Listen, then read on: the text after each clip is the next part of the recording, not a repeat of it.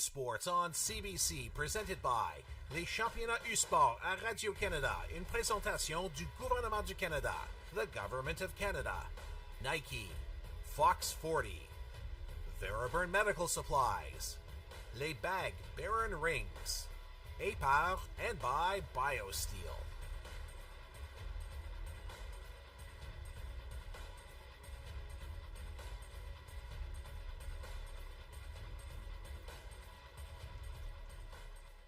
Hello everyone and welcome inside the arena at TD Place here in the nation's capital for the 2025 BioSteel University Cup game number 1, quarterfinal number 1 as the TMU Bold play the Mount Royal Cougars. Brianna Newell alongside myself, Tyler McDonald. Thanks so much for joining us here in our opening game of the 2025 championships. And let's take a look at the bracket for this year's tournament. And we're going to be starting on the left side here today with two exciting games here today. First off this afternoon, the TMU Bold and the Mount Royal Cougars at the bottom of your bracket there. UNB Reds and the U Ottawa GGs at the top of the bracket. That's the 1-8 matchup later on this evening. Will be taking place at 7 p.m. But the 5-4 matchup right now between Mount Royal and TMU will be a fun one here this evening, or this afternoon, I should say. Over to the other side, it's Saskatchewan versus Queens will be taking place tomorrow, along with Concordia and the University of Moncton. Two exciting quarterfinals tomorrow as well. Focusing on today's game, let's take a look at our team profiles here. Both teams have had a fantastic year so far, and a first time for Mount Royal to be here at the National Championships, a 22-6-0 record, 3-3 in the playoffs. So you can see 134 goals, 487 goals against. And for TMU Bold, 17-10-1, a heartbreaking loss in the Queen's Cup final. 4-2 in the playoffs. They went 83 goals for, 76 goals against. We know the scoring prowess of Mount Royal, and they'll be, I'm sure, on hand as the TMU Bold enter the ice surface and get ready for today's competition. Let's take a look at some of our players to watch here in today's game, because it's going to be a phenomenal performance between these two teams. Justin Lees, as you just saw on your screen, wearing the number 16, had a phenomenal season so far. 34 games played, 21 goals and 16 points on the back end. The Flin Flon, Manitoba native has been just phenomenal for the Cougars so far in this 2025 season. On the other side, Daniil Gorgiev, 24 games played, 13 goals, 14 assists, 8 penalty minutes. The Moscow, Russia native has made his impact here for the TMU Bold so far this season, and he'll be looking to make an impact here today as well. And take a look at the starting lineups. Both teams, Brianna, it's going to be a fun one between the number 4 seed and the number 5 seed. Those close matchups. It'll be a physical battle between these two. What do you expect between these two teams? Absolutely. I'm really expecting a great game of hockey here again. Very close in the standings. You have prowess on both sides, as we mentioned, looking at the couple of players to watch. Physicality will definitely come into play, and from talking to both coaches, we'll talk about it a little bit later in the game, but speaking with both coaches beforehand, it's going to be a physical game, and special teams are going to play a role absolutely on both ends. The teams take the opening, they introduce the teams here, the starting lineups for both teams. The U Cup excitement is on its way. The buzz is in Ottawa, and it's going to start next. TMU versus MRU up next. You're watching U Sports on CBC. Le sport en direct sur ici.tv. 100% énergie. 100% gratuit. Votre meilleur plan de match pour voir des performances exceptionnelles sur l'appareil de votre choix. C'est ici.tv.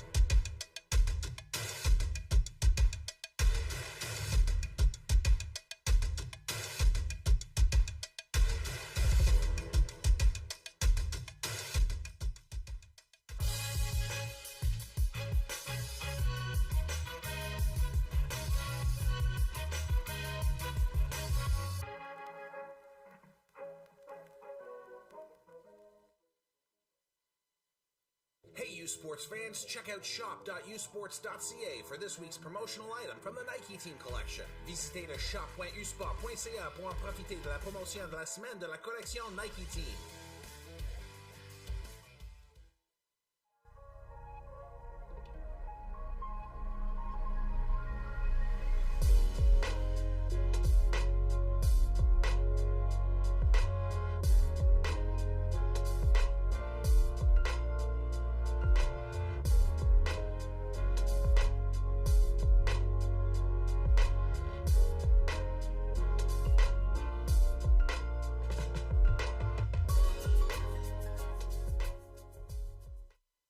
This is a call to empower, to unite, and to celebrate the Bold in all their glory.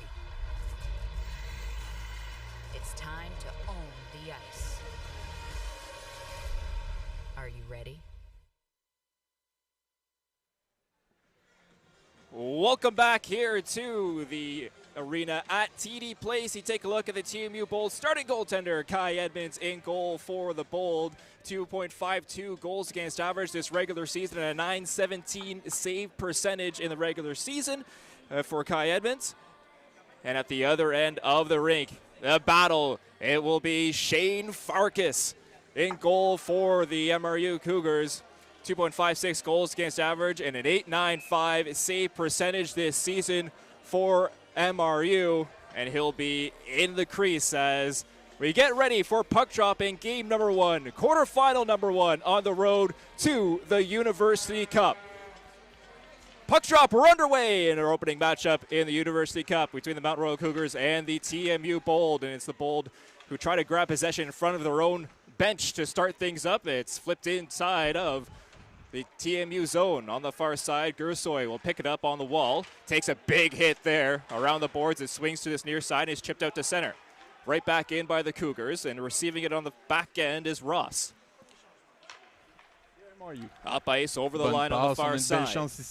Dentino will take his first shot toward goal. A little slap as well after the whistle, and our first scuffle will take place as these two teams get introduced to each other early on in this period. Well, and again, you're mentioning that the teams are getting introduced to each other. These teams don't play against each other during the regular season, which adds a little bit of those heightened emotions in a way to a game such as this. There's already emotions coming in to the U Cup, trying to gain a little bit of a foothold in this game, either team, and scuffles are definitely going to happen throughout this game.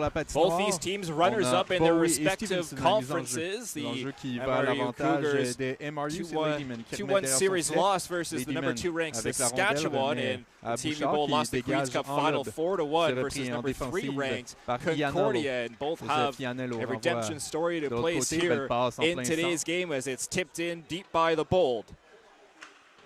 Bowie around the boards toward this near side, picked up by TMU. Up toward the middle, Martin's shot goes wide.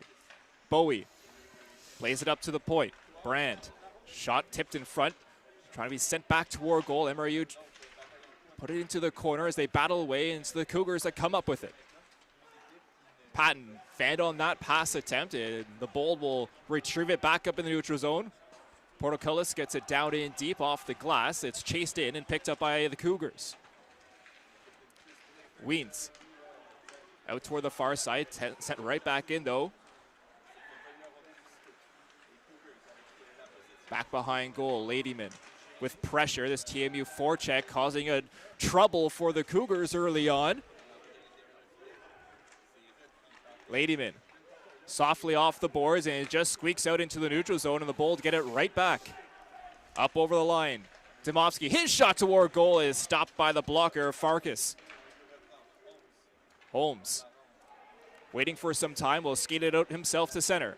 Holmes, through one defender, out on the far side. Holmes will take a sharp angle shot that whistles wide and rings around all the way into the neutral zone. Sent back in by the Cougars, dumped in softly. First in is Rupoli. He's pressured there on the forecheck in the corner. 4 players battling away at the puck, and the Bold will chip it. Not out, though. Kept in by the Cougars, down low. Working away is Zandy. Around, protects the puck, trying to curl toward the middle, is poked off it by the Bold, and out they come. 2-on-2, dumped down in. Race toward the puck battle is first sent in by MRU. Hard into the boards, though. goes faced and sent down ice, and that will be icing charge against the Cougars. And so far, a pretty frenetic approach that both teams have taken. Again, a lot of emotions that you have to go and settle. You know, TMU really able to lean on experience from being here in previous years. MRU, on the contrary, though, it's their first time being here, so emotions a little bit high. They have to make sure that they're settling down, managing the puck, because TMU has been very, very hard coming out from that first puck drop even, and that's exactly what Coach Johnny Duco had said. You know, lean on the experience that these guys have had in the past and carry them forward throughout this game. And Grigorev, the main man with 13 goals that you saw on your screen there, lined up and ready to go, trying to put TMU ahead. However, it's the Cougars who will grab the puck. Now here's Grigorev with it. On far side, Grigorev gets it back. He shoots it. Stop from Farkas there, point blank. Big save for the Cougars, and a face-off will ensue in their end with 16:58 remaining here in the first period. And that was a really nice quick transition done by TMU. Gersoy going around the outside of the zone, and then Grigorev recognizing that, dropping back into the slot for that pass. And if you're MRU, you can't allow that. You know Grigorev is a main person for TMU. You have to make sure you're not giving him that time and space to get that type of shot off on Farkas. Dentino will be shown out of the circle. The Cougars win the draw back as Patton carries it out to the neutral zone. His pass up, chasing away is Stevenson. Stevenson plays it toward this near side. Back towards Stevenson in the corner. Bouncing puck, Stevenson trying to control it. He's poked off. Gersoy back behind goal now. Iannello trying to get it out, can't. Bouncing puck. Worked over to the far side, and the Bold carry it out and will dump it down in. Weird bounce off the stanchion, goes off the referee and lands on a Cougar stick. But the bounces here at the Arena TD Place will always be an interesting storyline in all the games played this weekend. This old rink, the Civic Center, where the Ottawa 67s play. The Ottawa Senators used to play here when they first started. Has been around, and a lot of history in this rink. Always an adventure, especially with these square corners where you see the puck battle happening right now. Cougars kicked forward there. Mo still battling away. He gets taken down. Bouncing puck ends up in the corner once more. Rupoli rings it around toward this near side. Picked up, long stretch ice pass, lands on the stick of Martin. Nice poked off the puck there by Hannes. Cougars, Holmes with some pressure, finds an outlet pass. Hannes up over the line. Bouncing puck goes off the shin pad of Hannes and into the corner. He takes his man into the boards. It's gloved down as two players collide. On the far side. Worked out to center. It's poked forward. A big hit there at center ice as icing will be called. The bodies started to fly here in the first 5 minutes of this first period between these two teams. Oh, yeah, that was an absolutely massive hit laid out by Martin, and actually lost his stick, decided to leave it before going off. And again, we can expect to definitely see more of that physicality throughout the game as both teams get settled here. It usually takes about the 20 minutes the first period for both of them here. It might take a little bit longer. There's, again, that added stressor, added pressure as well. Off the face-off, shot toward goal, stopped by Edmonds. He got the shoulder up in time. Spinning, firing, it goes back up to the point. Shot goes wide, worked into the corner. Cycling down is MRU. Lees, his shot, stopped by Edmonds once more. Aquilon, try to get it down in deep. Condata will get it up off the boards, then down ice, and the Cougars will chase. Faced with it, will start his outlet pass. Long stretch ice is tipped in. Icing waved off. Skating, beating that icing is Stevenson, who got the tip in. He's in all alone and pinned up against the boards by Iannello. Kept in. Bouchard, cross ice pass, can't find a receiver. It's the Bold with it. Playing the bounce off the boards. It's picked up by Doherty. Doherty was pinned up against the board. Smythe takes it over this near side. Long stretch ice pass back to the far side. Up over the line. Patton stopped up there. Edmonds will play it out.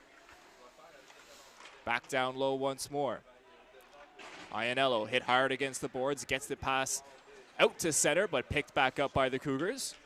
Hannes intercepted, and here's a chance going forward for TMU. Shot goes up the stick and wide as Ladyman got a stick in between and up out of play for a face-off. And of course, you have a little bit of the scuffle going on after that shot opportunity as well by Savard. And like you mentioned, really good stick that got caught in there to disrupt it. And, you know, we had seen Clay Hannes, you know, have that really good pass up. And he's also someone to go and watch, has had a really successful season. So he's going to have a big game for his team as well. Face-off comes to the left. Won by the Bold. Shot off the draw, goes wide. Rupoli tried to pinch, but it was knocked out forward by Mo. Delayed offside. Cougars have to regroup, and it gives the Bold some time. Up off the boards and forward. It lands on the stick of Hannes once more. Ladyman. Up forward. Weens gets it down in deep. Edmonds out to play it behind his goal. He'll ring it around the boards to this near side. Savard. Pass forward, finds Melikov. Melikov's drop pass is intercepted by Mo, and the Cougars get it out once more, chip down in. Zandy in to chase his own dump in. Condado was knocked up against the boards, off the glass and out, gloved down by the Cougars, and right back in. Ross with some time in the corner, fans on that. Defense partner there to receive it, and worked out down ice, and that's going to be icing called on this fresh ice surface, and the face-off will come back inside of the TMU zone with 12:38 remaining here in the first period. And officials just making sure that they have the correct TMU players out there, as again not able to go and change on an icing. And you know, it's been a few times now that TMU has iced it, really no reason to, just a little bit of that panic that's setting in, but no reason for that to give an opportunity MRU in the offensive zone there. Dominique Cadu and Tyson Stewart, the referees. Maxime Bedard and Sean Oliver, the linesman for today's game. Sent back in by the Cougars, but offside at the line, and a little extra pushing and shoving as well. As just a step over was Connor Bouchard. I was just about to say, yeah, Bouchard a little bit too much ahead of the puck, but the right idea there, and that's where I found MRU, has been a little bit behind in comparison to TMU, in my opinion. They're a little bit slower on the transition, TMU a little bit faster. So MRU, if they're looking to get those opportunities, get a little bit of that jump, they have to be a little bit quicker on the transition, which is exactly what Bouchard there was looking for. So right idea, just need to get the timing a little bit more right for each other. Face-off came to center, and it's one back down inside of the Bold zone. Slap forward and down ice, and once again we're going to see another icing call. And after what was some good pace to start the first 7 minutes or so of this hockey game, Brianna, we're starting to see the pace slow down here with a few icings, a few quick whistles in succession. Well, and it changes the momentum, right? Again, if you're TMU, you had a really good quick start out. You've laid on the physicality. You really had, in my opinion, the momentum swinging in your direction. You had a couple good shots on Farkas. And now, again, with the icings that you've done and no reason for it, just simply slapping the puck away, it really disrupts that momentum for sure and gives an opportunity to MRU to counter. Ladyman gets it down in deep around the boards. Weird bounce goes through the legs of Edmonds, who came out to play it. Bold with it in their own end. Grigorev gets it forward. Yep. Comes Gursoy. Gursoy up toward the far side. Ianello couldn't handle that pass and keep it in. Patton gets it forward for the Cougars. Stopping up at the blue line on the far side was Hannes. He'll cross-ice pass trying to find Holmes, goes astray, and it's the Bold who come up with it. Dentino gets it down in deep. First on it, though, is Ladyman. Around the boards, it's picked up by the Bold. Shot toward goal, tipped in front and stopped there by Farkas. Rebounded, turned away once more. Delay call coming up here, and it's going to go against TMU. As Dentino got the stick up high, and a high sticking minor. We'll see our first special teams moment of the afternoon, and it's MRU going to the power play.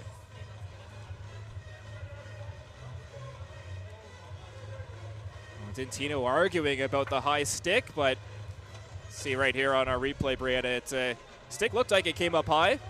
Now let's take a quick look. Oh, right yeah. There, yeah. Yeah, that absolutely came up. And, you know, again, you'll see the opportunity now for MRU to go to the power play. And again, special teams are really going to be the differentiator. It's one game basically that you have. It's not a round robin tourney, nothing. So everything again is under a microscope, including these special team opportunities. Well, the number 2 power play in the nation goes to work as a 29.5% efficiency so far this season for the Cougars. Will go up against number 16th ranked penalty kill in the nation for TMU, 82.1% so far this season. However, TMU trying to hold this scoreless tie we're at right now as Lee's with it on the far side. Here's Patton. Patton shot looking for a tip that goes wide. Holmes was parked out in front. Patton has it once more at the point. Works it up. One-timer attempt stopped by Edmonds. He got over in time. Patton, top of the circle. Up to the point. Hannes, his shot, he scores! Clay Hannes on the power play opens up the scoring. It's 1-0 Cougars. Oh, and that was an absolutely beautiful shot by Hannes at the point and a great pass. And we'll take a look at the replay just to see this absolutely beauty goal again from none other from Hannes. You know, I mean, of all the people we talked about, how he's going to be someone that needs to get going in order for his team to be successful. And that's exactly what he did. I just saw the tail end there. I don't even know if Kai Edmonds saw it. And unfortunate for Edmonds, as he had made such an absolutely beautiful stop beforehand, really anticipated on that flank shot that had been done, but got beat by Hannes there. Had 12 goals in the regular season, was held off the score sheet on the goal side in the playoffs. However, gets the first goal of this 2025 BioSteel University Cup Championship and the first goal of the tournament for himself as well. And just a bullet from the point gets past Edmonds. First goal for the Cougars as well in the national championships for themselves as well. Not sure if they saved that puck. However, if they didn't, might be a very nice memento for the university to have. I think they should absolutely have a souvenir there. Battle in the far corner. 4 players jamming away at the puck, trying to find it. It's the Bold that come up with, looking to rebound here as a stick goes exploding down the ice. Mo trying to cycle it down low. His winger was off on a change. It's kept in by Walker. The captain takes a shot toward goal. Pad save from Edmonds. Bold trying to clear, and finally will just bouncing puck. Still can't get it out. Worked back toward their corner. Brand. Ianello cross ice pass. Can't find his man. Right in front of the penalty boxes. It's jammed forward by the Bold. Aquilon gets it forward. Up ice, Milliken gets it down in deep. First on it though are TMU, Condata. Nice 1-2 pass forward. Dintino will carry it up over the line. Dintino on this near side will circle back behind the Cougars net and work it up to the point. Ross to Condata. Condata fires. It's blocked by his own man in front, Gersoy. Gersoy will retrieve it back, bouncing puck, trying to find it, and it's the Cougars that come up with it. Rung around toward the far side in the corner as the Cougars are up on a change. Gives the Bold some time to execute their breakout here. Condata pokes it forward, can't get it down in deep though. Picking it up, Grigorev stops up at the line, backhands it down in deep. Dimovsky tips it down. Worked by the Cougars on this near side, try to chip it out. Backhand pass, bouncing puck goes forward and lands on the Bold's defenders. Rupoli. Stretch ice pass through the middle, finds his man, Gersoy. His shot goes wide. Backhanded out by the Cougars into the Bold zone. Rad on this near side now. It's Rupoli with it, cross ice pass, can't find his man, that goes all the way down ice, stopped by Farkas, who will hold on for a face-off. 8:22 remaining here in the first period. Cougars lead 1-0 over the Bold. You're watching U Sports here on CBC.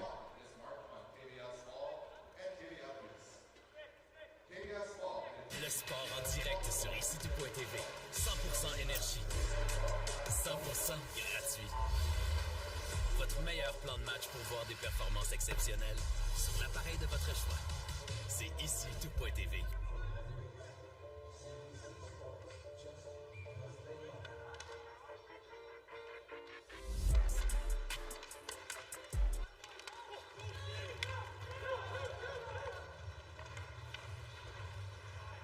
apologies for that. However, we're back into working action as Walker has it down low.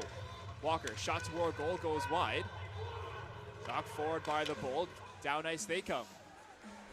Playfair. Working it forward. A battle ensues along the half boards on the far side. Knocked down into the neutral zone. Lees up over the line, he comes. Stops up, Lees with pressure on him. Gets some help by Weeds. Bold trying to pick the puck out of the little scrum here in front. Kicked forward, kicked up and into the TMU bench for a face-off here with 7:36 remaining in the first period. Shots 5-5 here so far in this first period. It's been even both ways. TMU started really hot, Brianna, but MRU came back. That power play was huge for them, obviously, getting that opening goal in this hockey game. Yeah, it's almost like they took the opportunity to settle and, really came out of that onto the power play.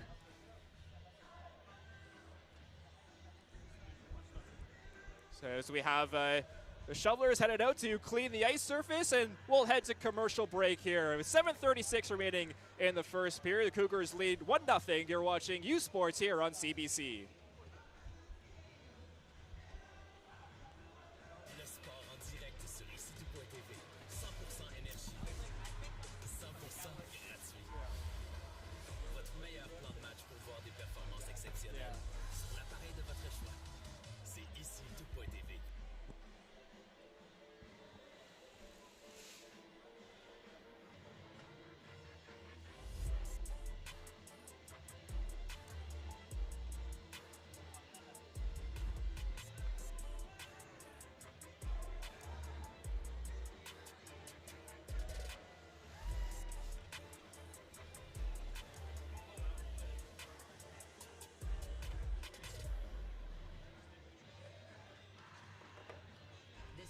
Which read is it? To unite and to celebrate the Bold in all their glory. It's time to own the ice. Are you ready? Le sport en direct sur ici.tv. 100% énergie. 100% gratuit.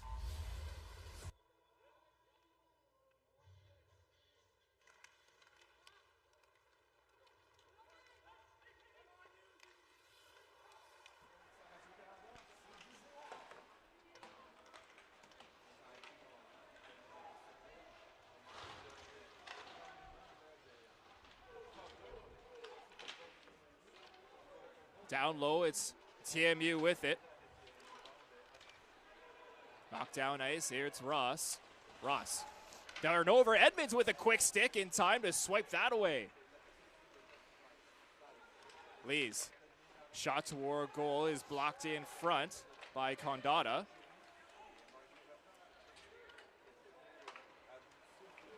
Tireswell over to the far corner. Zandy.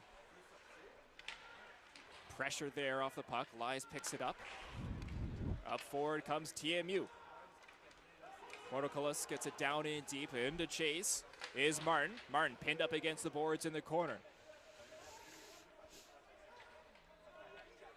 Battle ensues on the far side, trying to find the loose puck.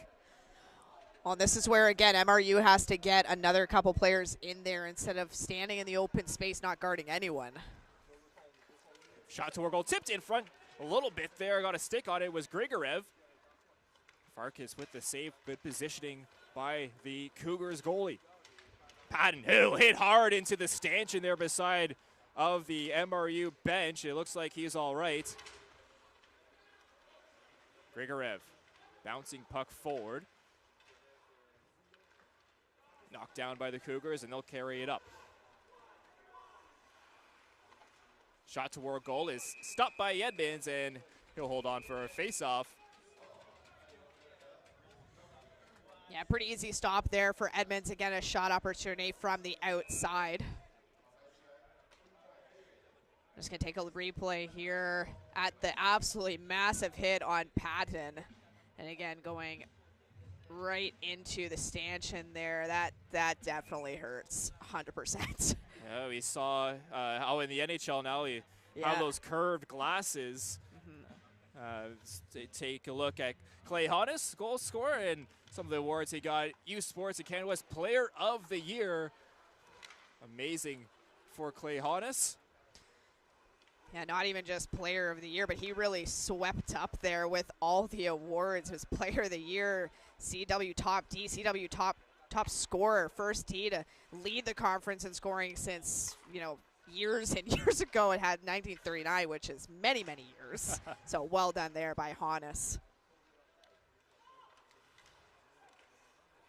Chip forward, picked up here by the Bold. Iannello. A little miscommunication on a line change, and the Bold still come up with it on this near side, and now we'll skate it up. Melikov chips it down in, will chase his own puck. Ween's first to it for the Cougars, hit hard into the boards. Bold come up with it on the far side. Savard trying to get it down and cycle, but it's picked up by the Cougars. Right back in by the Bold. Farkas out to play it and leave it for his defender back behind his own goal. Off the glass and out, bouncing puck will work forward and a foot race for it. Mo trying to chase it down as Ross gets on it first for TMU.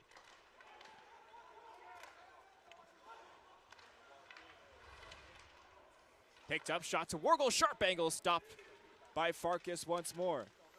Sugar with the chance. Down in deep. Rupoli hit hard against the boards. You could hear that all throughout the arena. Backhand pass. Stopped in front, rebound there, stopped by Farkas, and he'll corral the rebound. He'll hold on for a face-off as Martin, who was parked out in front, gets in, trying to find his own rebound there.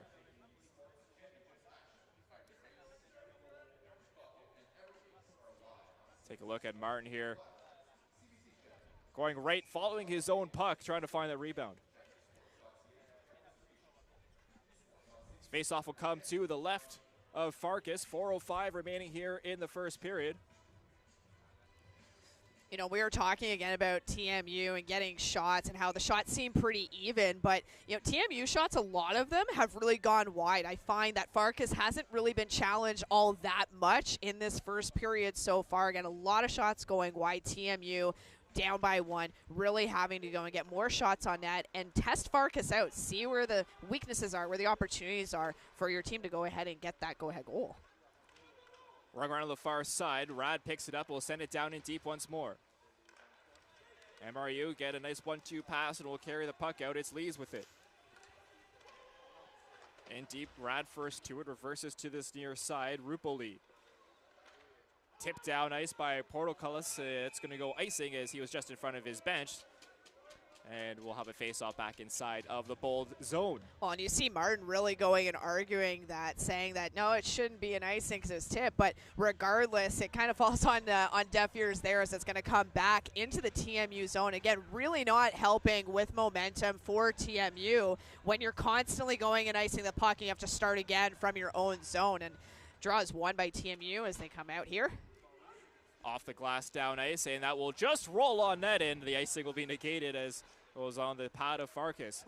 Bold get a change, all five, as back the other way, spinning around is Patton. He'll spin, fire, Edmonds rebound there. It's picked up by MRU, wraparound chance. Edmonds gets over in time to hog the goal. Now he's piled into at the end, and now everyone will get into it as Edmonds pad was just shoved into the goal. And then a dog pile ensues on the right side. And we're going to have a few people visit the penalty box after this one. Our first big scrum there, but you know what, though? Protecting their Rightfully goalie, so, yeah, exactly. As a former defenseman, no one touches the goalie. That is nailed into you as a defenseman from the time you were able to skate. And, we're going to just take a look here at what happened. It was a nice spin move there by Patton.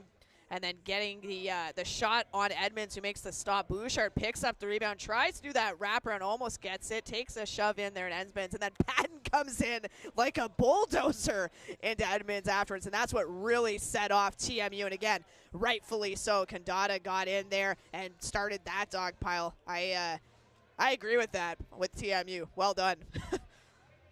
We'll see what the penalties are going to be here. Right now there's two Cougars, or is it just one? No, it's going to be two Cougars in the box. The door is open for the Bold side as well. as Playfair is trying to figure out who of his team will be headed to the penalty box. And like we said, right now for MRU, we're seeing Patton and Bouchard in there, which again, not surprising, but actually we see.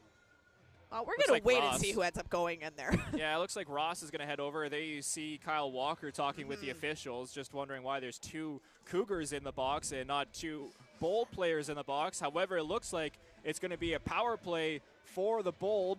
5-on-4 will play, I think. That's what it looks like as we're just getting everything figured out. But if that's the case, in my opinion, it makes sense. I mean, there was that instigating shot by Patton well after the whistle there that started the whole scuffle. So I'm not surprised to see the extra one go there. But for TMU, it's a golden opportunity as we see both coaches just getting an explanation as to what was going on. And again, just another replay that we're taking a look at here from a different angle.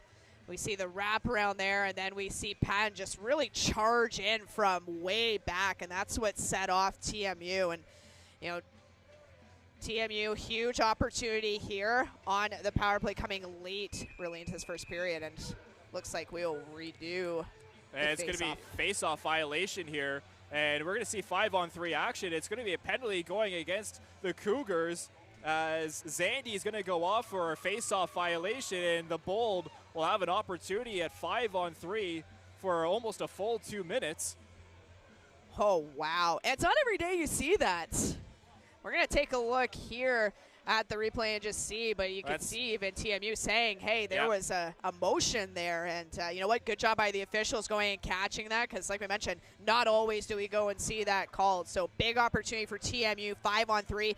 You have to capitalize on this, and this is exactly what Coach Johnny Duca had said before the game. They had gone before, 0-7 on the last time they had power play opportunities. It's not acceptable. 23.3% this season on the power play for TMU. 5-on-3 opportunity late in this first period. At the point, worked one-timer, shot goes off the side of net. Kondata to this near side, Gersoy. Kondata gets it down low the far side. Grigorev. Gersoy, his one-timer goes up off a stick and out of play as getting a stick in between with Stevenson. And you can really see that TMU is trying to feed Grigorev as we're going to take a look at the replay here. It's a shot that got deflected going up into the netting. Really great block there coming from MRU. But again, you're trying to feed a certain player. Grigorev on that last unit was way too far down below. You're not going to get any type of good angle shots from there. You have to be higher up on that flank, and that's one adjustment I think TMU really has to make if they're looking to get some good quality opportunities here on Farkas on a 5-on-3 opportunity. Dentino short of the circle. Playfair will come in and take his place as we just wait for the official scores to be good, and we are good. Scramble draw, one back by the Cougars. Picked up, though, by the Bold, ends on the stick of Mo. Played forward to Kyle Walker, who just will slap that down ice and relieve a little pressure. Kondata knocked that down in the neutral zone and looked to start up quickly. 1:18 remaining here in 5-on-3 power play for the Bold. Playfair, Kondata will switch there with Gersoy. Gersoy plays it down low. Kondata. Back to Kondata once more. Gersoy fakes a shot. Kondata fires and it goes wide. Gersoy looking for a pass out in front. It's blocked there off the shin pad of Aquilon. Bold still pick it up. 45 seconds remaining there. 5-on-3 now. Dentino, one-timer, shot, they score! Power play goal for the Bold. They tie this hockey game up at 1 off the stick of Chris Playfair. Oh, wow. And again, we're going to take a look at the replay. Kondata, pardon me. My apologies. Beautiful pass over to Kondata. And again, Kondata had a good season as well from the blue line for TMU with the amount of points he amassed. And he does it again for his team here to tie up this game. And that's where Coach was saying before the game, need to capitalize on the power play opportunities. And that's exactly what his team went out and did on that 5-on-3. So 41 seconds of power play remaining still for the Bold. And a big tying goal on the power play by Jaden Kondata. That was a beautiful shot by Condata, too. And again, you know, if you're MRU, you still have to go and kill off the rest of this PK that you have. Playfair goes forward through the middle of the ice. Here's Playfair. Works it down low. Martin back to Playfair. Up toward the point. Portokellis, one-timer attempt stopped there by Farkas, and he'll hold on for a face-off as Condata was looking for back-to-back goals from the point. Well, you know, and again, it never has to be the big bullet cannon shot that ends up going in. It's just you have to get shots on net. And I found before that power play, Farkas really wasn't tested at all. A lot of TMU shots had gone wide. And so look what happens when you end up hitting the target. It goes in the back of the net. So 2 seconds remain in this penalty kill for the Cougars. Bowie lines up in the circle. He win it back. Gersoy picks it up. Back to even strength hockey now. Out of the box comes Zandy. Turns the puck over as it's sent out in toward this near side. Bowie hit up against the boards. Bouncing puck. Bowie swipes that toward goal. It was blocked though. Gersoy couldn't find a winger as we enter our final minute of play here in the first period. Lees gets it forward. Knocked off his stick. It's poked back in by Bowie. First on it is Aquilon. He'll slap it around the boards toward the far side. Knocked down by TMU, but picked up by Zandy. Zandy over to Lees over on this near side. Lees stops on looking for a tip from Zandy. Gets one, but Edmonds was there to make the save. 30 seconds remaining here in our opening frame as a battle ensues back behind of Edmonds. Picked up by Condata. Up forward he comes. He'll play it up for Playfair. On the far side, too far for Shergrew to hold. And that goes up. Tipped out of play, and a face-off will ensue with 13.9 seconds remaining outside of the MRU zone. And you'll see the emptying now of the penalty box as the two respective players for the teams come out onto bench. All right, it looks like the face-off will come inside. Be Bowie taking the draw for the Bold. Zandy for the Cougars. Draw to the left of Farkas.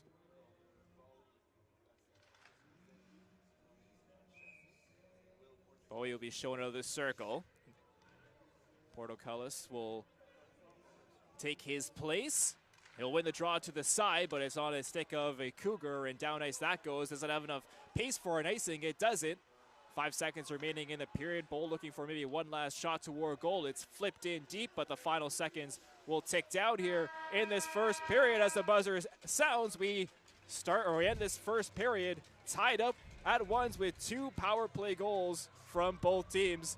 It's you talked about it in the pregame, Brianna. Special teams are going to be a factor. They were in that first period. 100%, and both of them capitalizing on their respective opportunities. There's a reason they're both, 4 and 5 seeds respectively. We're in for quite a hockey game here this afternoon between these two. 1-1 the scoreline after 20 minutes of play between TMU and MRU. We'll be back for our first intermission coming up. You're watching U Sports on CBC.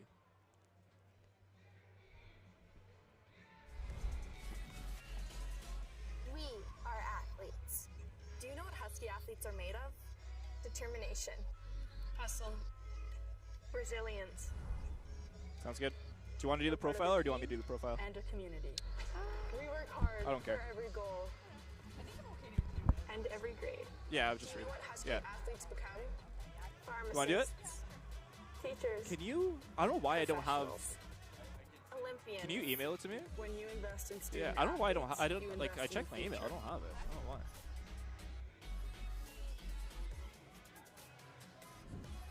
When you elevate her, you elevate the game.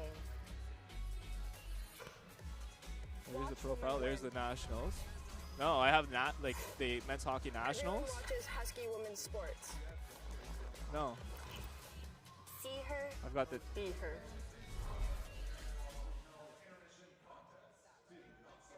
This is a call to empower, to unite. That's what we're and to reading, yeah. Celebrate Yeah, the bold we don't have in that one. all their glory. It's time to own the ice. Are you ready? So, no. It's here, I got it. It's Aaron Rooms, it's this one. I'll give you that. Just Aaron Rooms. Just Aaron Rooms. Yeah.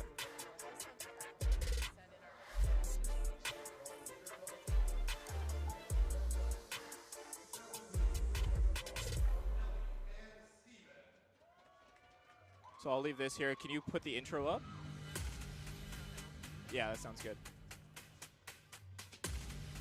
Like, oh no, yeah, it's wrong. It's just this.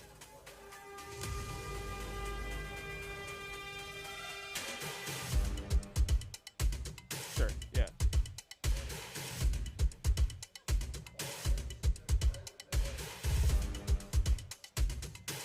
Okay, we're 20 seconds. Hey, U Sports fans, check out shop.usports.ca for this week's promotional item from the Nike Team collection. Visitez le shop.usport.ca pour en profiter de la promotion de la semaine de la collection Nike Team.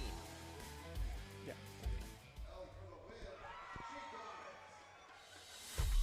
Welcome back here to the arena at TD Place as we will take a look at our Pepsi Profiles highlighting student athletes making a difference around the country. Brianna. And for this U Sports Championship Spotlight, it's brought to you by PepsiCo Foods. Sarah said sat down with Aaron Rooms, OUA's Player of the Year, to learn more about his journey through Canadian basketball.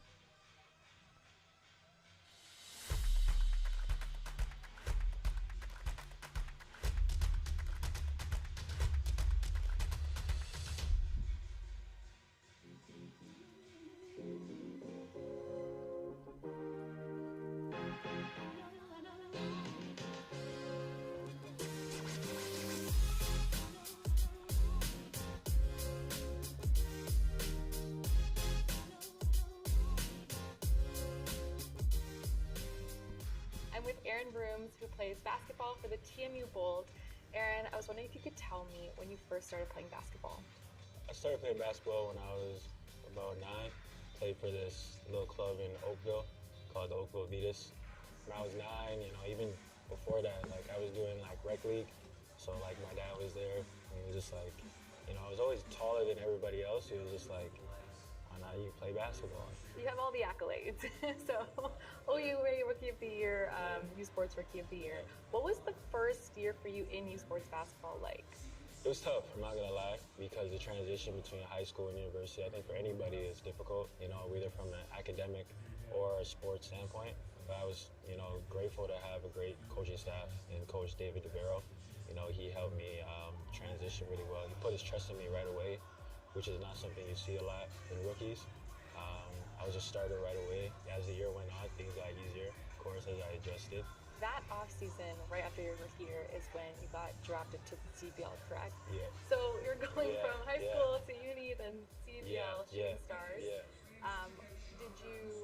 How did you feel? Did you kind of expect that to happen that way? Honestly, no.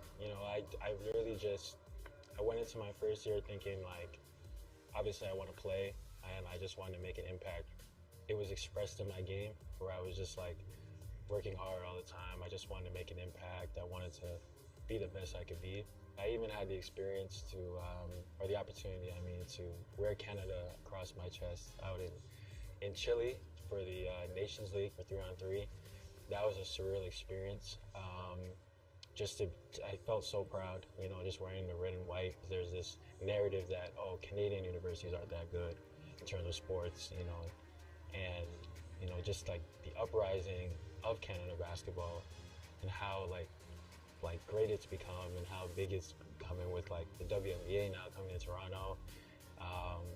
People are recognizing Canadian basketball players in the NBA now more and in the Olympics. It's just great to be a part of that conversation and contribute to the growth of Canada basketball.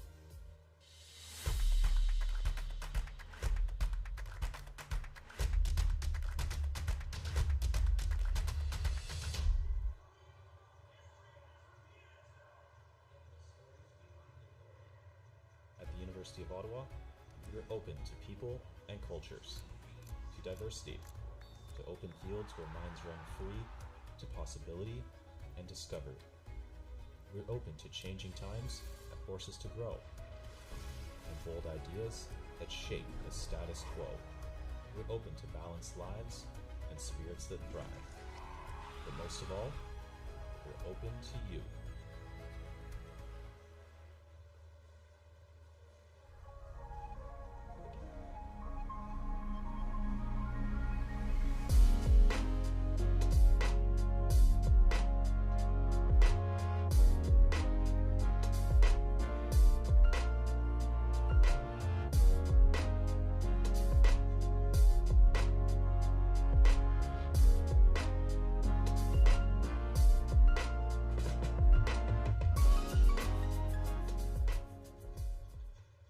This is a call to empower, to unite, and to celebrate the bold in all their glory. It's time to own the ice. Are you ready? Feel every hit, goal, and celebration as if you're standing right on the sideline, immersing you in the game like never before, bringing heart-pounding action directly to millions of fans. We deliver unparalleled simplicity and tailor-made digital broadcasting solutions crafted to make you feel every moment in a way like never before. Our passionate team ensures your message reaches audiences reliably every time. Proudly Canadian, we bring a touch of innovation and our passion to the world stage. ISI Live, be there. Hey U Sports fans, check out shop.usports.ca for this week's promotional item from the Nike Team collection. Visitez le shop.usport.ca pour en profiter de la promotion de la semaine de la collection Nike Team.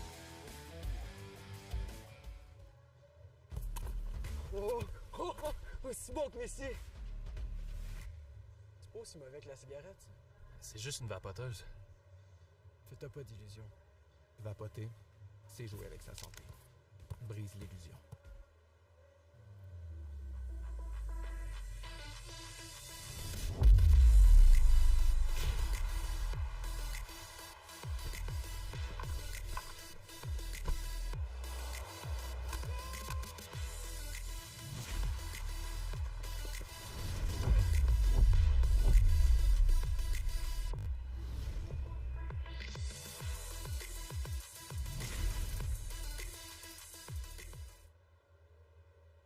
Le sport en direct sur ICTout.tv.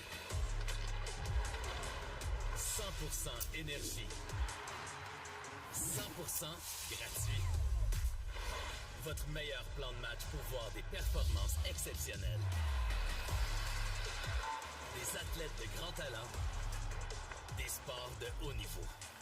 Tout ça sur l'appareil de votre choix. C'est simple et gratuit sur ICTout.tv.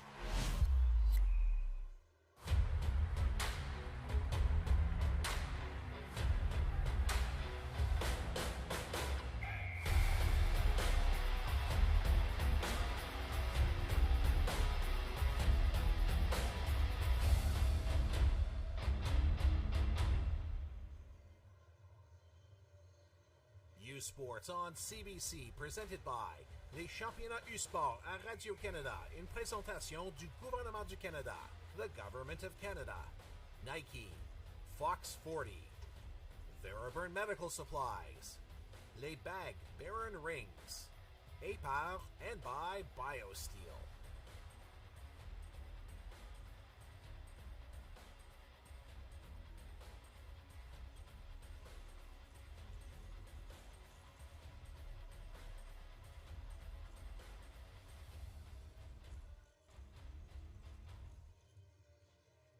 Le sport en direct sur ICTout.tv. 100% énergie. 100% gratuit. Votre meilleur plan de match pour voir des performances exceptionnelles sur l'appareil de votre choix. C'est ICTout.tv.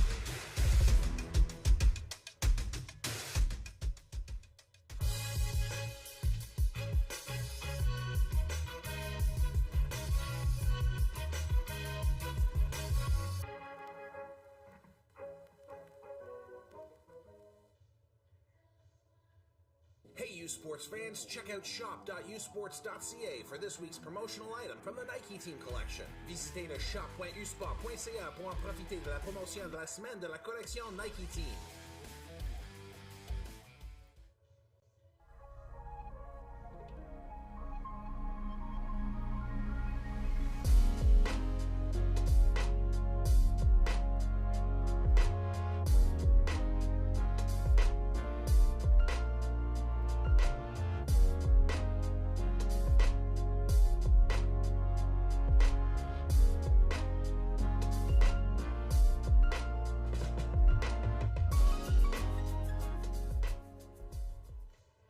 This is a call to empower, to unite, and to celebrate the bold in all their glory. It's time to own the ice. Are you ready?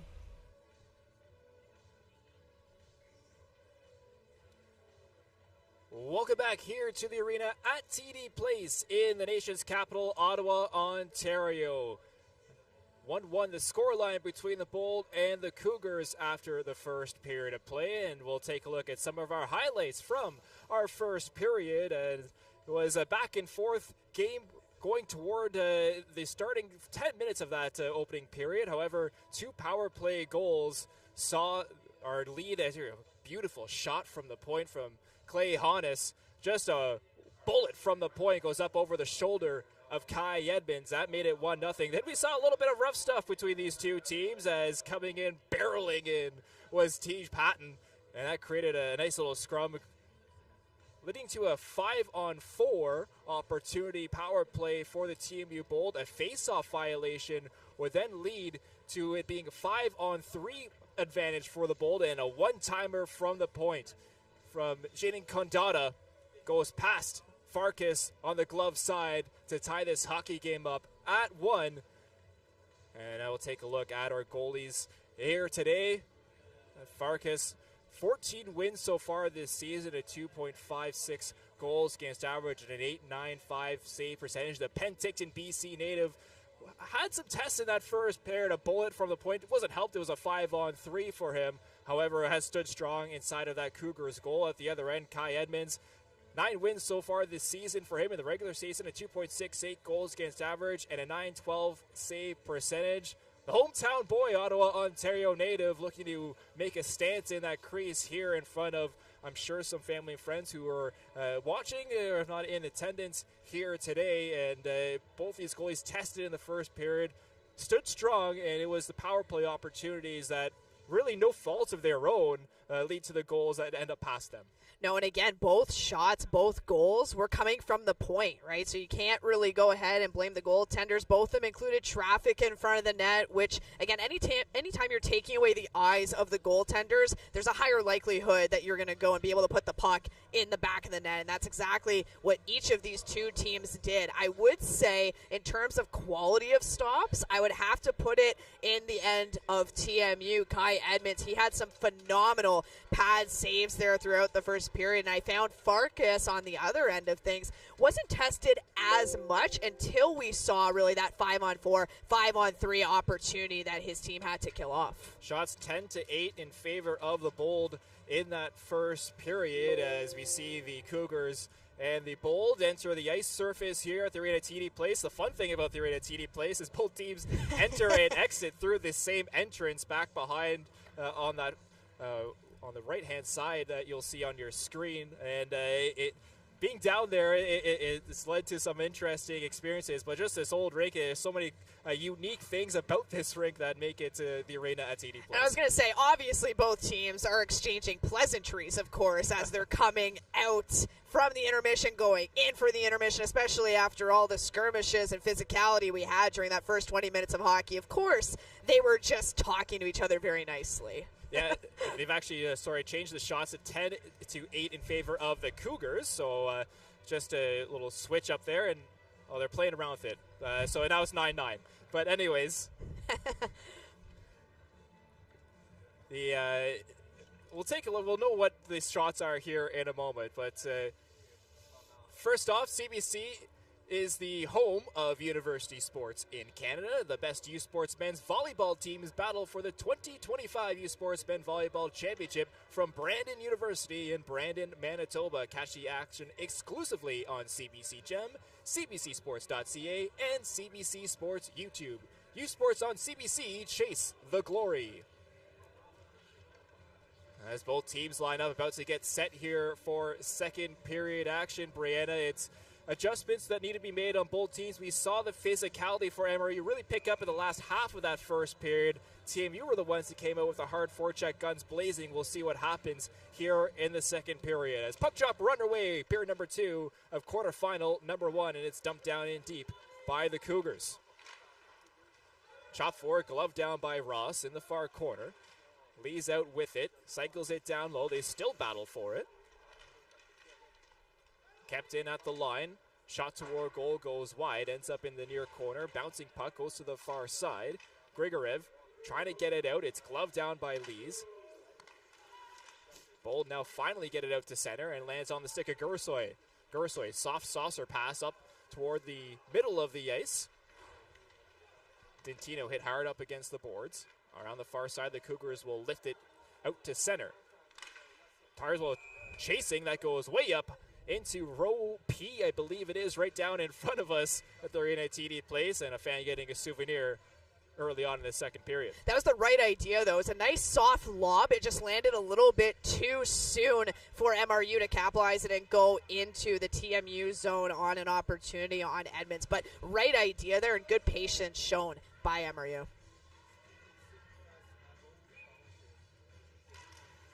Face-off comes outside.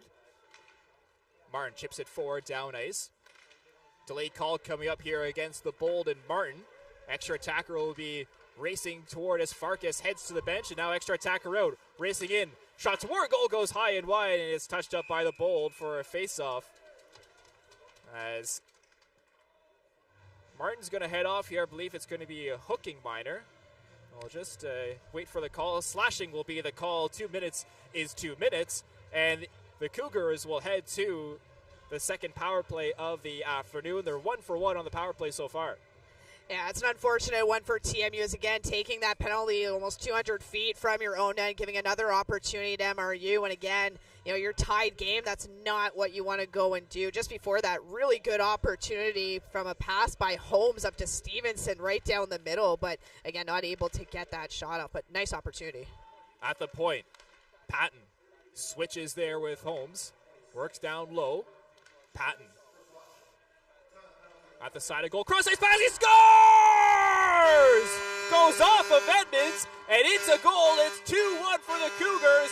Second power play goal of the afternoon. Oh, wow, and I'd like to get a replay on that one because that was quite the odd bounce. But again, just goes to show that you never know what happens when you put the puck on that net, and that's exactly what MRU did. Patton getting back with it here down by the goal line. Just tried to actually saucer it to his teammate Holmes in front of the net. Took a really unfortunate bounce for TMU, but fortunate bounce for MRU, and it goes in the back of the net behind Kai Edmonds. Second point of the afternoon for Patton. Had an assist on the opening goal and gets his first of the tournament here to make it 2-1 for the Cougars. Well, you know, and it's interesting. We were talking to head coach for MRU, Bert Gilling, before. He said a key for the game for his team was really making sure his team was angry, but not too angry. Rebound there is held on by Farkas as a great opportunity coming from Gursoy. Sent down for Patton. Was his, got four goals in the regular season for Patton. And ends up getting his first of the tournament on the power play. Bull looking to respond here. Drop pass, shot toward goal, whistles high and wide. Rebound off the end glass is picked up here by the Bold. Grigorev gets it back on this near side, waiting. Works it back to the point. Rad, his shot toward goal. Rebound out in front. They jam away on the backhand. It goes wide. A shot coming from Gursoy. Cycled down low. Bold getting some good zone time. Gursoy.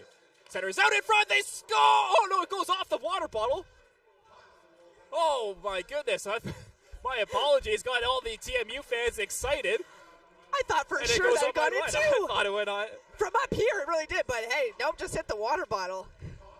My apologies to all the Bold fans who got up off their chairs and maybe threw their popcorn up in the air. I think we were up off our chairs here too. Down ice. Icing waved off. Oh, wow. Beaten down by good hustle from the Bold.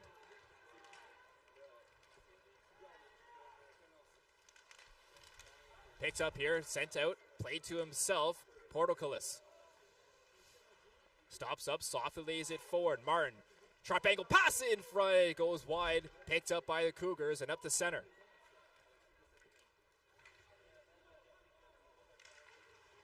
Milliken.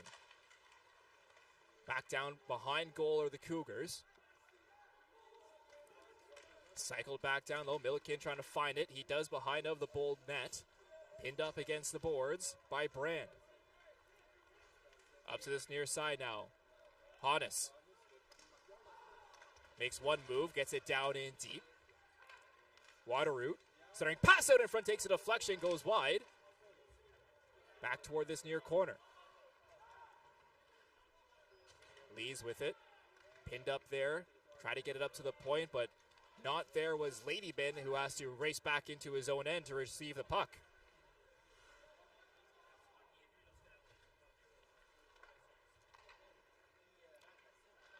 Hannes gets hit hard there, works it forward, tipped in by Zandy. Zandy, backhand toward Edmonds, who snatches that out of midair and holds on for a faceoff. 15:53 remaining here in the second period. You know, there was a good opportunity actually by TMU's Martin. And we'll take a look at what Ty and I both thought was a goal. Sorry, TMU, but it did just accurately hit the water bottle. And again, that was none other than Grigorev, who, again, had a very successful season. He's going to have to get himself going, see if he can help his team out in tying up this game. But Martin had a really great opportunity on Farkas from a left angle. Not really great for a shot, but what I would have liked to have seen him do a little bit differently is use his speed and use that open ice that was available to him, cut in, and get a bit of a better angle shot opportunity on Farkas. Off the boards and out. Knocked in, Ross with it. Around toward the far side. Bouchard, shot, long shot toward Edmonds, who swallows that one. Will just hold on for another face-off in his own end. You know, and in the first period, we talked about how TMU really came out hard, came out strong, physical, fast on the transition. It almost seems like the Cougars have come out here in this second period so far, almost 5 minutes in, flipping the script a little bit, coming out hard, having a little bit more zone time than TMU. Off the boards and out, and that will go down for icing against the Bold, and we'll redo this face-off once more. Just a few extra seconds tick down on the clock. And that second goal, Patton getting his first of the tournament, assist coming from Robbie Holmes and Curtis Smythe. Holmes, his second assist of the afternoon as well. So he assisted on the first goal. And it was a very interesting goal, that one. But again, you never know what happens when the puck goes towards the net. And here again, taking a face-off here as we're going to redo it. But Shugru will have to go back and take this face-off instead. Well, and again, very hard to get anything going, any type of offensive zone pressure when you're constantly icing the puck and having to redo the work you've already done. Chasing down ice, and first to it is Rad, plays it forward, intercepted by the Cougars. Stevenson, it's a shot to goal, bounce, puck just sitting there, and is cleared down ice by the Bold, and that will be icing once more against TMU. Just trying to clear the danger out in front. Well, I was going to say, that's probably the only icing that if I were TMU, I'd be okay with. Because whenever the puck is sitting in front of your own net, you don't know what's going to happen. It's a danger zone. You want to get that away from danger as soon as possible. You don't even quite care where it goes at that point as a defenseman. That's exactly what Rupali did. So Shagru will line up once more for the Bold against Weens. Weens wins it back, moves toward the far side at the point. Walker's shot goes wide. Holmes pinned up against the half boards there as they jam away, trying to find the loose puck. Picked up by the Bold. Rad has to work back behind his own goal. Fork check coming, gets an outlet pass on this near side. Sent down in deep by the Bold. First on it is Hannes. Reverses it to Walker. Walker, long saucer pass down ice, is tipped forward, lands on the stick of TMU. They get it out to center. Up over the line once more on the far side. Shot toward Edmonds is stopped. Trying to get it out, unable to, as it's flipped back toward Edmonds. Rebound, they score! Puck was sitting behind Edmonds, and Spencer Moe puts the Cougars up 3-1. Oh, wow. And again, a really type of interesting, weird type of bounce as we're taking a look at the replay. It was just shot on net. Edmonds got that first stop. It was cleared up the boards, but Hannes did a great job keeping in. And it's just thrown again on net. Couple of bounces, and Edmonds lost track of it. He thought he had it, but in reality, it was just behind him. And the Cougars were there on the doorstep to go and knock it home. Wow. TMU fans here are hands over their head as they see their team down 2 here in the second period. A fantastic start to the second period for the Cougars. Well, and again, we were talking about it a little bit before about head coach Bert Gilling, and he mentioned, getting his team, one key for his team is getting them angry, but not too angry. And I think he really nailed that fine line balance in that first intermission. So whatever the head coach said, it really resonated with his team here. Cougars pick it up once more in their own end. Lee's nifty little spin move to get past one man, then gets poked off the puck the second time. Aquilon gets it down ice. Picked forward. Bold will retrieve it. Grigorev to Rad. Rad's pass was tipped. It's rung around the boards and down ice. Out to center. It's chipped right back in deep. Knocked down by the Bold on this near side. Rad tipped forward by Grigorev, and down ice they change. Off the boards, it's picked up by MRU. Knocked into the TMU zone as Bold will just backhand it, trying to get some zone time, unable to. Both teams just playing ping pong here in the neutral zone as it's now finally carried in.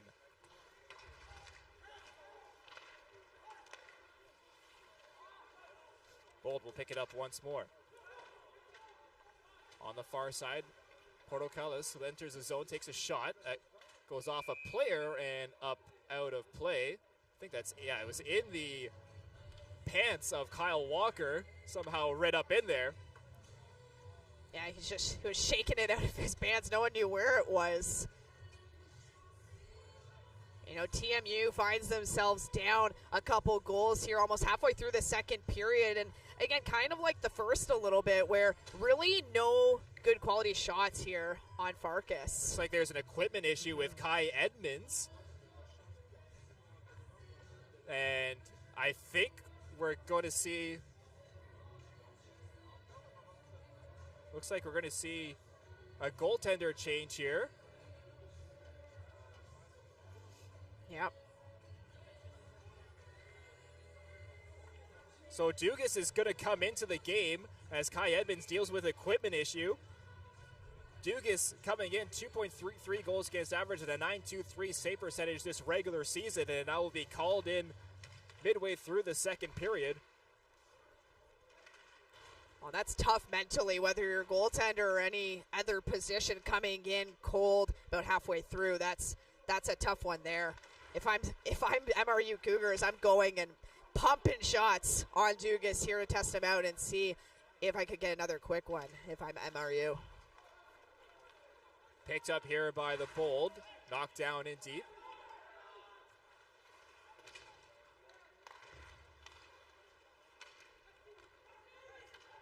Bold will pick it up. Turned over to the Cougars. Cougars now entering the zone. Cougars shot toward goal. It goes up and it score! Off a deflection, it goes up over the shoulder of Dugas. And the Cougars extend their lead to 3. It's 4-1.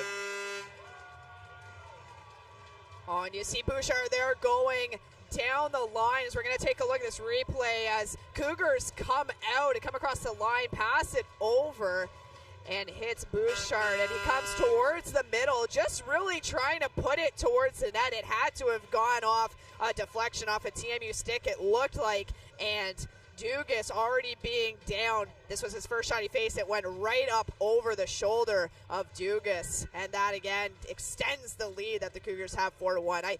I feel for Dugas. That's a tough position to be put in and a tough first shot to have to face and have it go in, but as a goaltender you have to be able to move past it. And we're going to see Edmonds actually coming back out after figuring out his equipment to switch off with Dugas to get back in between the pipes. So Kai Edmonds will enter the goal once more as the officials are just conferencing in their officials circle, and both teams are going to head to the bench, I guess. Well, I'm almost wondering if they were looking at offside. I don't know if that's something that they could be looking at, but... So it's going to review the VAR signal that we see in soccer so much. Is going to be reviewed, and the linesman will take a look at this replay. Here you take a look at the actual shot that went in. Just a weird deflection. You got to feel bad for Dugas. Oh, I feel, yeah. Felt pretty bad for Dugas when I saw that one, but it was just, it was the right play by defense Ianello for TMU, and it was just an unfortunate bounce of how it happened, but right idea for the D to go and get a stick on that puck to try to negate the shot. It just had the opposite effect of what they were looking for, but right idea. So here we take a look at the shot just going up over the shoulder of Dugas. You can see it just flutters up over his head and in to make it 4-1. Yeah, that's rough. We have linesman Maxime Bedard and Sean Oliver on the iPad reviewing a potential offside call. That's a tough one. Actually, when we were looking at the replay, I was going to mention it looked a little bit, might have been offside, but it's so hard to see in the replay that we had. So, leave that to the officials to take a look. But it was a close one a little bit. 12:03 remaining here in the second period, and what could be a big turning point either way for these teams, either a 3-goal lead or a 2-goal lead. 2-goal lead still seems a little bit easier to swallow if you're TMU, obviously, and I think we might get the official call here.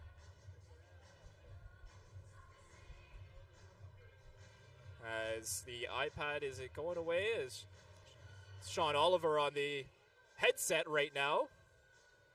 So the headset goes away, and we'll see after review. No goal, offside, and TMU gets sprung back into life.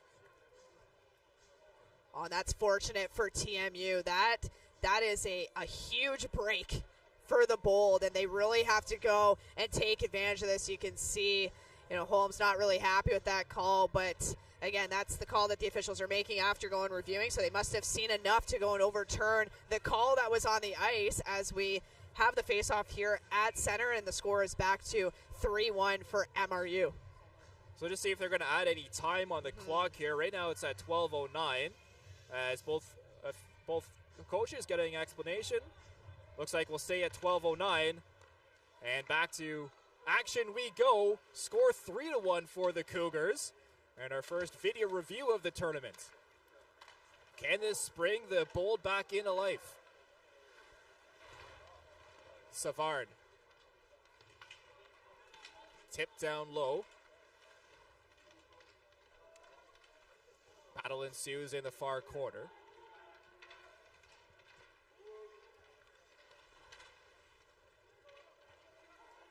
Still jamming away, trying to find possession in that far corner. 4 players looking to grab the loose puck. Finally, MRU will pick it up and work it forward. Weeds gets it up to Holmes. Holmes enters the zone. Drop pass trying to find his man. It was knocked off the puck. Melikov on the back check intercepted that. This battle now ensues in the opposite corner of the opposite side of the rink. 4 players still trying to find possession of it, and once again the Cougars come up with it. Cycle back down low for Holmes. Lees spins, fires. That's blocked by Melikov on the way to goal. Savard trying to clear. He can't. Picked up by the Cougars once more. Shot goes wide, looking for a tip in front as Zandy was looking backdoor. Lees with it. Stops up, gets past 2 players. Lees shots. His shot blocked in front and wide. Zandy keeps the puck in momentarily. Lees battling, and now finally comes out for the Bold. just in front of the Cougars bench. It's sent right back in. Condotta gets it over the far side. Ross, long stretch ice pass is gloved down, picked up by the Cougars. Patton hit hard into the boards there, separated off the puck. Bold looking to break out. Grigorev gets a 1-2 pass back. Grigorev on the near far side. Centering pass, can't find anyone. Picked up by the Cougars once more. 3-on-2 break the other way. Patton cuts in toward the middle. Patton takes a shot, takes a deflection that goes wide as Edmonds was trying to find it. Patton battling down in the far corner. It's the Bold that come up with it. Nice pass forward, lands on the stick of Gersoy. Gersoy stops up before the red line. Softly laid in by the Bold. Cougars will flip it back out to the neutral zone. Trupoli turned over once more. Patton receives it off the boards. Patton makes a move between his skates, then gets poked off the puck there by Rad. Rad goes down. A battle ensues in the near corner. Patton will take that opportunity to grab a change as the Cougars hold offensive zone pressure. Walker to the far side as Smythe sends it down in. Stevenson working in the far corner.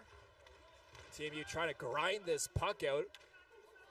Cougars keeping it in at the point once more. Softly laid in toward the near corner. Raji, shot toward goal, stopped by Edmonds once more. Rebound is swiped wide. Raji sends it in front, trying to find Milliken. It goes through everyone. Kept in at the line.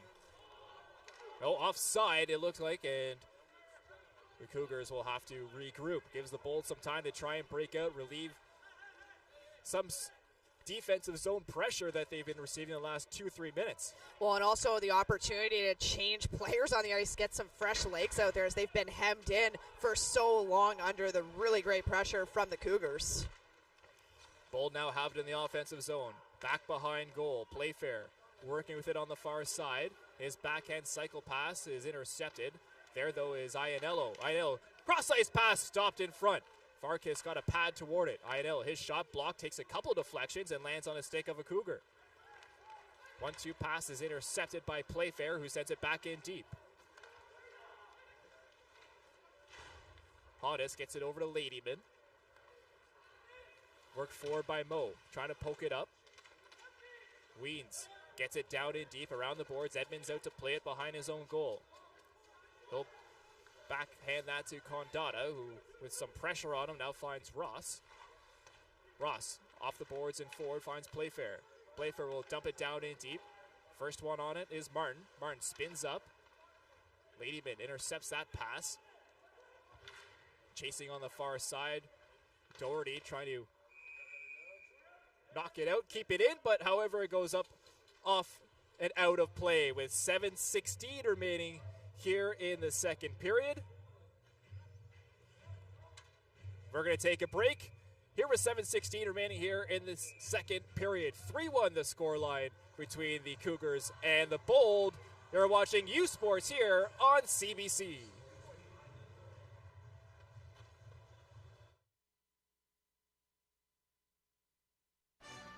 Early mornings, late nights, every rep, every sacrifice leading to this. Fueled by BioSteel, the best get the chance to make their mark. One weekend, one shot at glory.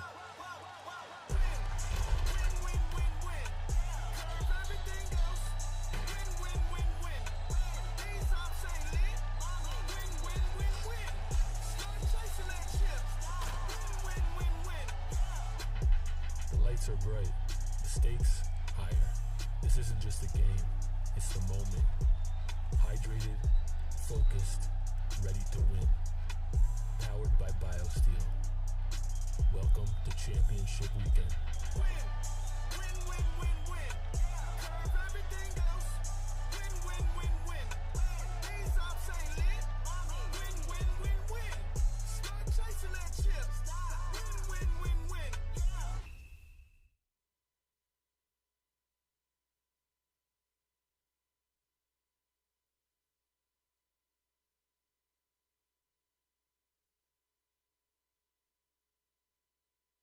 or midway through the second period, I should say, and we take a look at the MRU Cougars 22-6 record going into this season, our best ever record in program history, leading to their first U Cup appearance and Canada West silver medalist. Just a fantastic season for the Cougars, who were just one game short of winning it all in the Canada West,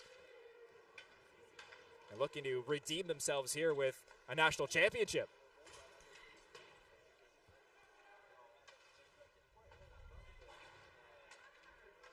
Down low, the Bold trying to find it. Cougars come up. On the far side, it's worked forward. 2-on-1, odd man rush. Shot toward goal, stopped by Edmonds. Fights off the rebound, and it's cleared to the corner. Ianello pinned up against the boards there by Zandy. Trying to find it. Cross ice passing, couldn't find the swiping stick of Feast. Lees gets it down in deep. Chasing there, Tarswell.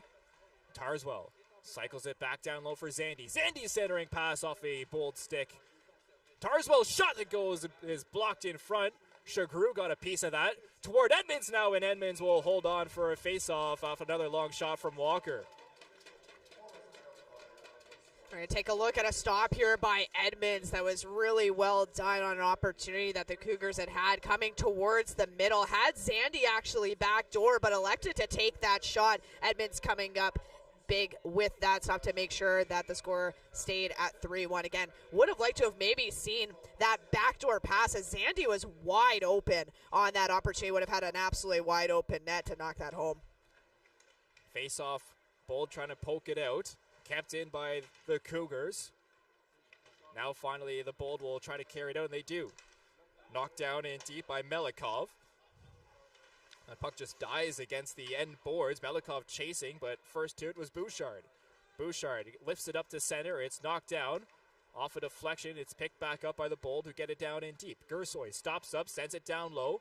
Centering pass from Dintino goes wide. Shot toward goal. Farkas will swipe that away.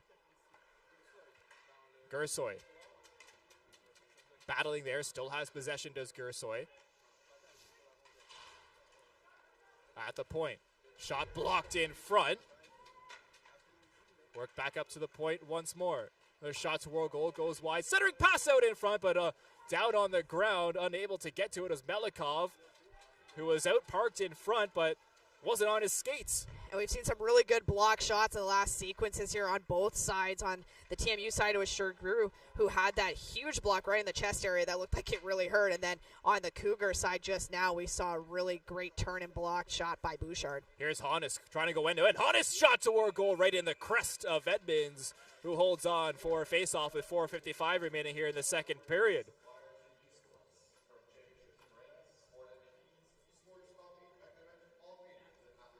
Just taking a look at the replay here, Hannes reached for that puck on that far side and still managed to get a shot off on Kai Edmonds. And again, Hannes, like the other D as well, really mobile on that blue line. And, the conference is changing. As we were talking to the head coach before the game, the conference has changed quite a bit, not just all physicality, but really a heightened increase in terms of skill and mobility on the blue line. And we see that with other teams that are in this tournament here this weekend as well. So many young mobile defensemen around the leagues as Edmonds swipes that forward, trying to just bail out his defenders there. And again, you mentioned bailing out the defense. If you're a defense, why are you letting that puck just sit there? It's almost like no one wanted the puck. Wateroo got it forward, knocked down in by Weeds. Bold first to it. Pinned up against the boards. Bold trying to get out. They chop it out now. Feast. Oh, it turned over here. Shot in front. Stopped. Oh, Farkas was on his butt. What just down happened? And out, and somehow got a stick to take down Grigorev. And we're going to have a power play here for the Bold, but what a crazy little sequence in that last second. We're going to take a look here because that is just absolutely wild. I don't even know what just happened, but mismanagement of the puck, here's what it looks like. And TMU comes up with it. Grigorev, and Farkas is already on the ice backwards, must have hit something, and there were bodies flying everywhere, and Grigorev just not able to get that puck in the back of the net, but they are on the power play here for an opportunity. They're 1 for 1 on the power, I should say 1 for 2 on the power play. Their goal coming on a 5-on-3 advantage. There's a shot stopped by Farkas there. Cougars trying to clear. Down low, Savard around toward this near side. Gersoy trying to pinch, does keep the puck in momentarily.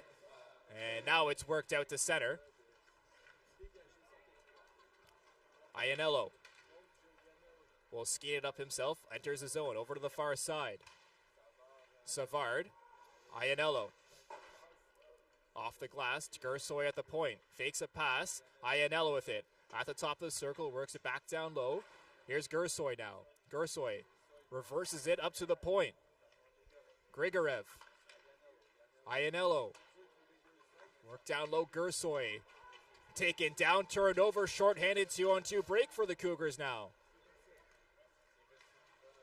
Back on the far side, here's Mo with it. Mo thought he had a chance for a wraparound there, but was pinned up against the boards and will head off on a change. Well, really good PKing there so far by the Cougars. It was a nice defensive play in the quarter by Akilon, not giving any time to the Bold to get set up, not giving them any time to move the puck around. Playfair enters the zone. 40 seconds remaining in this Bold power play. Here's Playfair with it. Dintino on the near side. Up to the point. Condata gets the pass back. Condata's shot goes high and wide off the end boards. It's swiped and cleared down ice by the Cougars. Great kill here so far for the Cougars. And again, another shot by TMU going wide, not hitting its mark. Only one shot in this second period so far for the Bold as they dump it down in deep. Playfair chasing, trying to find the loose puck. It comes out, lands on the stick of Portocalis. Kept in at the line. Work down low. Playfair on this near side, Dintino cross ice pass, stopped by Farkas. He got over in time to get the shoulder up and deny the Bold by cutting this lead down to 1. And back to even strength hockey now we are. Out of the box, shot toward Edmonds. He gloves that down. In the far corner, minute 44 remaining here in the second period. Cougars leading 3-1 off 2 second period goals. Thought they had a third one, but that was deemed offside after review. Aquilon. Walker fakes a pass in his own end, finds a nice outlet pass on the far side of Weens. Weens gets it down in, will chase his own dump in as Rad is first to it. Holmes pinned up against the boards in the far corner. Rad will come up with it. His stick knocked out of his hands. Wants a call, not going to get one. And Rad now is stickless trying to defend. Cougars pick it up, try to grab it back. It's knocked out by the Bold and out to center. Last minute play here of the second period. Rad doesn't have a stick. He can't go for it. Holmes is pressuring him. Defense partner didn't realize he didn't have a stick. Now centered in front off the side of the net and picked up by the Bold. 45 seconds remaining in the period. Knocked down in deep. Doherty chasing, first on it, Melikov. Melikov up to the point and just out of the reach of Iannello, who has to go back to retrieve it. Brand. Knock forward. Bowie up over the line. Drop pass, shot, they score! Kevin Gersoy late in the second period with just 24 seconds remaining. Makes it a 3-2 hockey game. Oh, wow. And again, that was a beautiful sequence there as it was Connor Bowie who had knocked it down in the neutral zone, played it to himself. As we're going to take a look at the replay here, receives the puck, deflected, came up in the air, knocks it down, goes into the MRU zone, makes a nice little drop pass to his teammate who was trailing there, Gersoy. And Gersoy makes no mistake as he hits the net, which always helps, and is able to beat Farkas to cut this deficit to a 1-goal deficit instead. Just the third shot on goal in this second period for the Bold, and it finds Twine with 24 seconds remaining, and they cut the lead down to 1. 15 seconds remaining here in the period. Bold pick it back up. On it once more is Gersoy. Gersoy centering pass is intercepted. He and his man go down, back behind play. Stevenson with 4 seconds remaining. Shot toward Edmonds. He fights that off, and the last second will tick down. Buzzer sounds to end this second period of play. And some more pushing and shoving as Gersoy, the goal scorer, trying to get his Bold team fired up as we go into our second intermission. A late goal puts some wind in the sails of the Bold, along with that disallowed goal early on, Brianna, and just like that, what would have been a 4-1 lead now turns into a 3-2 lead for the Cougars. You know, and hopefully for TMU, like you were saying, this gives them a little bit of momentum. You get a late goal, you're down only by 1, you're going into the intermission, you have a bit of a breather, and you're able to maybe come back out in the third period and see if you can tie up this hockey game with a little bit more urgency. Take a look once more at this Gersoy goal late in the second period, Brianna. And again, you know, hitting the mark there, not making any mistakes, getting down on that one knee even to be able to receive the pass and get that shot off. That's another beautiful, beautiful goal by Gersoy. Well, make sure you catch the 2025 U Sports Women's Hockey Championship presented by Miller Waste Systems in Waterloo this weekend. The CBC Gem, CBCSports.ca, and CBC Sports YouTube. U Sports on CBC. Chase the Glory, a score update for you. Concordia leading the St. FX women 3-2 in the second intermission in that game.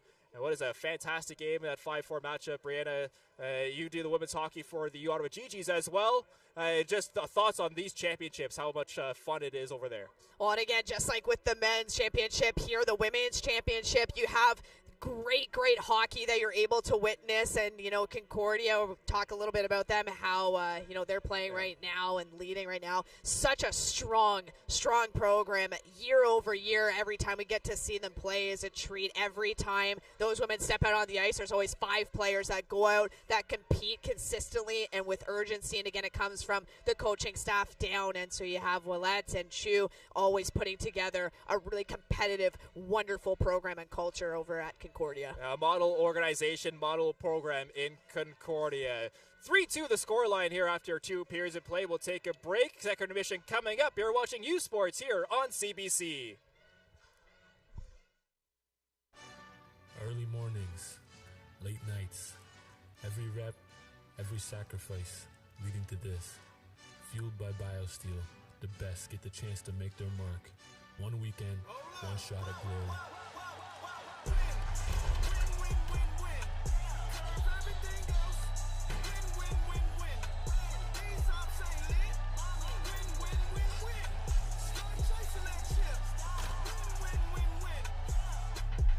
The lights are bright, the stakes higher. This isn't just a game, it's the moment.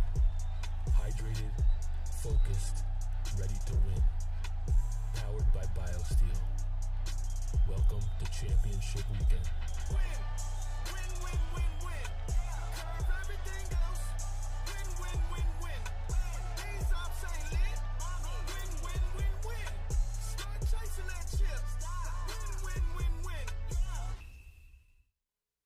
This is a call to empower, to unite, and to celebrate the Bold in all their glory.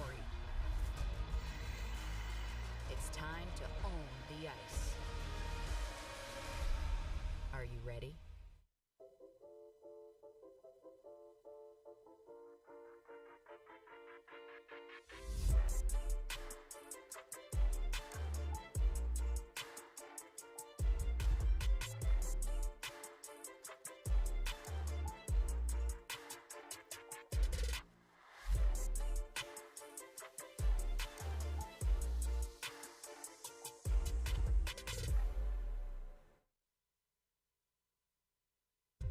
Where exceptional student athletes are born, where records are broken, where great plays are made, where school colors ignite passion, where champions prevail, where tradition is celebrated.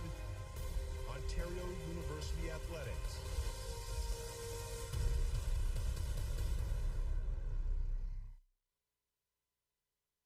Hey, U Sports fans, check out shop.usports.ca for this week's promotional item from the Nike Team collection. Visitez le shop.usport.ca pour en profiter de la promotion de la semaine de la collection Nike Team.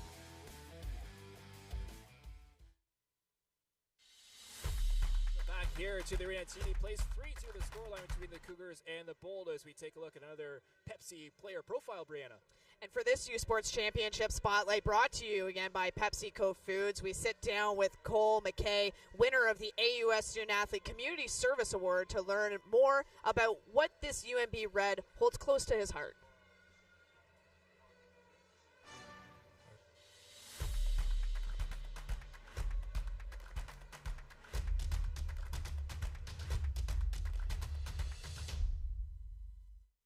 I'm from a small town in Ontario, Sault Ste. Marie. Grew up playing hockey from, almost the time I could walk, and it's a family pastime. I have an older brother. My mom, dad are great. Everyone's in the family is so supportive. I like to think I'm an outgoing person. I work really hard, care about my teammates, my friends, girlfriend, parents, everyone. So I'm just a really attentive and caring guy, I think, and I like to have fun in doing whatever I'm doing, whether that be at the rink, something to have fun with at school, at the library, wherever it is. So I'm just always trying to enjoy myself, see the best in every situation, and have fun in my university years right now.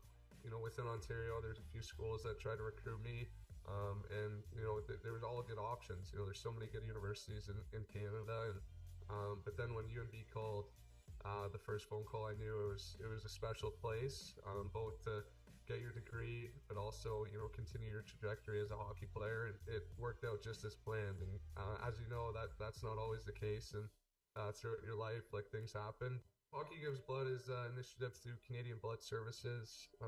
Stu Middleton, he's based out in Western Canada. He kind of recruited me, amongst plenty of others across Canada, to join and be an ambassador for the program. So what it is pretty much is using our platforms, athletes. So starting in the CHL and the OHL, we kind of have notoriety within our communities. So kind of leveraging that to just promote awareness, promote people that, help, first of all, how easy it is to donate blood, how important it is, and to share stories of how it truly changes people's lives. I look back just personally on how I got where I am today, and there's so many people that helped me along the way. It starts with my parents, but it goes into teachers, coaches, trainers, doctors, nurses. There's everyone. But as you go through your life, there's certain people that make a significant impact.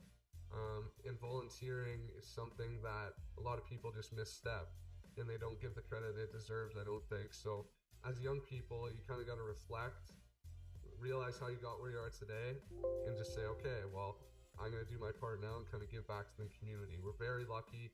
Help somebody achieve their goals like people help me achieve mine. Find your passion and just give back. And we're super lucky to be in the position we are, to be able to play a sport and go to school. And it's just super important to give back, in my opinion.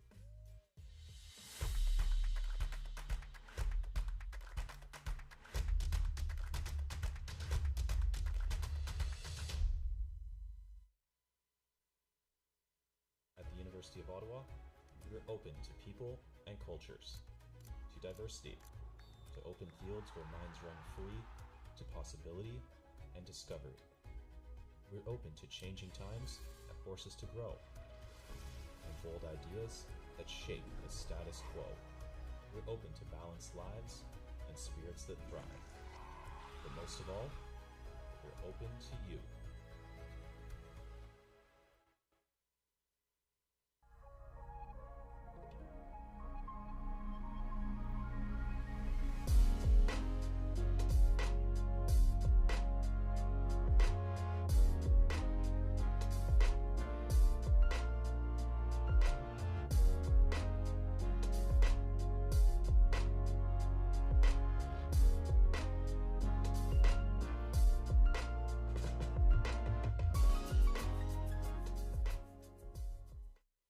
This is a call to empower, to unite, and to celebrate the Bold in all their glory. It's time to own the ice. Are you ready? feel every hit, goal, and celebration as if you're standing right on the sideline, immersing you in the game like never before, bringing heart-pounding action directly to millions of fans. We deliver unparalleled simplicity and tailor-made digital broadcasting solutions crafted to make you feel every moment in a way like never before. Our passionate team ensures your message reaches audiences reliably every time. Proudly Canadian, we bring a touch of innovation and our passion to the world stage. ISI Live, be there. Hey you sports fans, check out shop.usports.ca for this week's promotional item from the Nike Team Collection. Visitez le shop.usport.ca pour en profiter de la promotion de la semaine de la collection Nike Team. Oh, smoke, messieurs! C'est pas aussi mauvais que la cigarette, ça? C'est juste une vapoteuse. Fais-toi pas d'illusions. Vapoter, c'est jouer avec sa santé. Brise l'illusion.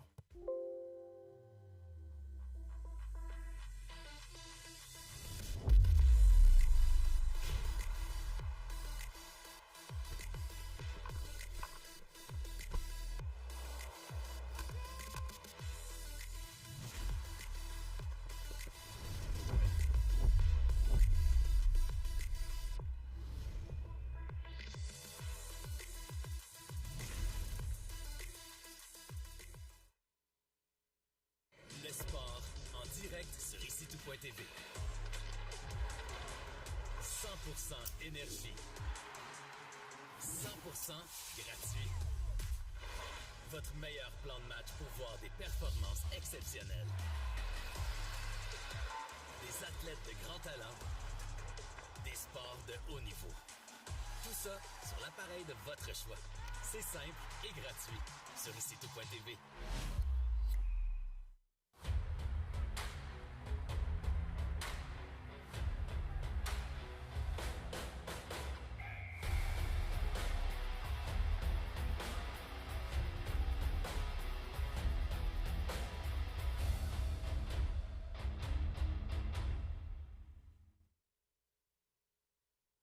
Sports on CBC, presented by les championnats U-Sport à Radio-Canada, une présentation du gouvernement du Canada, the Government of Canada, Nike, Fox 40, Veriburn Medical Supplies, les bagues Baron Rings, et par and by BioSteel.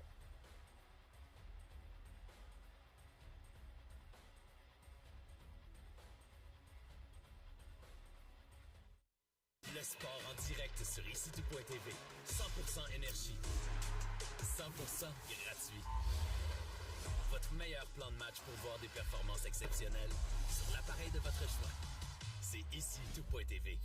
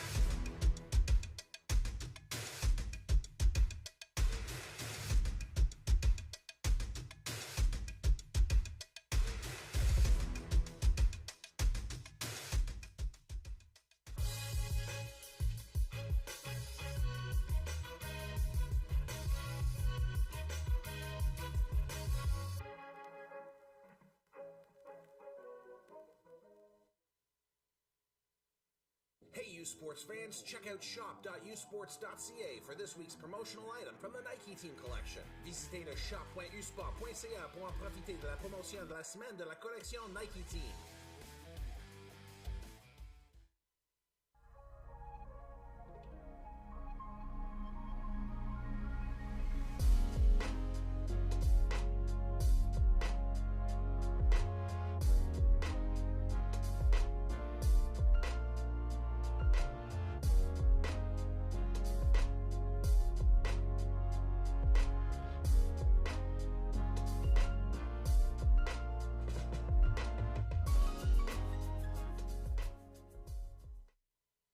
is a call to empower, to unite, and to celebrate the bold in all their glory. It's time to own the ice. Are you ready? Welcome back here to the arena at TD Place for the 2025 BioSteel University Cup here in the nation's capital, Ottawa, Ontario. 3-2 the score between Mount Royal and TMU after 2 periods of play, and what was a goal-filled and no goal-filled second period. Here, 3 goals in that second period. Could have been 4 goals. As take a look at some of our highlights from the second period. That was the goal that was disallowed that ended up going up over the shoulder of Dugas, who came in relief for Kai Edmonds momentarily, who was dealing with an equipment issue. They reviewed it. It was deemed to be offside. No goal that would have put the Cougars up 4-1. However, it then stayed 3-1, and that's where we saw TMU come back and get a late goal. See some beautiful saves from Farkas, who only had to deal with 3 shots in that second period. However, this was the shot from Gersoy that tickled the water bottle and made it a 3-2 hockey game. Late in the second period, 24 seconds remained in the second period to make it a 3-2 game. And we'll take a look at some of our stats presented by Marriott. And we take a look at our stats. Here, after 2 periods of play, shots on goal, 21-15 in favor of the Cougars. Power play 2 for 3 are the Bold. The Cougars are 1 for 1. 6 penalty minutes for the Bold, 8 for the Cougars. And what was a very interesting second period, Brianna, especially with that disallowed goal. It really changes the swing of things for momentum-wise, and we saw TMU capitalize on that late in the second period. Well, and it basically gave TMU another chance at life, essentially, is really what that did, and swung the momentum in their direction. And, you know, something that happened during the second period that I noted is that TMU really needs to be a lot better at playing with urgency. Also close are TMU, 3rd U Cup appearance in 4 years. They finished 4th in 2022 and in 2024, and 2 straight Queen's Cup losses. It's been a story of just hairs away from glory for the Bold, and they now have another uphill battle to climb here in this 3rd period to try and come back down by 1. Exactly. You know, they have 20 minutes to go ahead and get that done. And again, they're going to have to play with more urgency. They had opportunities during the second period, and there was a little bit of a lack of capitalization. If you take away the Gersoy goal, there was a little bit of lack of capitalization. MRU really hemmed the Bold into their own zone, and that just can't happen here. If you're TMU, you really got to find a way to get out of your zone clean, get out of your zone fast, and get out of your zone with urgency and into the Cougar zone. Puck drop, we're underway. 3rd period in the first quarterfinal between Mount Royal and Toronto Metropolitan. 3-2, the Cougars lead in this do-or-die quarterfinal. Loser goes home, winner goes to the semis on Saturday. Dumped in by the Cougars. First to it are the Bold. Backhand to Ross. Ross behind goal. Trying to find his man Martin. Martin spins, fires, and can't clear. Glove down by the Cougars. Still kept in as Lees gets it down. Chop forward and lifted up into the zone. Walker knocks that out of midair. The captain for the Cougars carries it over the line. Kyle Walker, sharp angle shot on Edmonds. That spills toward the side of goal. Picked up by Zandy. Zandy knocked off the puck. It's reversed to the far side. Gersoy looking to chase, blows a tire, goes spilling into the boards. It's turned over. Here the Cougars. Backhand out in front. They score! Teague Patton gets his 2nd of the game, and it's 4-2 Cougars. And this is exactly what we were just talking about in terms of the lack of urgency displayed by the Bold. It really started where Gersoy didn't go and get that puck out. He was beat to the puck on the half wall by Hannes. Hannes dumps it down there, as we're going to see on the replay. Hannes wins that puck battle. TMU 2 goes at. Bouchard picks up the puck, passes it right to Patton, who's been dangerous all game and is left wide open and alone and primed for opportunity in front of the Bold net, and he makes no mistakes. There's a beautiful pass out from Bouchard to hit Patton, and Patton didn't waste any time corralling, just shot in the back of the net behind Edmonds. Second of the game and third point of the game for Patton, and he is helping carry this Cougars team to the semifinals, and a quick goal early on in the third period sees them restore that 2-goal lead that they held for most of the second period. Yeah, and Patton, wow, just have yourself an afternoon, our friend. We're going to take another look because it was so beautiful. Nice pass out to Patton again. Makes no mistakes. A nice one-timer that he hits, bears down on his stick, puts it in the back of the net. And that's a tough one if you're TMU defense because they played it right. Stayed in the middle. You don't want to give the pass. You don't want to give the shot. But realistically, if you could have done it differently, I would have said go ahead and take Patton. He's not only been very dangerous during this game, but he was also right in that slot opportunity, whereas Bouchard was very much on the goal line. Face-off comes to the right of Edmonds. Scramble draw is picked up here by the Cougars. Mo with it. With that speed, Mo works back behind of the TMU goal, is angled off the puck. Working away is Rupali on Mo. Cougars still come up with it. Weens, down low from Mo. Mo, nice edge work, stops up, gets past two, centers in front, and couldn't find the stick of Holmes. Holmes now chases it down and picks it up, works toward the center. High slot, Holmes' shot is blocked in front. Rupali, turned over, Mo, up to the point. Shot toward Edmonds is steered toward the corner. Rad trying to clear it out, and he does, but on this fresh ice, that will go down. Icing called against the Bold. Well, and again, we're not even 5 minutes into this third period, and already TMU has gone back into their habit of icing the puck. And that's what I'm talking about again, a lack of urgency, a lack of puck management truly on the Bold side. And MRU is content to just keep coming down to the Bold zone and have some offensive zone faceoffs. Why not?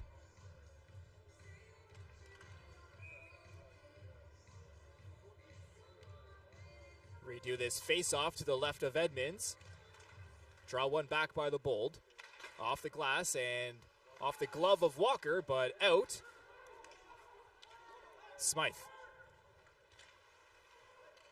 To the far side, chasing that down is Waterroot. Chagru gets it down inside of the MRU zone. Smythe chasing, reverses to the far side once more. It's kicked forward by Chagru into the corner. Melikov down low. Works it back up to the point. Shot toward goal. A deflection goes high and wide. Melikov and Ross trying to hold the line. They can't. Racing away is Milliken. Milliken knocked off the puck. Nice defensive play there coming from Condata. Melikov battling there in the corner. Honus and Melikov battling away. Puck comes toward the low slot. It's Melican who gets an outlet pass. Up ice with some speed. Zandy cuts in front. Zandy shot toward goal. It goes wide into the far corner. Condata gets it out. Melikov, long shift for him, and he'll send it down in deep and head off on a change. Ladyman content taking some time behind his own goal as the seconds tick down. Lees carries it up, gets it down in deep. Lees chasing, first to it for the Cougars. Swipes it over the far side, back behind goal now. Centered back in front for Lees. That goes off his stick. Picked up by the Bold. Dimovsky down toward Farkas, who plays it for his defender. Turned over, picked up by TMU. Down low, Doherty gets it to the point. Rupali, back down low. Doherty, off the glass, trying to control that is Rad. Doherty working down low. Picked up by the Cougars, up ice, and off the boards and out. Rad, getting pressured there, a little trouble as Stevenson chases. Stevenson gets it down in deep. Rupali turned over once more. Rupali now trying to kick it toward his own stick and does. Sent back down deep by the Cougars. On the stick though of Rad, who slowly plays it over to this near side. Rupali knocked forward. Playfair trying to find the puck in his skates, unable to. Walker with it for the Cougars. The captain sends it over the far side to his D partner, Smythe. Fired in by Zandy. Off the boards. Edmonds plays it. Ross. Outlet pass was a little bit out of the reach there of Playfair, who heads off on a change. 5 minutes into this third period, Cougars leading by 2, 4-2. Brandon Newwood alongside myself, Tyler McDonald. Thanks for tuning in here on this quarterfinal number 1, 2025 U Sports University Cup. Mo, down low, chips it forward. Brand, battling with Zandy. Zandy gets it out to Grigorev. Grigorev trying to clear the zone. He does. Here's an outlet pass spring for Dintino. Dintino, toe drag move. Dintino shot. Stop good. Pad save from Farkas. It's a nice pad stop there by Farkas. It was a nice play, actually, by TMU on that play to come through the middle. And here again, Dintino shot. Blocker save from Farkas once more. He got a piece of it. Bouncing puck. Bold trying to create something. Dintino.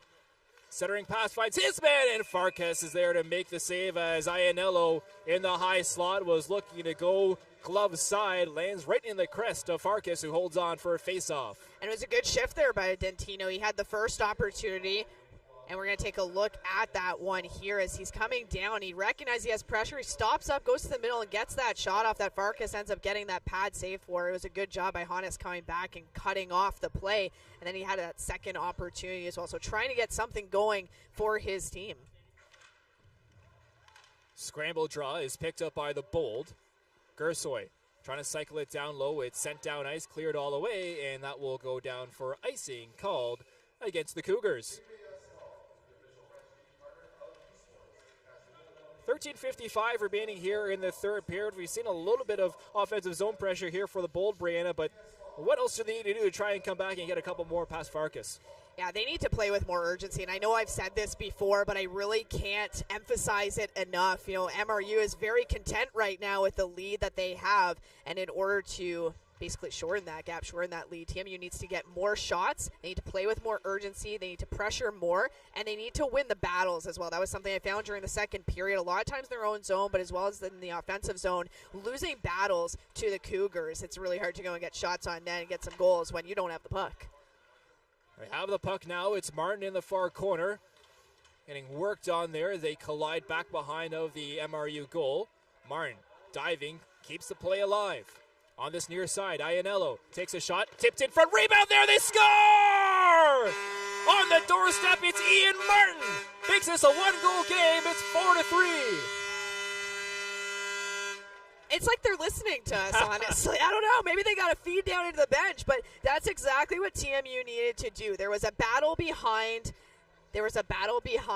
the Cougars net, and we're going to take a look at the replay here as it happened. It squeaked out on the half board, up to the point, over to the defense, and a shot on net, hitting the net. And there was Martin here on the doorstep, as you're seeing, right where they need to be, by himself.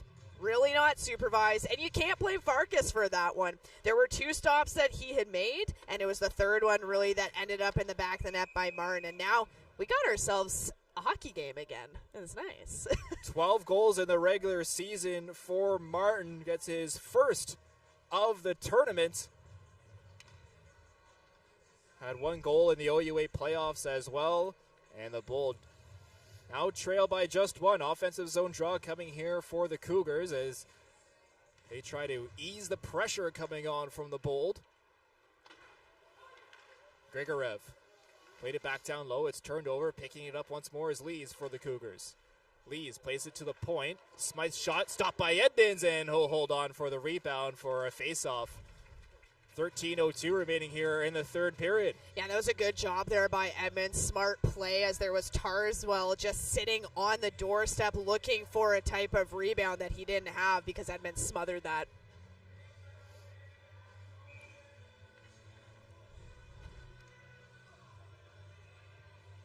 So face-off will come to the right of Edmonds.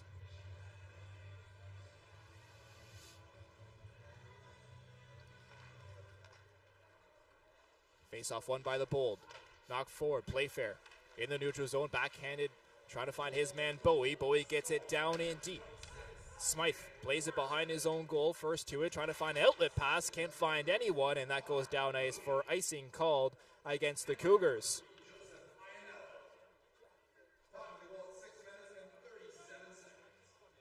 So that Patton goal started things off a minute and 1 second into the third period, was assisted from Connor Bouchard and Clay Honest, who has his third point of the game as well. Him and Patton both with 3 points. And once we get our official score for the Bold goal, we will make sure we let you know. Ianello, shot from the point goes wide. Picked up here by Dintino. Dintino cycles it down low. Grigorev.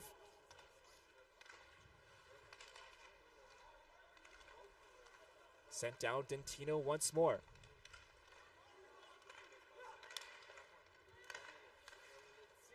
Long shot coming in from the point. And once again, Farkas will hold on. You know, with TMU now again shortening the deficit to just the 1 goal, taking a look here, just had a replay on your screen. There's a good stop there by Farkas as he's staying pretty tall there. Honestly, again, can't blame him for that last goal. It'll be interesting to see, though, moving forward, if TMU plays with a little bit more of that chip on their shoulder, a little bit more of that urgency and better puck handling than what we've seen here. 3-on-2 rush for the Cougars forward. Stevenson drops it there, trying to find Patton. Puck still loose, and Patton will carry it into the far corner. Picked up by Ianello.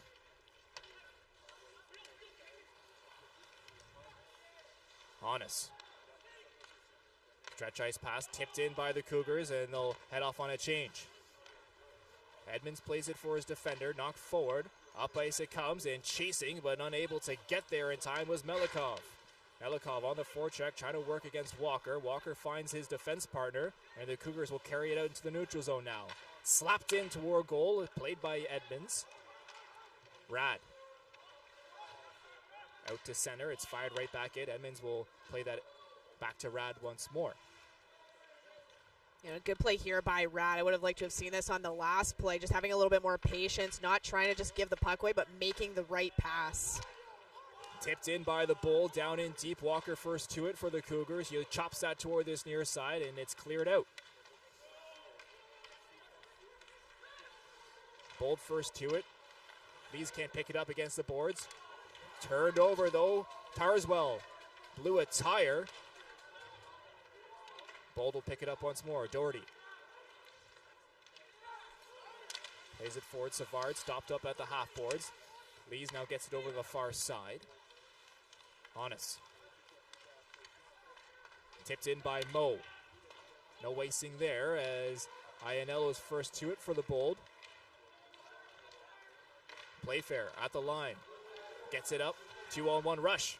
Martin racing in. Martin on this looking blocker side. It goes high and wide off the end boards, and Farkas finds the bouncing puck that ricocheted off the glass behind goal and holds on for a face-off.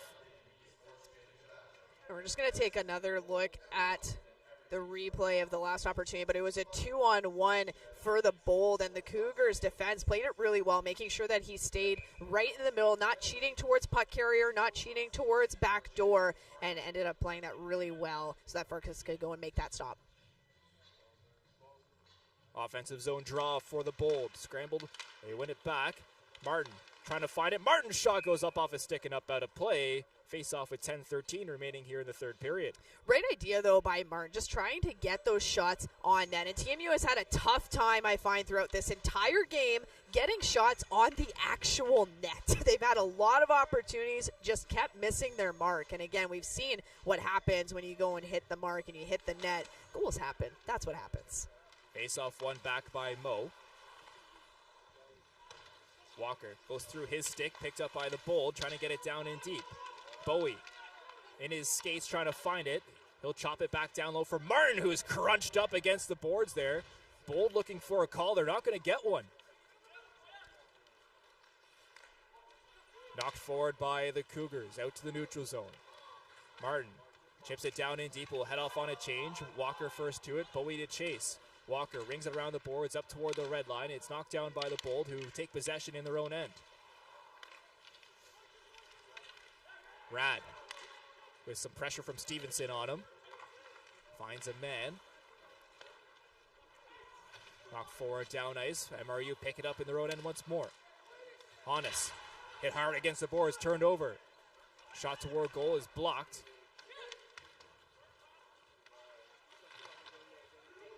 Brand pinned up against the boards in front of his own bench.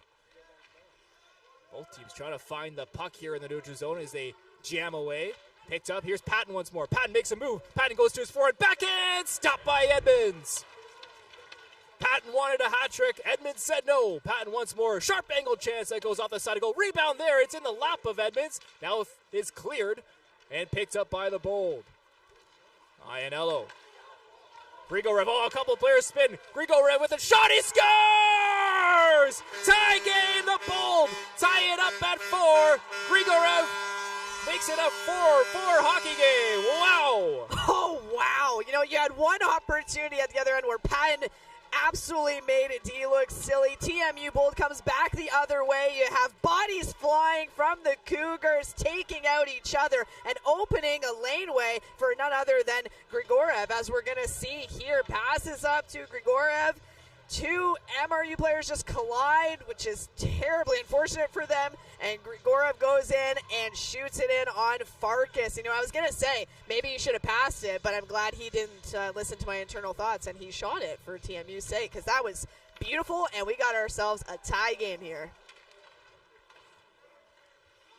8:37 left in the third period. We're all tied up here at 4s in the quarterfinal of the national championship.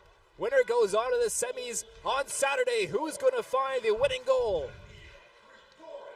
Wow, I got goosebumps from that. Whew.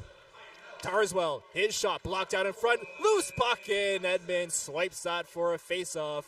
And we'll hold on here with 8:13 remaining in the third period. While we all have time to catch our breaths here for a moment, we'll head to a break. 4-4, the tie game here in the third period between MRU and TMU. You're watching U Sports here on CBC. Le sport en direct sur ici.tv. 100% énergie. 100% gratuit. Votre meilleur plan de match pour voir des performances exceptionnelles sur l'appareil de votre choix.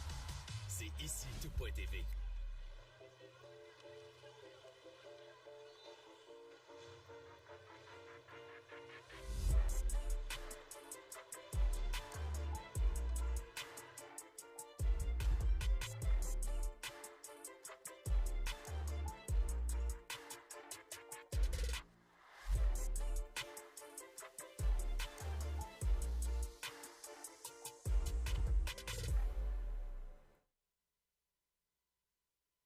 This is a call to empower, to unite, and to celebrate the Bold in all their glory. It's time to own the ice. Are you ready? Le sport en direct sur ici.tv. 100% énergie. 100% gratuit. 4-4 the scoreline here late in the third period. And CBC Sports is the home of University Sports in Canada. The best U Sports men's volleyball teams battle for the 2025 U Sports men's volleyball in Brandon, Manitoba. Catch the action exclusively on CBC Gem, cbcsports.ca, and CBC Sports YouTube. U Sports on CBC, chase the glory. Offensive zone draw here for the Cougars. Brianna, do or die time here with 8:13 remaining in the third period. Who's going to find the winner? This is a good game of hockey, and that is a huge understatement, but just the back and forth action, and you know, neither team has played perfect, don't get me wrong, but both have been very resilient, especially I'd say the Bold, and I think a lot of times they can lean on their past experience. This is not the first time that they've been here on this stage, and that shows. But by contrast, Cougars being here for the first time, they are showing themselves very well. Lees gets it down low. Cougars still on it inside of the Bold zone. On this near side, Zandy gets hit hard. Lees gets it up to the point. Shot toward goal by Hannes. Stopped there by Edmonds. Picked up by the Bold, and they flip it out down ice. Akulon Off the glass, down and onto the stick of the Bold. Tipped down in as the Bold get a change. Farkas out to play it behind his own goal. Aquilon. Hannes.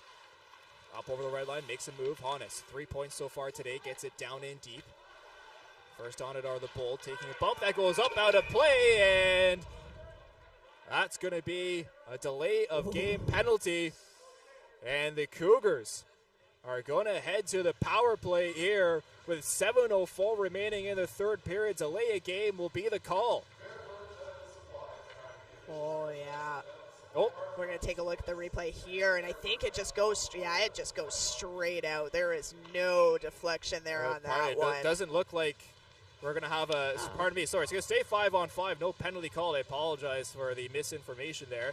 Looked like the referees had signaled for delay a game, but I was wrong, so I apologize to everyone listening. Back to seeing 5-on-5. That's okay. We had a missed goal earlier. We thought it was a goal. That's okay. You know, it happens. First game here, you know? Patton down low in the near corner. Looking for some options in the high slot on his backhand. Patton spinning, taking a shot toward goal, is blocked in front. Bouchard rings around toward this near side. Patton picks it up. Walker. Centering pass goes off his stick into the far corner. Gersoy on it for the Bold. Loose puck is picked up once more by the Cougars. Walker. Smythe on the far side, leaves it there. Mo with some speed. We know that speed of Mo. Look at him fly through the neutral zone. On the near side, Mo races around back behind goal.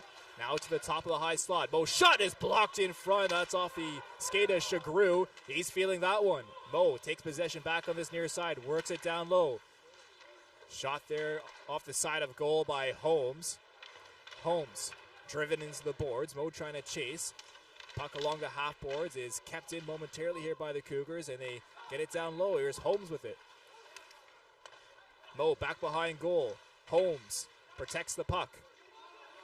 Holmes stops up in the near corner. Weens hit hard there and high. MRU looking for a call. They're not going to get one as Weens is slow getting up, headed to the bench.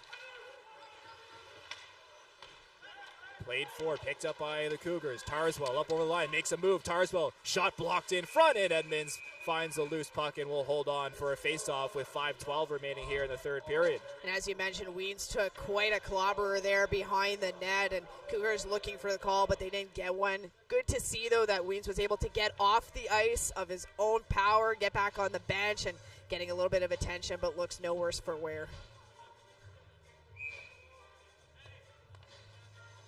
So a face-off will come in the offensive zone for the Cougars. Zandy will line up in the circle. Bowie, defensive draw man for the Bold. Bowie wins the draw back. Playfair blows a tire. Walker picks it up and will fire it down in deep. Rings around the boards, over to the far side. Lee's chasing for it.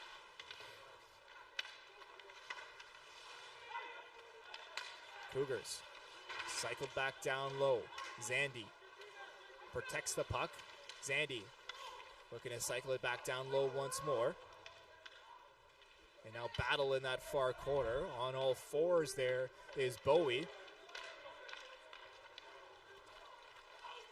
Iannello picks it up. Weird bounce off the stanchion is picked up by Playfair, trying to lead a rush forward for the Bold, but it's dumped down in deep around the glass on this near side.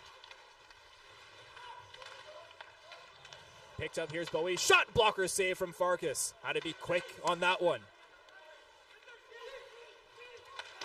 Stevenson gets it down in deep. Edmonds in his feet will play it now to the far side.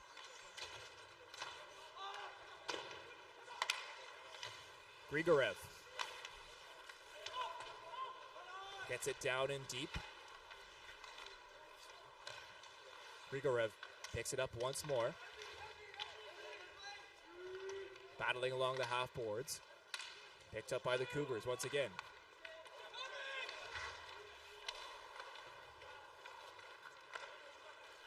Aquilon gets it forward on the skate of Peterson. Down ice, icing waved off. Chasing there is Bouchard. Patton chasing as well. Rad plays it. Weeds comes in. All okay after taking that hit, what could have been up high. Battling back behind goal is Weeds. Takes 2 hits there and now loses possession as it's flipped down ice. 3:22 remaining here in the third period. Trying to find a winning goal in this first quarterfinal matchup. Mo up over the line, dumps it down in, around the boards toward the far side. Weens, his shot blocked. Another shot toward goal, goes wide. Walker, backhand trying to get it down in deep and does. Mo back behind goal, centered in front, stopped by Edmonds, point blank. Oh, that's a huge stop there by Edmonds on Weens, as that could have been a deciding factor, so good job to Edmonds there. Mo, once more, nice reverse hit from Holmes, separates a man. Holmes to Mo. Mo, sharp angle shot goes up off the stick and skate of Iannello, and out of play for a face-off with 2:43 remaining here in the third period. Yeah, it was a good block there by Iannello, as you mentioned. It gives the Bold an opportunity to get off the ice, get some fresh legs, give Edmonds a bit of a break, as you see there, taking his helmet off, as we're getting a bit of a replay here just to take a look at. Draw will come to the right of Edmonds. Again, Cougars par for the course throughout this entire game, putting a ton of pressure in the offensive zone and really continuing the penetration against the Bold. They have pressure here once more. Bouncing shot goes into the corner. Around the boards toward this near side. Bold trying to clear off the stick of Playfair, and they do. Aquilon. Bouncing puck back and forth. Aquilon and Playfair battling for it. It comes up to Martin now for the Bold. Martin. Backhand pass down low for Playfair. Playfair separated off the puck. Zandy picks it up now. Off the glass and out, and Condata will just hold that in the neutral zone. Both teams changing as Condata will hold it in his own end. 2 minutes remaining here in the third period. All tied up at 4s. Puck enters the MRU zone. Kyle Walker first to it around the boards on this near side. Bouchard plays it up for Patton. Patton skates up ice through the middle, makes one move. Patton now finds the outlet pass, trying to get a pass out in front. It goes off a TMU skate and up over goal. Nervy moment there for the Bold. They clear it up into the neutral zone. Knocked down, Walker plays it, finds a man. 3-on-3 the other way.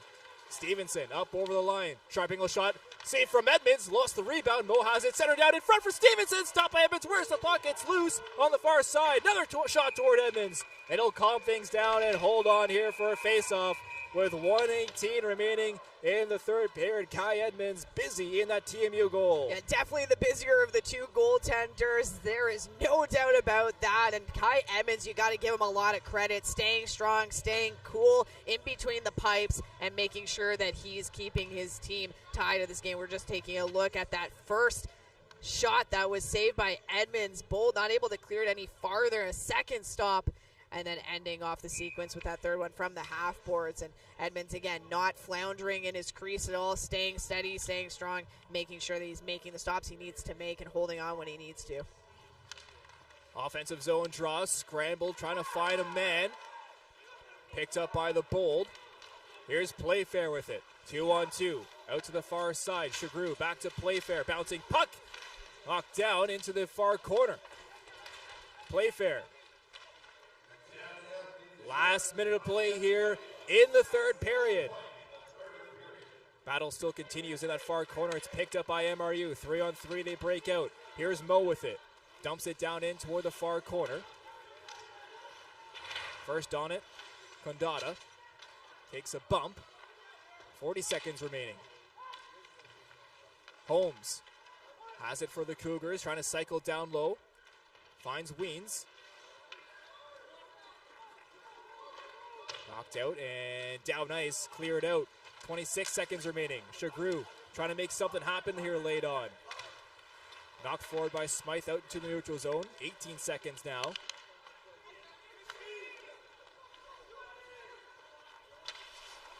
Sent down in by TMU. Just over the line comes Brand. Ursoy, 5 seconds remaining. TMU stopping shot toward goal, just goes wide. 1 second on the clock. Gersoy sends it toward goal. It's blocked out in front. And after 60 minutes of play, we are tied up at 4, and we're going to see overtime here in our first game of the National Championships. Yeah, we are getting treated to more hockey here during this first game of the U Cup. Just going to take a look here at the last little bit of this sequence, and the shot opportunity coming from Grigorev on that side. And again, par for the course, TMU Bold didn't hit the mark. 4-4 after 60 minutes of play. Overtime will be coming up next to find a winner. You're watching U Sports here on CBC.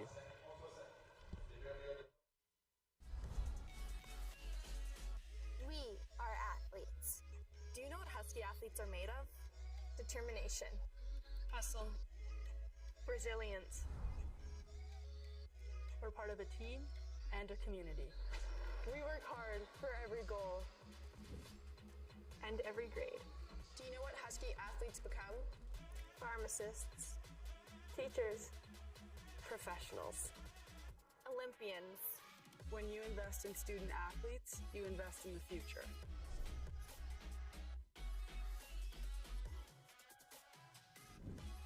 When you elevate her, you elevate the game. Watch women win. Everyone watches Husky women's sports. See her, be her.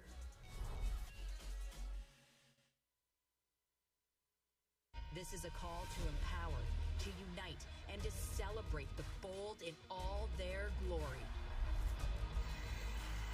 It's time to own the ice. Are you ready?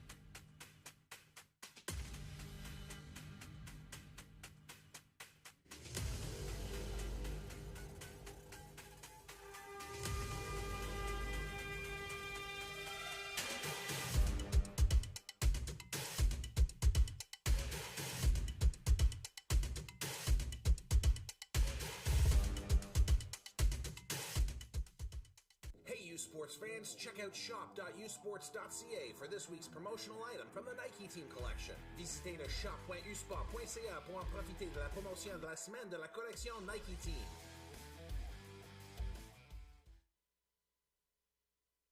At the University of Ottawa, we're open to people and cultures, to diversity, to open fields where minds run free, to possibility and discovery.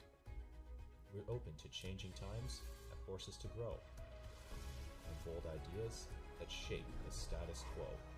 We're open to balanced lives and spirits that thrive. But most of all, we're open to you.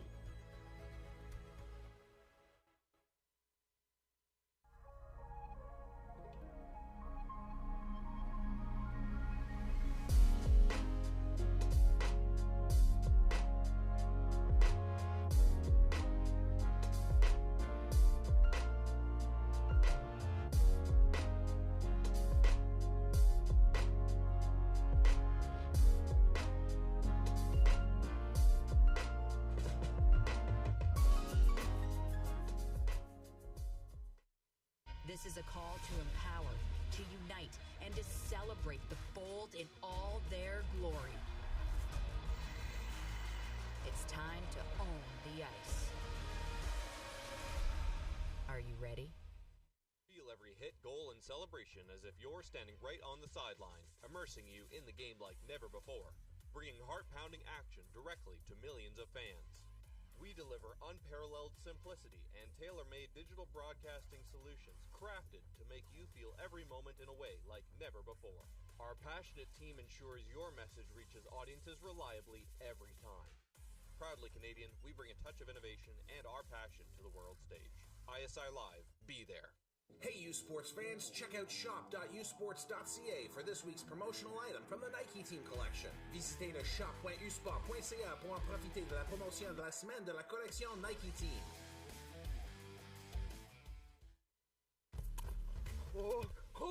Aussi bon que Messi! C'est pas aussi mauvais que la cigarette, ça? C'est juste une vapoteuse. Fais-toi pas d'illusions. Vapoter, c'est jouer avec sa santé. Brise l'illusion.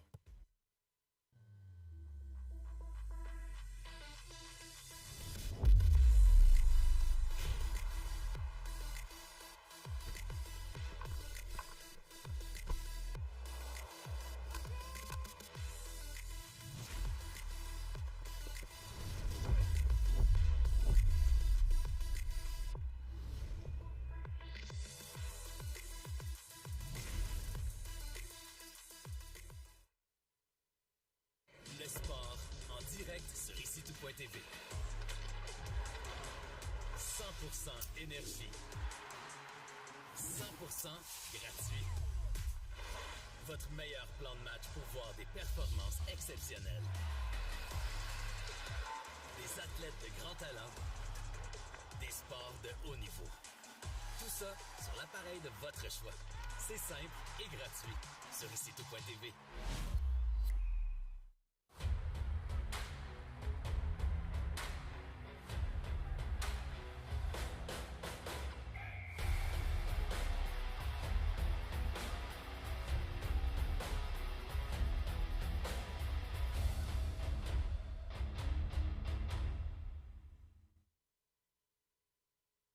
Sports on CBC, presented by les championnats U-Sport à Radio-Canada, une présentation du gouvernement du Canada, the Government of Canada, Nike, Fox 40, Theraburn Medical Supplies, les Bag Baron Rings, APAR, and by BioSteel.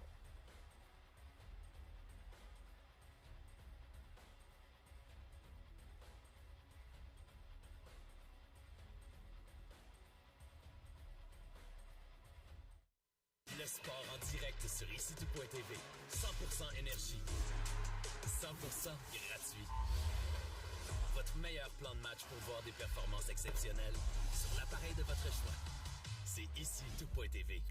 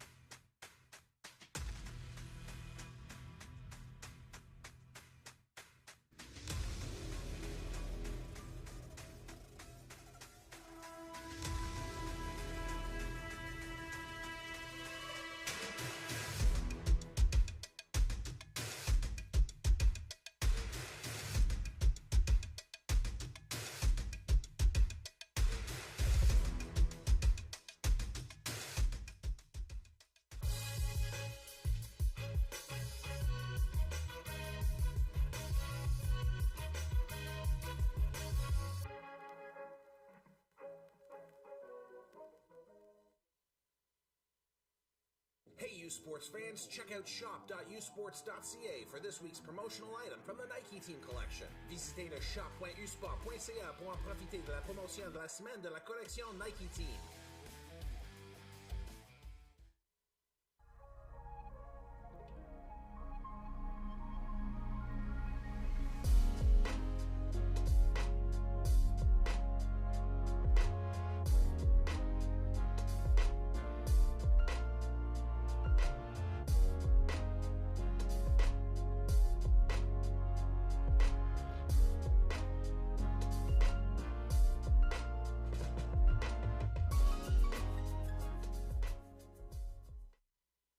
a call to empower, to unite, and to celebrate the bold in all their glory.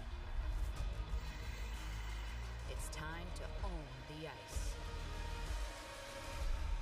Are you ready?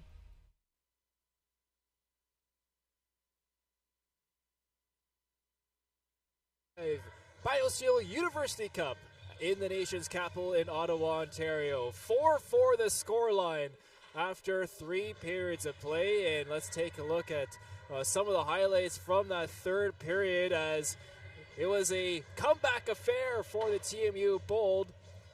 There you see Ian Martin getting his first of the tournament to make it a 4-3 hockey game. Teague Patton, his second of the game, was looking for his third, but was stopped there from Edmonds. Once more, beautiful save from Edmonds to race away. And then late in the third period, a couple of players running into each other at the blue line. There's Grigorev, who tied this hockey game up at 4, forcing overtime here at the University Cup. And we take a look at our stats after regulation. Shots in favor of the Cougars, 32-25. 2 for 4 of the Bold on the power play of the Cougars, 1 for 2. And wow, I tell you what a crazy affair in the third period to see the Bold come back late in the game and make this a 4-4 hockey game. Winner's going to move on to the semifinals, Brianna. Who is it going to be? It's going to be up to this overtime period.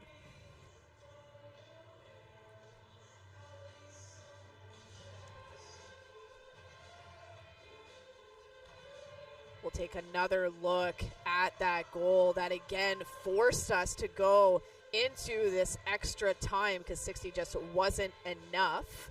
And again, who's going to be the one to move on from here? Hard to say. Well, let's find out next. We'll take a break. When we come back, we'll have overtime coming up here from the arena at TD Place. 4-4 between TMU and RMU with a spot in the semifinal. You're watching U Sports on CBC. Le sport en direct sur ici.tv. 100% énergie. 100% gratuit. Votre meilleur plan de match pour voir des performances exceptionnelles sur l'appareil de votre choix. C'est ici.tv.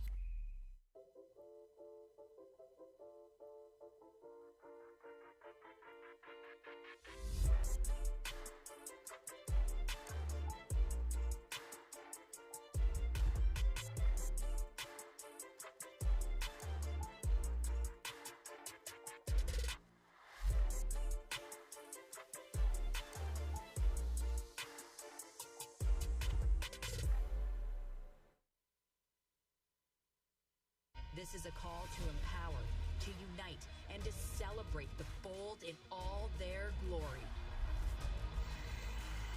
It's time to own the ice. Are you ready? Early mornings, late nights, every rep, every sacrifice leading to this. Fueled by BioSteel, the best get the chance to make their mark. One weekend, one shot at glory.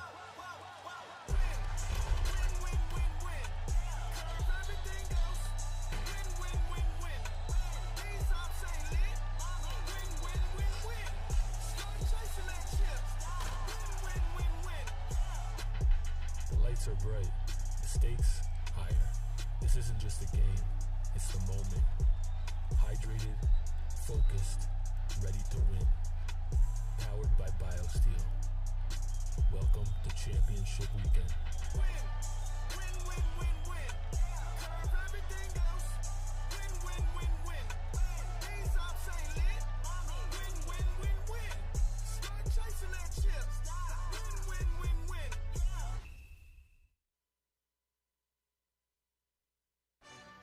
Early mornings, late nights, every rep, every sacrifice leading to this. Fueled by BioSteel, the best get the chance to make their mark. One weekend, one shot at glory.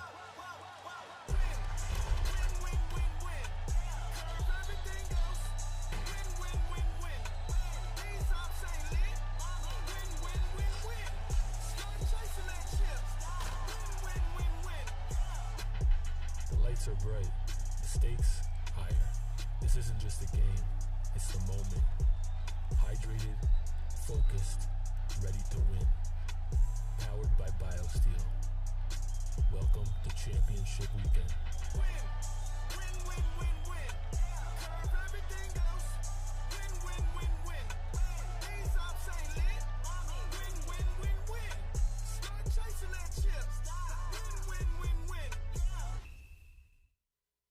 This is a call to empower, to unite, and to celebrate the bold in all their glory. It's time to own the ice. Are you ready?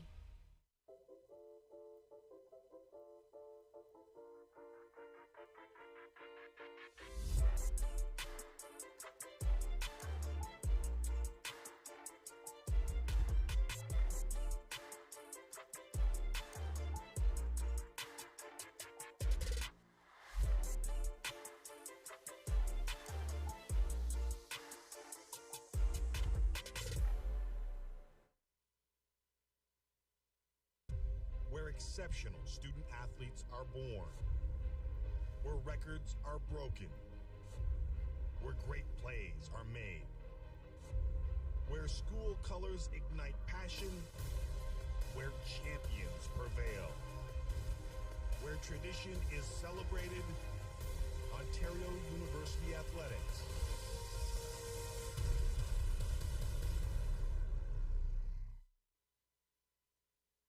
Hey, U Sports fans, check out shop.usports.ca for this week's promotional item from the Nike Team Collection. Visitez le shop.usport.ca pour en profiter de la promotion de la semaine de la collection Nike Team.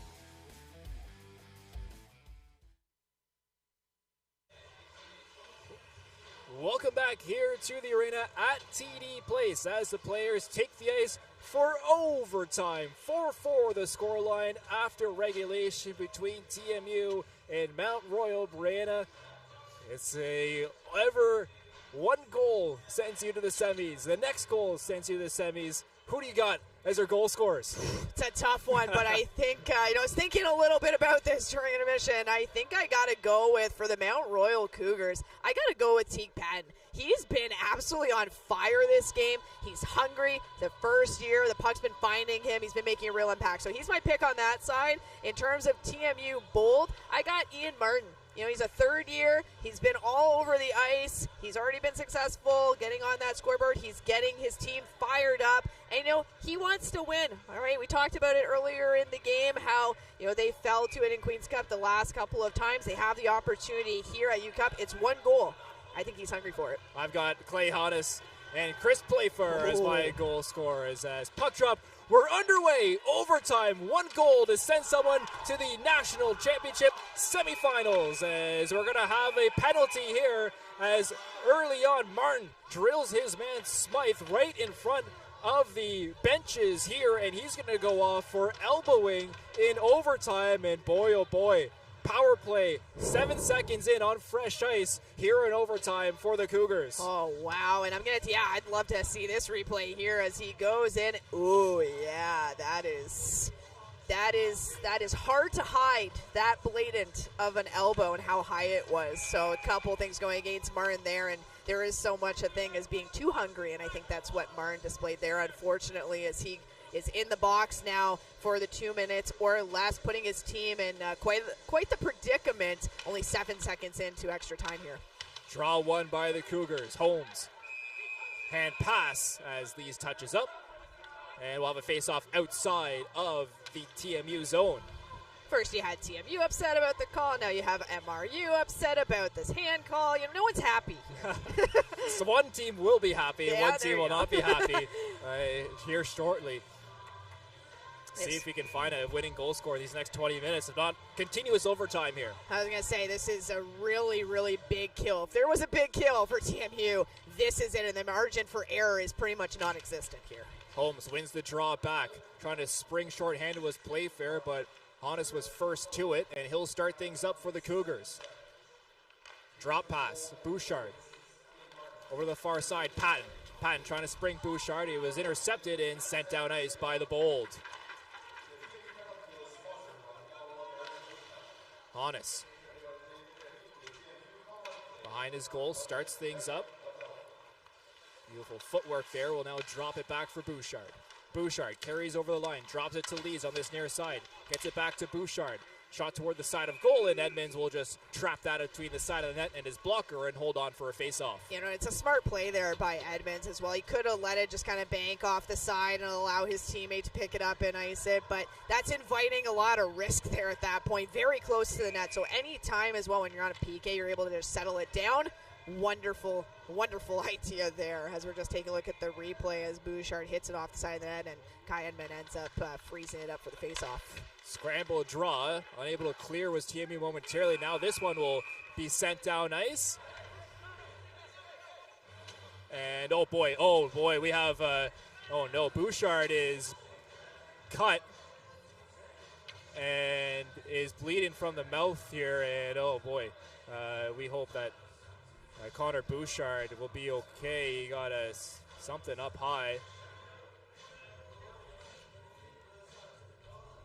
Yeah, he's getting some attention there on the ice.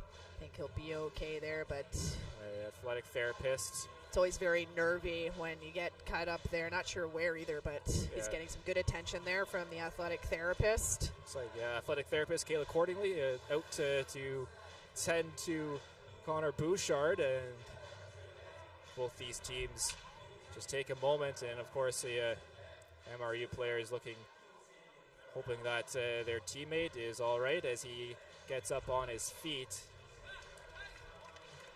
And to a round of applause and stick taps from both teams will work his way to the bench, and the ice crew will come out to just tend to the ice here.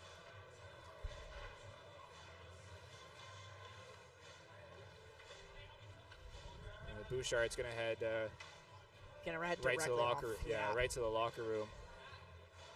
And we hope that it is nothing serious for Connor Bouchard.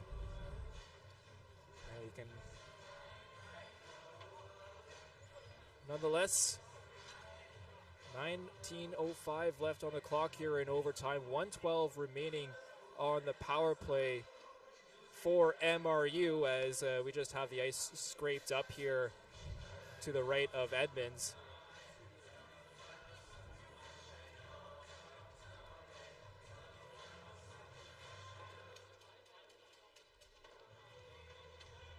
Ice crew doing a good job there, getting it all off. And great work from the athletic therapists on the MRU side and down in the tunnel as well to tend to Bouchard. It's a quick response, and they were out there to tend to him very quickly. So well done to everyone involved. Yeah, and good job by the official too, making sure that they recognize that and they blew the play dead and again allowed that quick action. So like you mentioned, good team effort all the way around, and hopefully Bouchard gets the attention he needs and he's no worse for wear there. So face-off will come outside of the Bold zone. 1:12 remaining in the MRU power play here in overtime. 4-4 the score as Lees wins it back. Honest. Holmes through the middle, carries it himself. Holmes makes a move and is hit hard there by Ross, and it's sent down ice. Good defensive play from the Bold defender. That was a really good step up there and not looking at the puck, just making sure he took the body and allowed that. Was good gap control by Ross as well. Honest. Sent down in, rung around. Holmes misses that one. Pinned up against the boards now by Portocalis. Lees comes up with it for MRU. Fake shot from the point from Hannes. Has pressure on him, sends it down low. Holmes to Hannes. Back to Holmes. 30 seconds remaining in the power play for the Cougars. Holmes, Hannes, back to Holmes, top of the circle, sends it down low. Patton cross ice pass, couldn't find Lees, and it's sent out to the neutral zone, and the Cougars have to regroup. 15 seconds remaining in their power play. Lees gets it down in deep. Ross first to it around the boards. It's kept momentarily by Patton, but back the other way now come the Bold.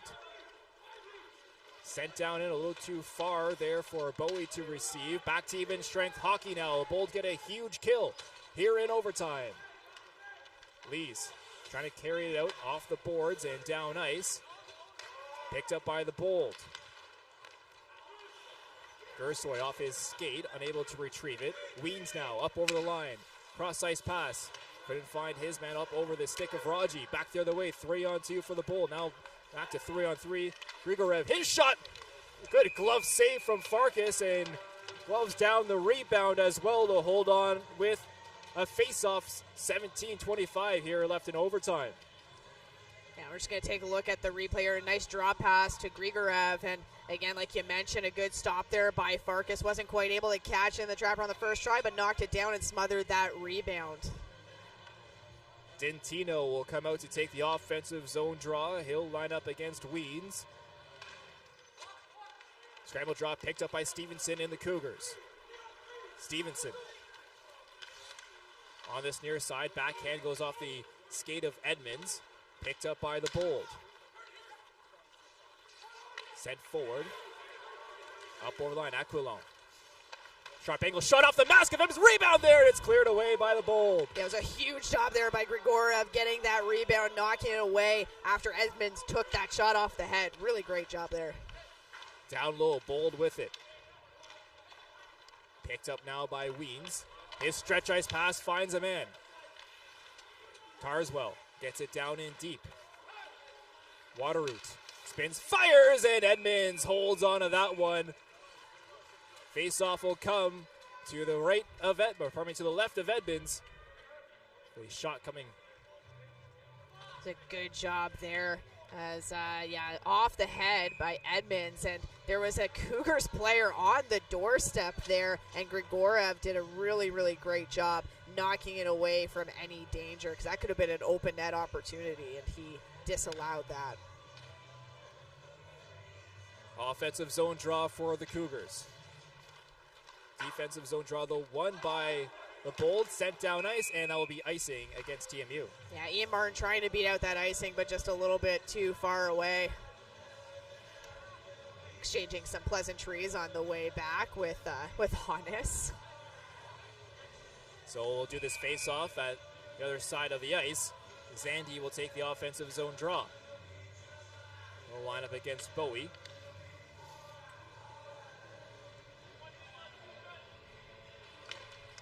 Scramble draw, sent toward goal, off the back, poked out, and carried now here by Playfair. Playfair trying to find Martin. First to it was Ladyman. Ladyman with Martin on him, takes some pressure, and Martin causes a turnover. Down low for Playfair. Playfair working away, finds his man Bowie. Bowie back down low. Martin taken down, and MRU come up with it, 3-on-3. Tarswell couldn't find Zandy, was swiped away nicely by Condata. Now here's Playfair once more with it for the Bold. Through the neutral zone, he'll send it down in deep and head off on a change. Melikov chases and was first to it momentarily, but was outnumbered 3-1. Long stretch ice pass. Stevenson takes a shot toward Edmonds, who just holds on for a face-off. 15:41 here remaining in our first overtime. Yeah, pretty basic shot there from the outside for Kai Edmonds to go and stop. And just the shift before where there's a really great play, you'd already mentioned actually by Condata, who had swiped the puck away. But it was great because he disallowed that pass across the ice where there was an MRU Cougars player going to be wide open had he not done that. So it was a good defensive play there by Condata. Stevenson lining up against Chagru. Scramble draw is picked up by Patton. 2 goals so far here this afternoon. Sent down in deep once more. Chagru on it. Will ring it around the glass. Bounce off the stanchion. Lands on the stick, though, of a friendly stick. Melikov. Down ice. Icing waved off. Smythe first to it. Around the boards. Patton. Knocked up against the boards there by Melikov. At the point. It's sent toward goal. Stopped by Farkas. He steers that toward the far corner. Portocalis gets it down low for Melikov. Melikov, wraparound chance, stopped by Farkas. On the far side, Patton now. Patton takes a shot, looking for a rebound off the shoulder of Edmonds and cleared down ice by the Bold. Icing waved off. Ladyman first to it. Rings it off the glass. Goes through a few players and lands on the stick. Raji to Patton. Patton shot, whistles high and wide. Rebound off the end glass, goes wide as well. Patton. His pass is intercepted. Was trying to find Hannes. Here's Gursoy now. Gursoy's chance goes up off the knob of the stick of Farkas and up out of play for a face-off inside of the Cougars zone. And a couple really good opportunities there coming for the Cougars, and just none of them going in the back of the net. As we're taking a look at the replay, pass back to in the slot to Patton there, just went wide, and then wide open net, and still the Cougars unable to hit the mark and put it home, and comes back down into the MRU zone for offensive zone face-off for TMU Bold here. Bowie in to take the offensive zone draw. He'll line up against Weens. Face-off won by Weens, back toward Kyle Walker. Kept in, though, at the line, well by Brand. Only momentarily, as now the Cougars get it down ice. Tipped in by Mo. Brand first two, will backhand it toward this near side. Martin getting pressured, finds an outlet but can't clear. Here's Smythe with it. Shot off the boards, just dies there, bouncing puck. Swiped away by Edmonds, rat around the boards, and can't clear as Walker keeps the line. Playfair trying to clear and does, pokes it past Walker. Smythe now. Knocked forward, Weens up over the line, poked off the puck there and cleared down ice once more. Icing waved off as shot toward like Gursoy, trying to find an open receiver, and it's cleared away by Smythe. Still down low. Smythe now has it for the Cougars, trying to swipe that away. Grigorev spinning. Plays it back down low. Couldn't find Dintino. Kept it at the line. Condata, his shot blocked away by Farkas. Slapping puck goes off both players and up out of play. Face-off will stay inside. That was a really good shot there by Condata, and an even better stop by Farkas, as I'm pretty sure he didn't even see the shot coming in on him, actually. And we're just taking a look at that opportunity by Gursoy. Took a very odd bounce off the backboards, and Farkas squared to it. So an offensive zone draw once more for the Bold. It's Spencer Chagru who will line up in the circle. Will face off against Lees. Lees wins it back cleanly for the Cougars. Honest gets hit hard there, but finds an open receiver. Lees carries it up over the line. Stops up on the far side, waiting for options. He gets it to the point. Aquilon, shot toward goal, is blocked there by a TMU defender. Picked up by Chagru. Chagru on this near side. Cross ice pass, couldn't find his man, Ianello. Ianello now has it once more. Shot toward goal is blocked in front into the near side. Chagru pinned up against the boards. Big hit on the far side. It's going in hard was Aquilon. Chagru was, pardon me, sorry, that was Doherty who was the checker on that hit. Sent down in by the Bold, and that will be icing called against TMU. Yeah, that was a beautiful hit there by Doherty. And again, it's plays like that that can really get your team going, get the momentum going. We're going to take another look because it was pretty beautiful. You know, Aquilon there has the puck, doesn't even see Doherty, gets down a little bit as Doherty's coming in to hit. That's why it looked worse, I think, as well, is that Aquilon dropped down a little bit. Doherty comes in for a hit, ends up going a little bit higher, but wow, absolutely rocked him. Playfair off the boards and out. It's gloved down by Smythe. He'll backhand it down in deep once more. Edmonds out to play it. Brandt being worked on there. Bouncing puck lands on the stick of Patton. Patton pinned up against the boards. Holmes trying to find the offensive puck as well. Stevenson sends it down low. Patton makes one move back behind goal. Patton. Smythe. Walker. Walker plays it off the end boards. It's cleared away by TMU.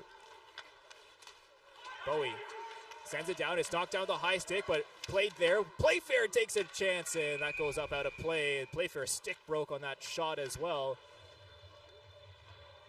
Good idea from Playfair to stay with it, because I believe it was Kyle Walker who still touched that high stick puck and allowed Playfair to keep going with possession up ice. Exactly right, and Walker probably not even doing it consciously, just saw the puck was there and instinctually went for it, but it negated that high stick that would have blown the play dead and gave Playfair that opportunity. Condata has it stripped off his stick. Raji trying to work it forward. Ladyman plays it over to the far side. Aquilon trying to find an outlet pass. It is knocked down by TMU, kept in momentarily. Raji to Weens. Weens Trying to find Mo on the back door, and he was boxed out. Grigorev toward this near side. Blowing a tire there was Gersoy. Ladyman comes up with it. On the far side, Mo gets it down in deep. Here's Ross. His stretch ice pass was intercepted. Nice offensive zone play, though, and forecheck from TMU, causing a little disturbance here. Honest makes a move, gets past one check, and a sharp pass lands on the stick of Tarswell. Shot toward Edmonds is fought off toward the far side. Lees. His backhand pass is intercepted by Shagru. Shagru plays it off the boards. Can't get it out, though. On it now is Zandy. Zandy trying to tuck that in toward the near side. Lees picks it up behind goal for the Cougars. Sharp angle shot stopped by Edmonds, and he finds the rebound and holds on for face-off. Smart play by Edmonds there. There was a lot of traffic going on. You don't want to invite any more risk than necessary, so it was a good job by him to be able to smother that puck, and a good job even the sequence before. It was Iannella who actually kept the play the outside. As we see the replay of the shot there, body's flying everywhere behind Edmonds. Made the right call to go and take that face-off, which is going to come to the left of him, but yeah, Iannello, just to finish the thought from before, did a great job keeping MRU to the outside and not allowing that inside track on Edmonds there. Offensive zone draw here for the Cougars. Stevenson lines up in the circle against Bowie.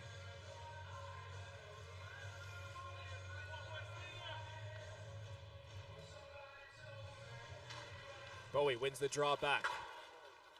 Fondata gets it down ice. Honest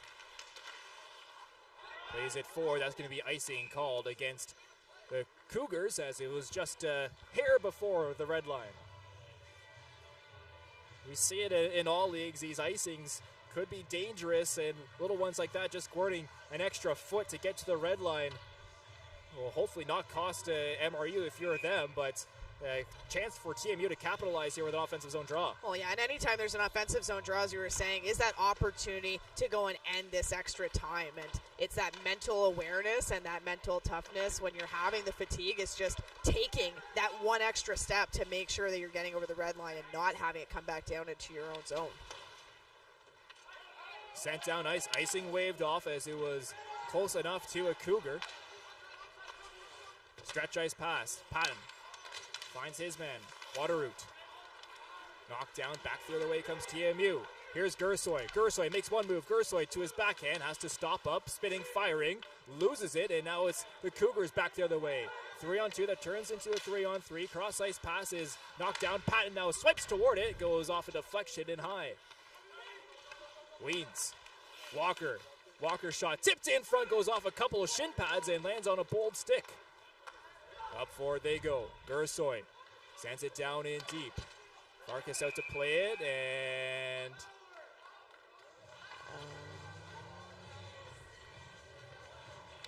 I'm not sure what that I think we're going to have Farkas playing it out of the trapezoid is, I believe, what's being called. But it's not a that's not a rule in youth sports. Trapezoids, of course, painted here for the OHL Ottawa 67s that play here regularly, along with the PWHL Ottawa Charge. But nonetheless, we will not have a penalty. Don't, MRU fans, don't worry. We will stay 5-on-5. Yeah, it was strange, but okay. We'll have a face-off to the right of Farkas here. Face-off won back by MRU. Walker carries it out himself. Up over the line. Kyle Walker, sharp angle chance. Stopped by Edmonds. Walker grabs his own rebound. Works up toward the point. Drops it there to the far side. Ladyman sends it down low. Mo to Walker. Walker. Shot tipped in front off a TMU stick and out of play for a face-off. You know, in that instance there, Walker had a good opportunity and ended up getting his own rebound. This is something I've seen throughout the game where we're going to see here that we have... Well, it's great news. It's Connor Bouchard coming back to the bench here during our TV timeout as a shot toward goalie. He goes on, takes a deflection and goes up out of play, but great to see Connor Bouchard to the bench once more. We'll take a quick break. When we come back, we'll see if we can find a winner. 4-4 here in overtime between TMU and MRU. You're watching U Sports on CBC. Le sport en direct sur ici.tv. 100% énergie. 100% gratuit. Votre meilleur plan de match pour voir des performances exceptionnelles sur l'appareil de votre choix. C'est ici.tv.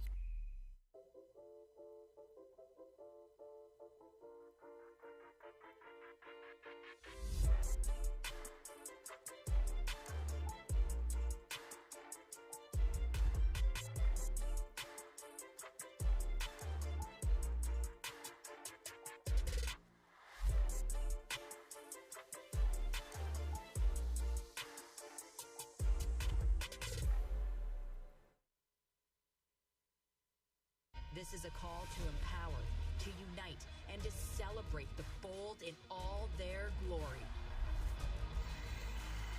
It's time to own the ice. Are you ready?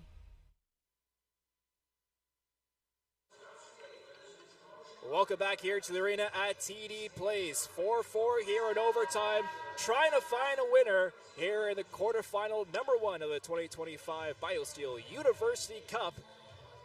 Great to see Connor Bouchard back on the ice. He went off after receiving something up high, was bleeding, and had to change jerseys. So for your score sheets at home, Connor Bouchard was wearing 12, had to switch jerseys. The Blood is now wearing number 15. If you do see a number 15 with no name bar on the ice. Great to see him back on the bench. See if we can find a winner here in our first overtime. It's sent in by the Cougars and right back out by the Bold. Aquilon. Tarswell softly tried to play it to Lees. Tarswell couldn't hold the line. Sent right back in, but the Cougars are way offside, and that gives the Bold some time to set up a breakout. Ross. Tipped in by Martin. Farkas leaves it there for Aquilon. Aquilon starts it up on the far side. One move made as chasing it down is Lees. Lees up over the line, takes a shot toward Edmonds that took a deflection and went wide. Picked up here by the Bold, catching MRU on a change potentially. It's Ianello. Ianello, shot toward goal, goes wide. Rebound picked off on the end boards by Gersoy. Gersoy pinned up against the boards.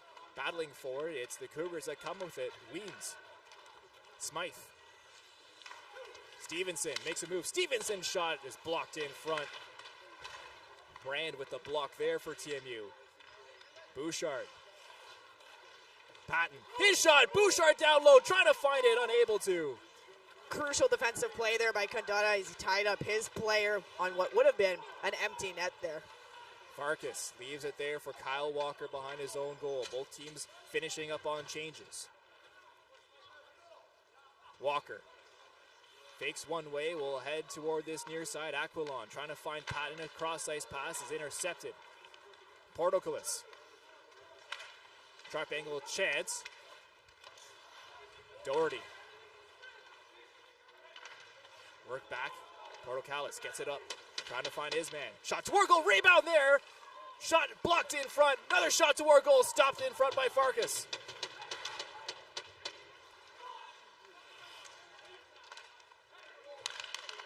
Up to the point. Brand to the far side. Rad.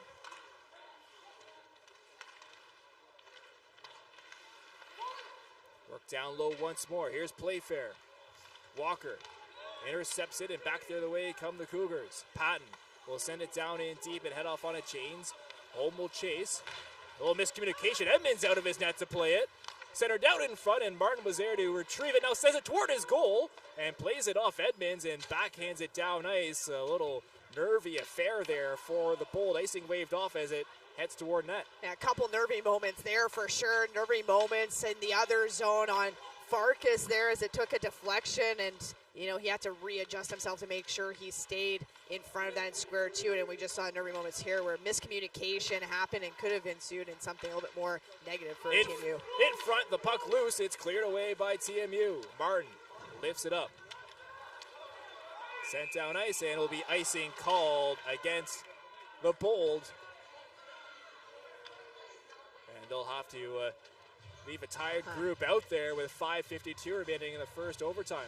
And you can hear some of the reactions here in the stadium as well as from the players that were on the ice for TMU that they really didn't like that call, as MRU did take a swipe at that. We're just taking a look at the save there that Edmonds had earlier. A key one there, and good tie-up by Condata, as well as the deflection, and then a second shot on Farkas there that he was able to stop. But yeah, just to finish the thought, there's really interesting call on the icing, as there was a swipe at it, so there was an attempt to get it, but regardless. So it looks like TMU has called a timeout here. You know, late in the overtime. You like that You like that timeout call? I kind of like it. I don't know. You don't like it, Ty? I don't mind it. You have an overtime. You have a timeout. You may as well use it. Yeah. No, I like it. The reason being is just because you have a tired group that's out there, and we're just looking at the replay. There is a miscommunication between Edmonds and his teammate there. I believe it was Savard, and just not really sure what the communication was there. But again, that's a mistake or a miscommunication that could have been very costly for TMU. So I think seeing how tired your group is, it's a good call by head coach Johnny Duco just to settle everyone down a little bit. It's been a lot of hockey. You have a tired group that's out. It's the next goal that wins, so there really is no margin for error at all. Every play is looked at under a microscope. Every play is that much more important. So I like that call. Why not? Yeah. And allowed to call timeouts on icings, too. Maybe some other leagues you're not allowed to. You're allowed to here at the University Cup. So giving his team a rest. 5:52 remaining on the clock. Offensive zone draw for the Cougars. Stevenson will line up in the circle. Bowie to take the defensive draw for the Bold, and Bowie wins it back clean. Condata gets it forward. Aquilon keeps it in. Around the far side, Condata. Trying to find a Condata, lifts it forward, goes off his own man. Playfair now picks it up for the Bold. Finds Martin. Martin enters the zone, will flip it down in deep and out of play for a face-off that will come inside of the Cougar zone.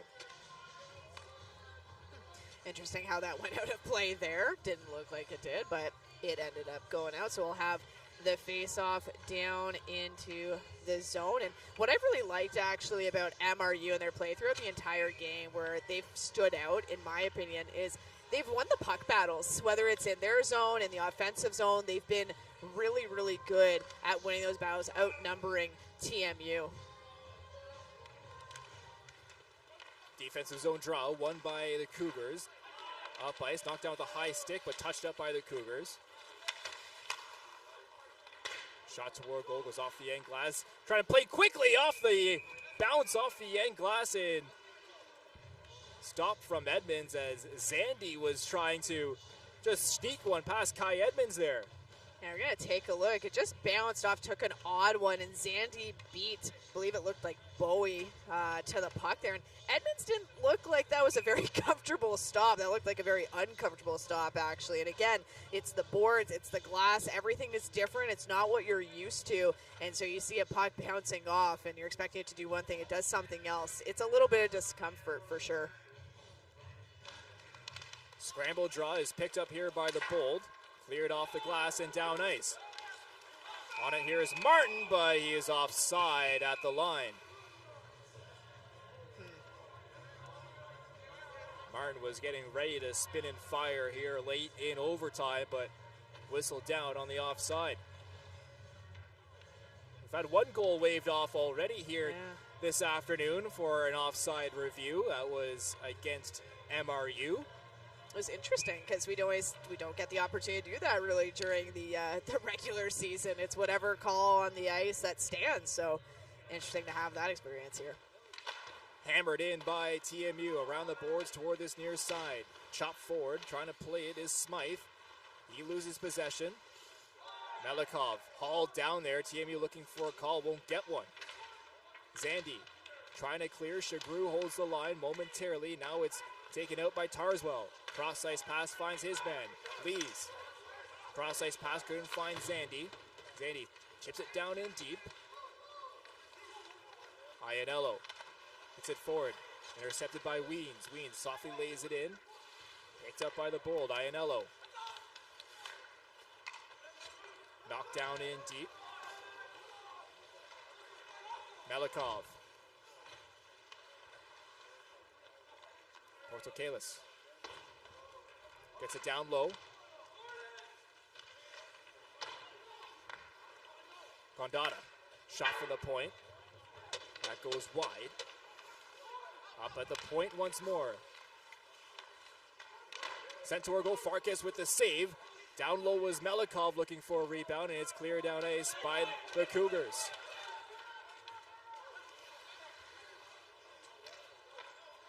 Gondata with some pressure, gets it forward. Up ice comes TMU. Grigorev gets it down in. Around the boards, it's cleared by MRU.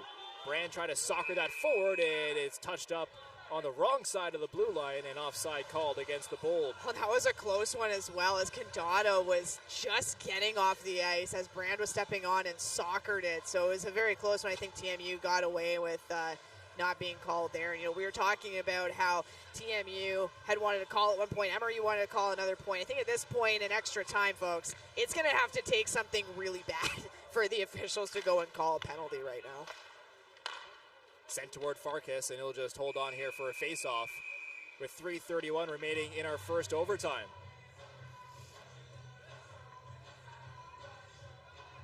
And only 3.5 minutes left to go in this OT period that we have here as we come to the right of Farkas. And again, it's been pretty level, and I think it's going to be just one mistake that ends up happening that each team, whichever team, might end up capitalizing on. It might not be the prettiest goal either, but I think it's just going to be that one mistake. Condata plays it in toward this near corner. Battling for it, Gersoy trying to get it forward. It's unable to. Picked up by Bouchard. Cross ice pass finds his man. Hannes around the boards toward this near side. Bouchard plays it back down low for Hannes. Up, hops over his stick. Chop forward and down ice, and that will just go for icing called as Walker was smart with his strides at the end there to make sure that was an icing. Yeah, exactly. Lengthening them out, taking as much ice as possible. And as we saw it come back into the TMU zone before they ended up icing it, we did see Gersoy making his way a little bit slower to the bench after taking what looked like something up high into his face. He was holding on, wanting a call, but again, not going to get one there either. Zandy wins the draw back. Lee's trying to play it. Sent down low for Zandy. Zandy all tied up with Ianello. Zandy in the far corner now. Has Tarswell helping him. Tarswell out to the point. Shot toward goal. Takes a couple deflections. Still loose in the crease, and it's sent wide. Lees at the point. Shot blocked in front by Playfair. Lifted up the center. Dentino up over his head. Couldn't find it. Hannes wheels things up. Backhanded down in deep. Zandy to chase. First on it here is Brand. Ridden hard into the boards. That goes up off the glass. Kept in. Bold entering the zone. One move in. Another hammers it. That goes high and wide. Portocalis with the chance there. He just got all of that one. Decided to whip one toward goal. Glove down, and that will be a hand pass as Bowie touches up. Will come just outside of the TMU zone, the face-off will. Just going to take a look here. Playfair fighting through 2 to 3 MRU players. Then Portocalis just comes in and absolutely smokes that puck. But again, just got so much of it, it ended up missing the target. But good job recognizing from Playfair's and that Portocalis was coming in as a left-hand strong side shot and leaving the puck for him. Knocked down in, Condata first to it, rings around the far side. Mo picks it up, centering pass in front, it goes off his stick and wide. Hannes to the far side. Aquilon. Holmes. His pass was knocked down. Holmes trying to keep it down in low and is unable to. Portocalis lifts it down in deep, up over the net, off the end boards. Doherty couldn't find a man as his line mates were changing. Aquilon plays it toward the far side. No winger there. Rad wings around toward this near side. Doherty sends it down low. Melikov up to the point. Couldn't find net there, and Mo will chip it off the glass and find his man. Up ice comes Weens. Weens, rest of his line mates changing. Weens just carries it himself. Centering pass was knocked away. Back behind goal, Bouchard trying to find it. Weens now chases it in this near corner. Last minute play in the first overtime. Patton sends it down low for Bouchard. Bouchard gets it to Walker. Walker pinned up against the boards. Emery trying to find a late goal here. Bouchard looking for options. Back behind the TMU goal. Centering pass out in front. Shot toward goal. Blocked there in front by Chagru and sent down ice. Here's a chance for Melikov now. Melikov poked off the puck nicely there by Smythe. Battle ensues on the far side. 26 seconds remaining here, and play whistle down. Frozen puck, and a face-off will come offensively for TMU with 25.1 seconds remaining here in the first overtime. And it looks like Melikov was a little bit slower to get up, getting some help from his teammate there. Not sure if he just went awkwardly into the boards, but testing out that hip, just making sure it doesn't seize up as he goes back to the bench under his own power, which is nice to see. And 25.1 seconds left. TMU Bold offensive zone draw to the right of Farkas here. Dintino will line up in the circle offensively for TMU. Draw one to the side. Grigorev was hauled down off the glass. Emery trying to play it out. It's glove forward. Touched up, and the other way comes the Cougars. Whipped in down ice, off the end boards. Tarswell sends it toward Edmonds, who just plays it out to the corner. Not kept in at the line, and the last few seconds will tick away here in the neutral zone. Well, first overtime couldn't solve anything. We're still tied after 20 minutes of overtime and 60 minutes of regulation. 4-4. You can tell it's very, very cautious in this overtime period, Brianna. It's cautious, it's even, and again, something that we're not surprised about considering the rankings of these teams. Very evenly matched, have had good keys on both sides, good play on both sides throughout really these 80 minutes now. And like I mentioned before, it's going to be some type of minor mistake, something that the other team is going to capitalize on here. We'll take a break. We'll have our overtime intermission coming up. 4-4 still tied after our first overtime. You're watching U Sports here on CBC. Le sport en direct sur ICTU.tv. 100% énergie. 100% gratuit. Votre meilleur plan de match pour voir des performances exceptionnelles sur l'appareil de votre choix. C'est ICTU.tv.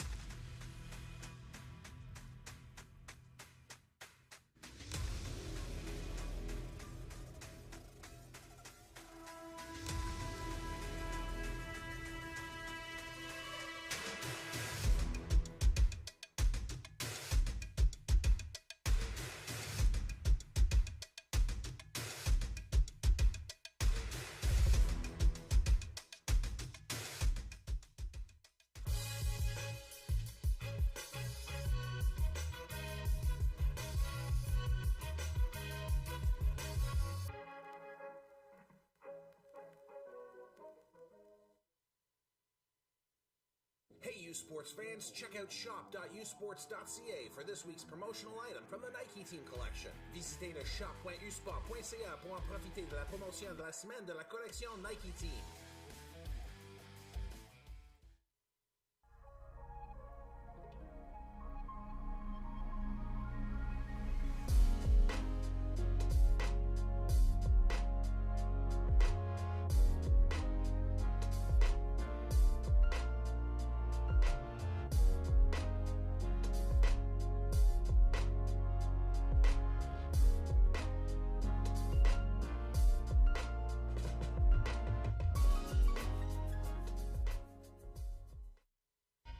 call to empower, to unite, and to celebrate the bold in all their glory.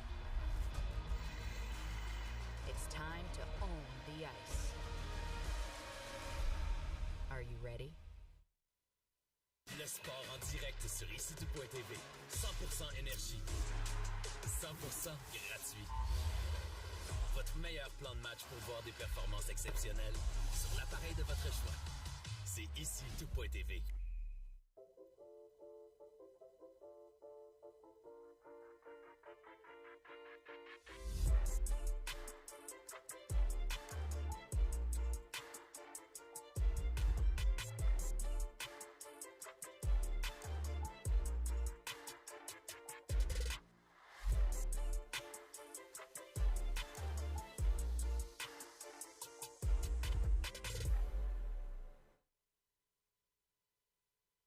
This is a call to empower, to unite, and to celebrate the bold in all their glory. It's time to own the ice. Are you ready?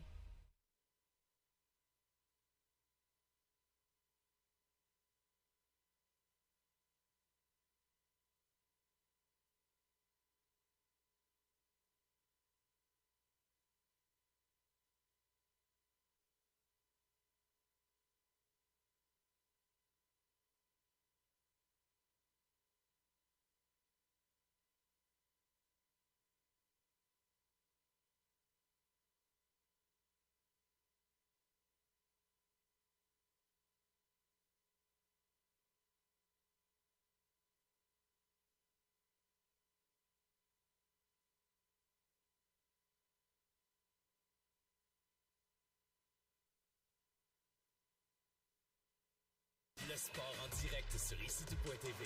100% énergie. 100% gratuit. Votre meilleur plan de match pour voir des performances exceptionnelles sur l'appareil de votre choix. C'est ICTU.tv.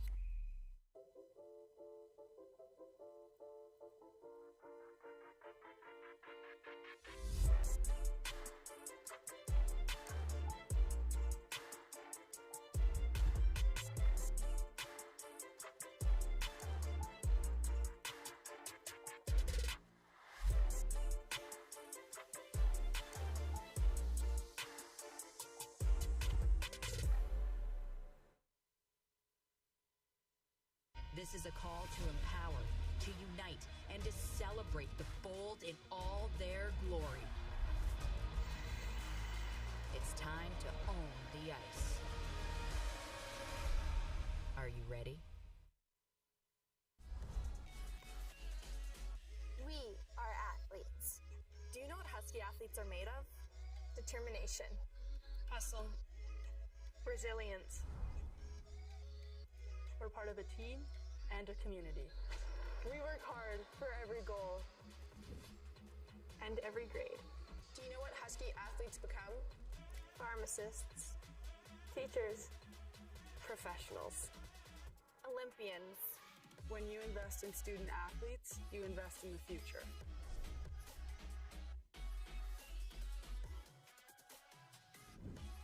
When you elevate her, you elevate the game. Watch women win. Everyone watches Husky women's sports. See her, be her.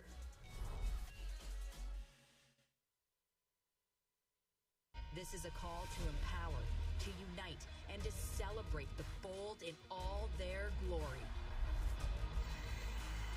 It's time to own the ice. Are you ready?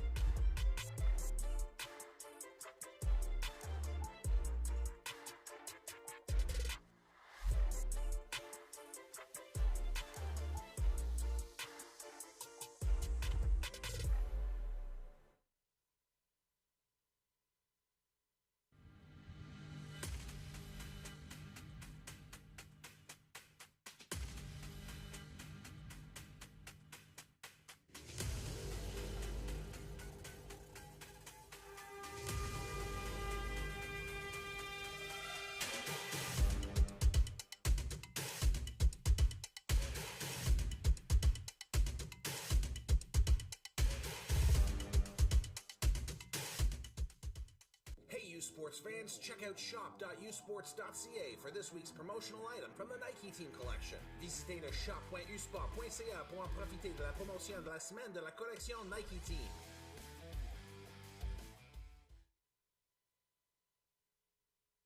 At the University of Ottawa, we're open to people and cultures, to diversity, to open fields where minds run free, to possibility and discovery. We're open to changing times that force us to grow, and bold ideas that shape the status quo. We're open to balanced lives and spirits that thrive. But most of all, we're open to you.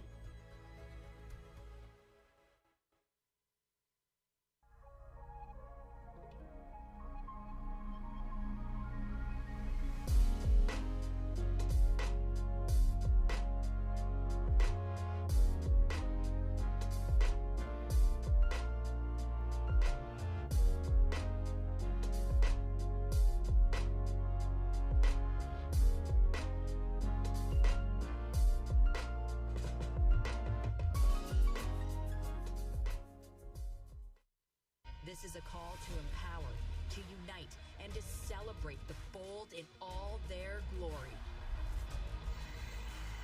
It's time to own the ice. Are you ready?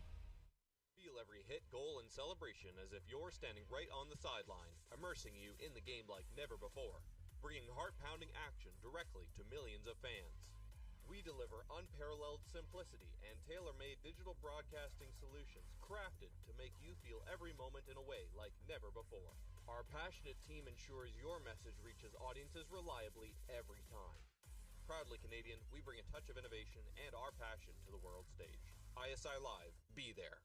Hey, U Sports fans, check out shop.usports.ca for this week's promotional item from the Nike Team collection. Visitez le shop.usport.ca pour en profiter de la promotion de la semaine de la collection Nike Team.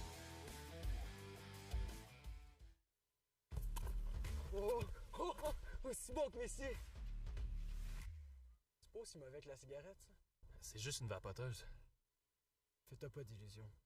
Vapoter, c'est jouer avec sa santé. Brise l'illusion.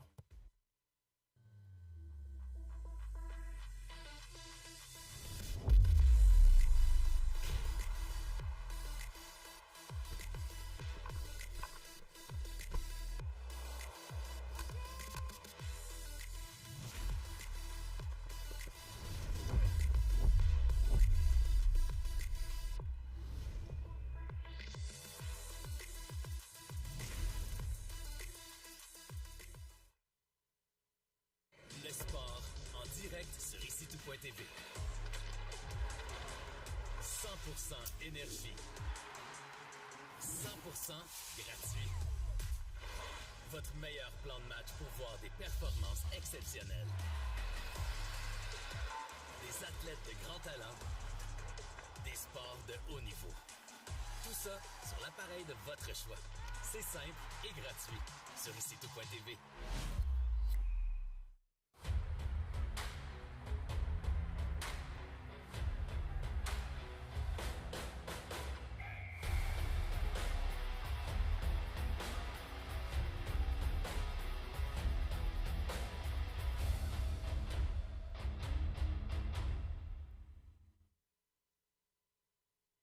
Sports on CBC, presented by les championnats U-Sport à Radio-Canada, une présentation du gouvernement du Canada, the Government of Canada, Nike, Fox 40, Theraburn Medical Supplies, Les Bagues Baron Rings, APAR, and by BioSteel.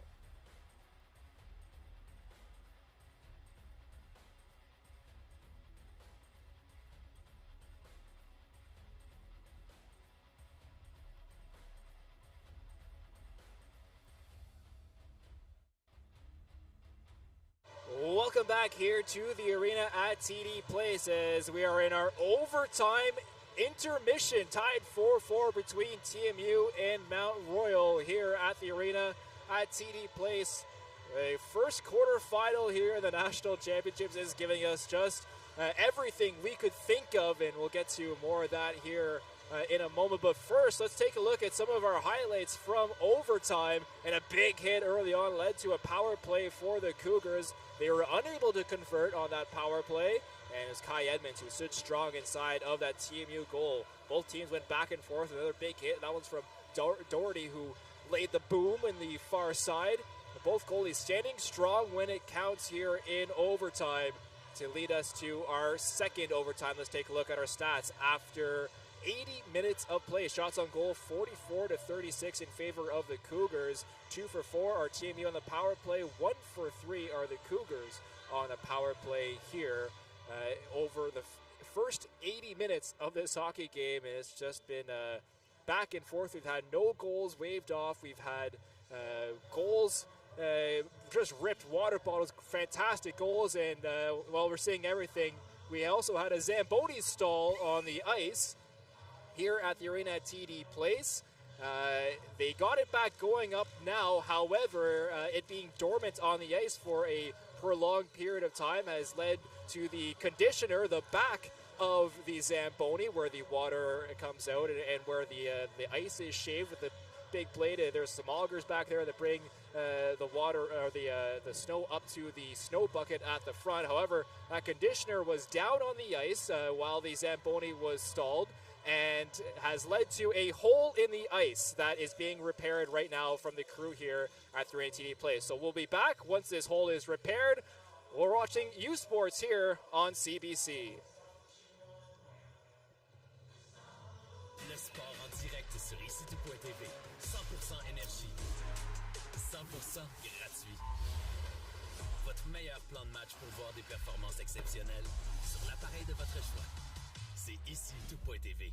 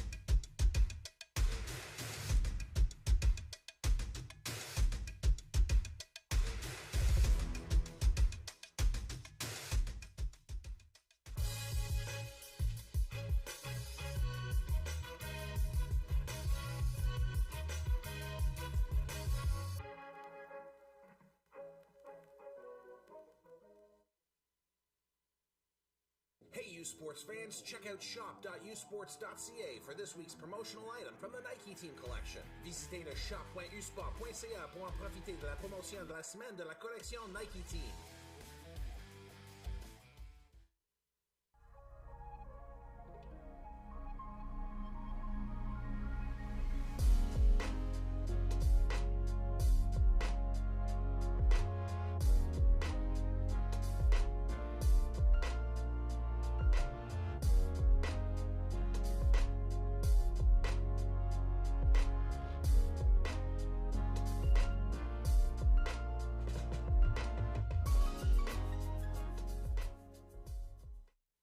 This is a call to empower, to unite, and to celebrate the bold in all their glory.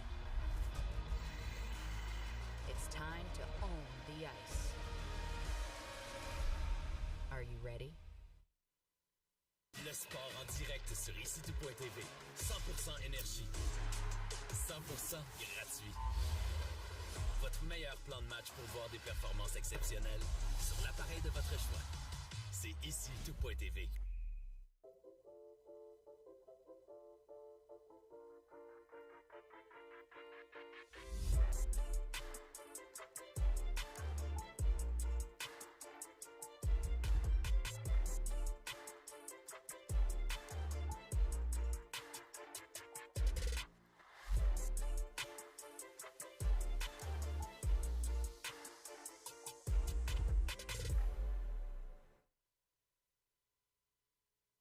This is a call to empower, to unite, and to celebrate the bold in all their glory. It's time to own the ice. Are you ready? We are athletes. Do you know what Husky athletes are made of? Determination. Hustle. Resilience. We're part of a team and a community. We work hard for every goal and every grade. Do you know what Husky athletes become? Pharmacists. Teachers. Professionals. Olympians. When you invest in student athletes, you invest in the future.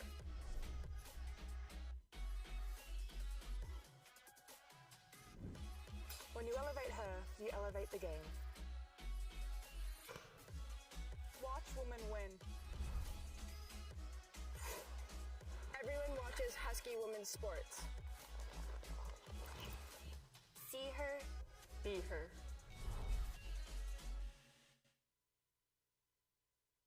This is a call to empower, to unite, and to celebrate the bold in all their glory.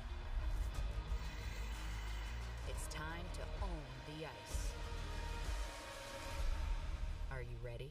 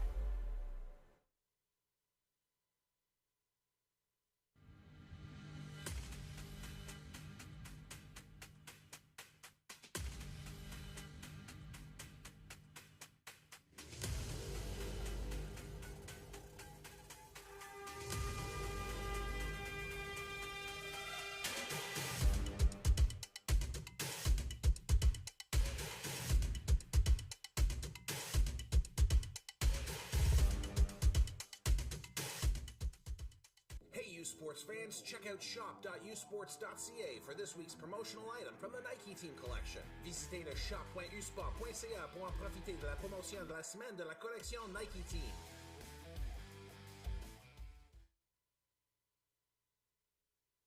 At the University of Ottawa, we're open to people and cultures, to diversity, to open fields where minds run free, to possibility and discovery.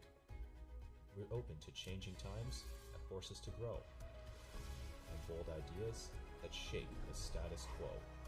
We're open to balanced lives and spirits that thrive. But most of all, we're open to you.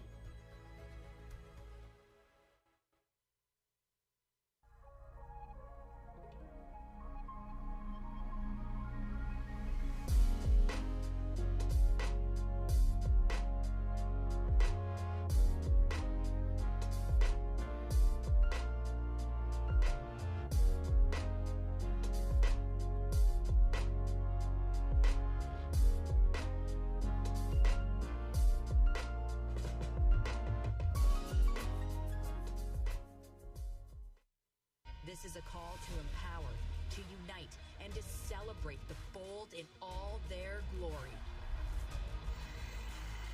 It's time to own the ice. Are you ready? Feel every hit, goal, and celebration as if you're standing right on the sideline, immersing you in the game like never before, bringing heart-pounding action directly to millions of fans.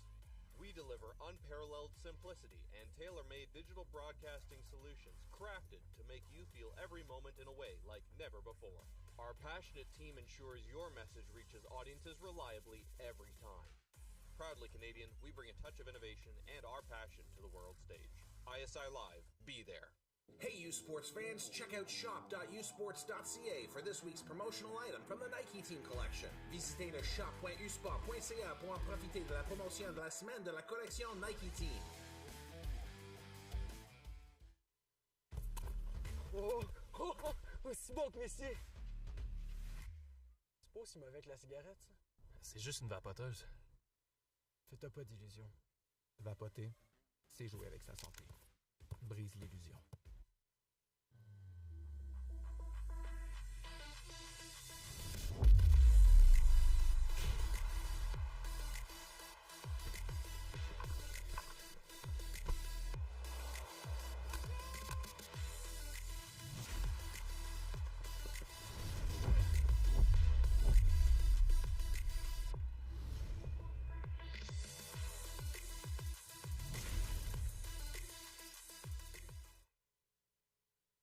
Le sport en direct sur ici-tout.tv. 100% énergie. 100% gratuit. Votre meilleur plan de match pour voir des performances exceptionnelles. Des athlètes de grand talent. Des sports de haut niveau. Tout ça sur l'appareil de votre choix. C'est simple et gratuit sur ici-tout.tv.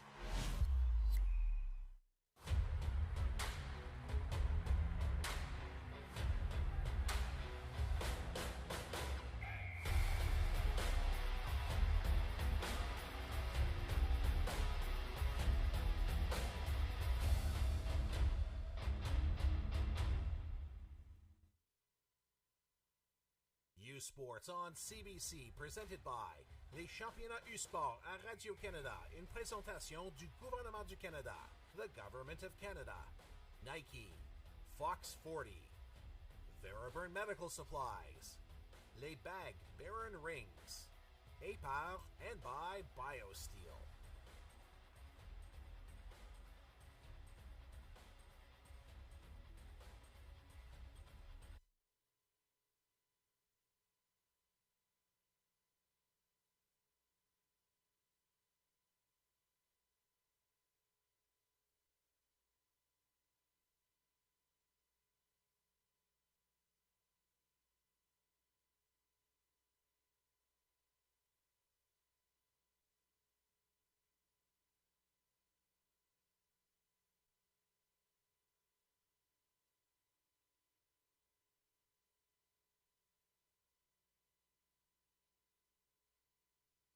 And we will be back soon with hopefully an update on the ice that is happening, the ice environment, the ice outlook that we were having. At the University of Ottawa, we're open to people and cultures, to diversity, to open fields where minds run free, to possibility and discovery. We're open to changing times that force us to grow, and bold ideas that shape the status quo. We're open to balanced lives and spirits that thrive. But most of all, we're open to you.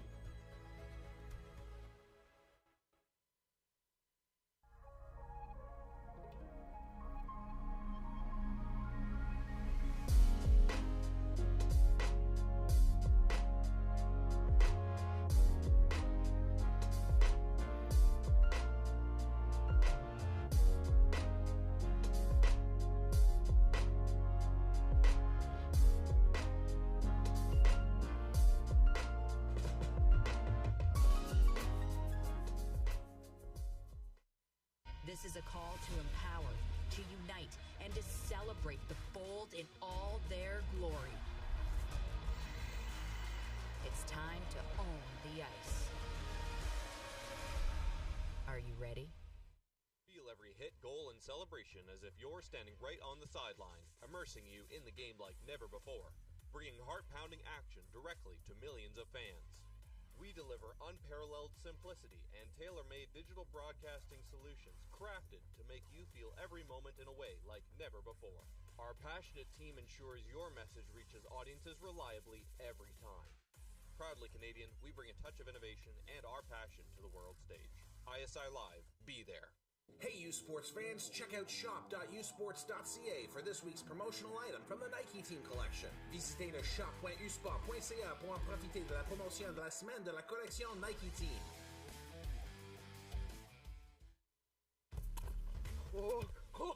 Smoke, Messi!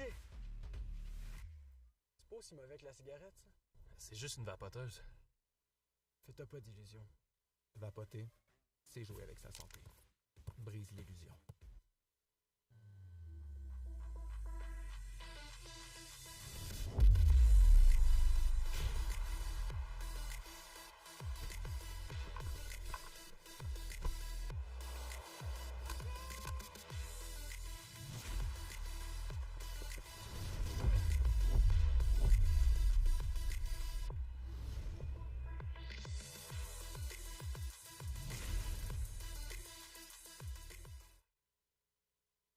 Le sport en direct sur ici-tout.tv.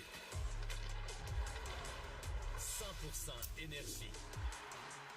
100% gratuit. Votre meilleur plan de match pour voir des performances exceptionnelles. Des athlètes de grand talent. Des sports de haut niveau. Tout ça sur l'appareil de votre choix.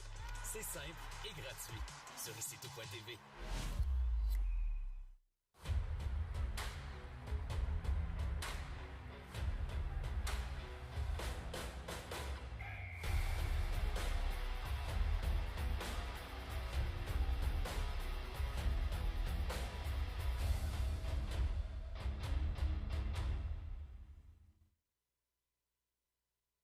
Sports on CBC, presented by les championnats U-Sport à Radio-Canada, une présentation du gouvernement du Canada, the Government of Canada, Nike, Fox 40, Theraburn Medical Supplies, Les Bagues Baron Rings, APAR, and by BioSteel.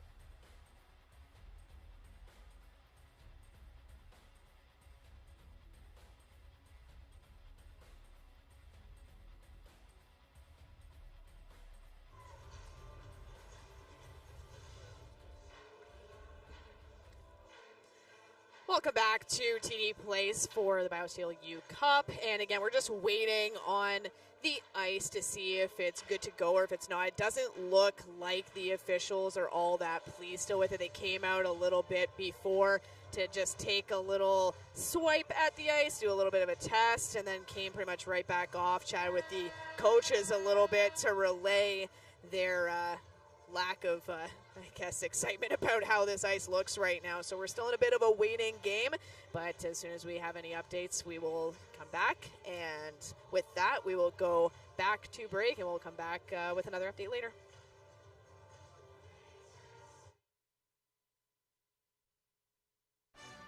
Early mornings, late nights, every rep, every sacrifice leading to this. Fueled by BioSteel, the best get the chance to make their mark. One weekend, one shot at glory.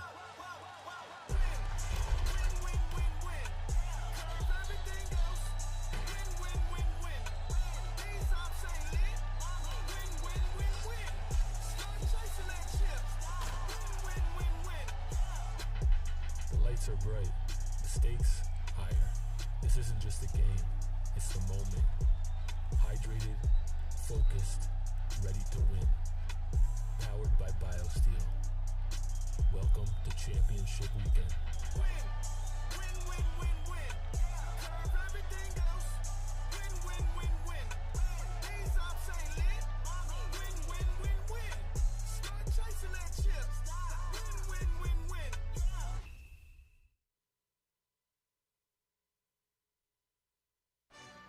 Early mornings, late nights, every rep, every sacrifice leading to this. Fueled by BioSteel, the best get the chance to make their mark. One weekend, one shot at glory.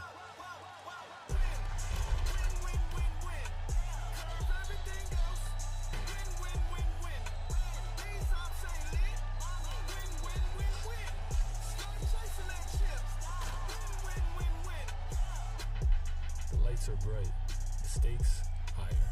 This isn't just a game, it's the moment. Hydrated, focused, ready to win. Powered by BioSteel. Welcome to Championship Weekend. Win, win, win, win, win.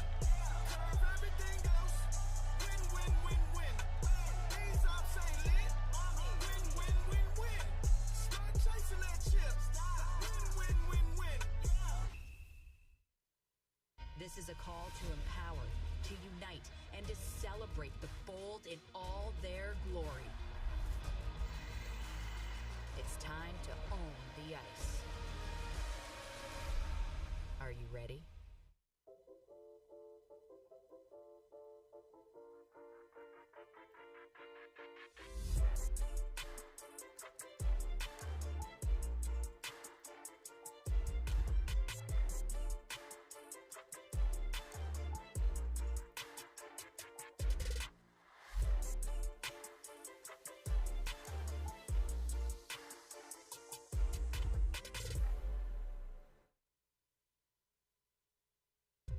Where exceptional student athletes are born.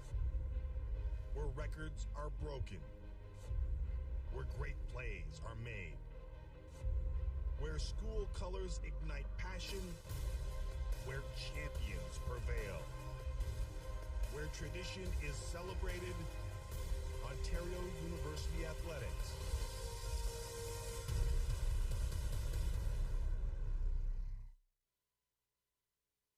Hey U Sports fans, check out shop.usports.ca for this week's promotional item from the Nike Team Collection. Visitez le shop.usport.ca pour en profiter de la promotion de la semaine de la collection Nike Team.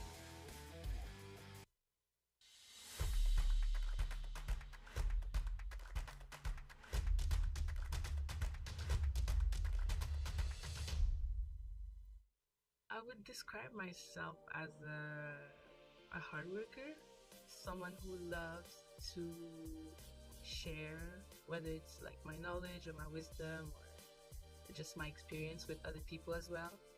Very generous. I love to give back to others, whether it's like my community, my family, or my friends. And I'm in my 3rd year already. In Quebec, we have what we call the CEGEP, and I knew that I didn't want to go to the States. Like, my goal was to stay in Canada and, if possible, to stay in Quebec.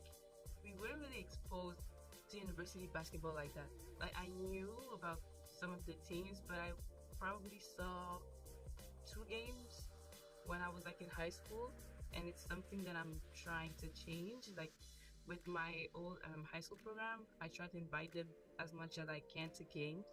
It wasn't really until CEGEP that I was like, okay, this is something that I want to do. It's just basketball is a motivation for me. Also, when it comes to school, I would love to work in high schools with youth, because I think that that's something that I would have benefited from when I was in high school, like that kind of social work, like support that we can offer. Last year, I was at a shelter for women, for single women and women with children. It was a life-changing experience, honestly. I got to see different issues that I was not really, like, I knew about, but until you're facing it, then you don't really realize how hard some people really have it in life. Understanding that we all have a part in, like, making this world a better place. We're not all going to be social workers. We're not all going to work in a field that's, like, related to social work, but it's in everyday lives, in our interactions with people, even the people that we know in our circle, in our families and stuff. The way we show up for people matters.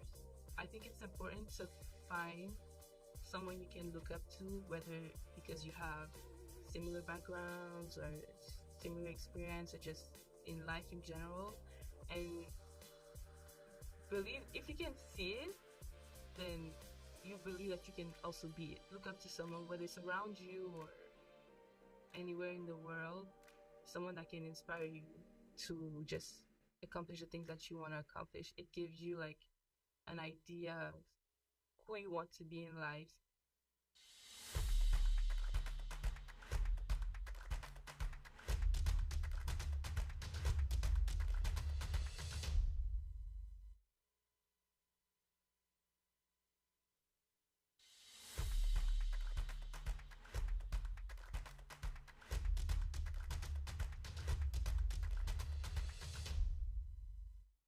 I'm a student athlete here at the University of Lethbridge, and my major is neuroscience.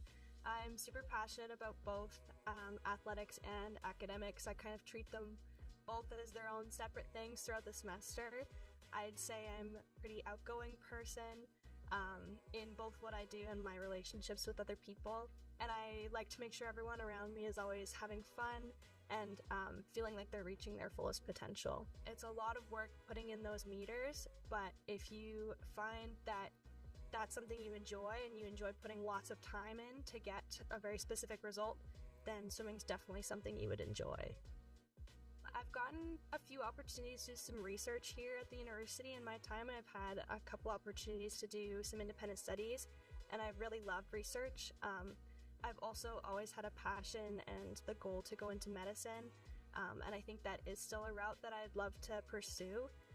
So right now the goal is to pursue med school after my undergraduate, but I'm hoping in the long term that I can incorporate some research into my work as well. This year, I piloted a girls and women's mentorship program between the same club that I grew up swimming with and our university program.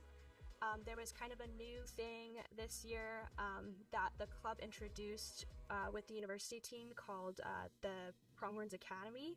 And I just figured with that close relationship that we're going to be having with them, we might as well have a program in place to kind of help them through their struggles that we've kind of already been through and are on the other side of. It's a long haul to get to university swimming. You start usually pretty young, and so if you make it all the way to university swimming and it's still something you're wanting to do, you've usually been through a lot by that point, but you've also probably had a lot of opportunities and a lot of people to help you along the way. And so I feel like the mentorship program is kind of my way of being that person for somebody else who wants to be in my shoes one day, which is pretty cool of me. Try everything and anything that interests you, because something's gonna stick. And even just with volunteerism, I've gone through so many different things, and I'll volunteer for one place, and it's okay to go volunteer somewhere and not like it. just because you're a volunteer and you're supposed to be like giving back to your community, it doesn't mean it's like a bad thing for you to step away from something you don't enjoy. Just keep looking, because you will find something that you enjoy.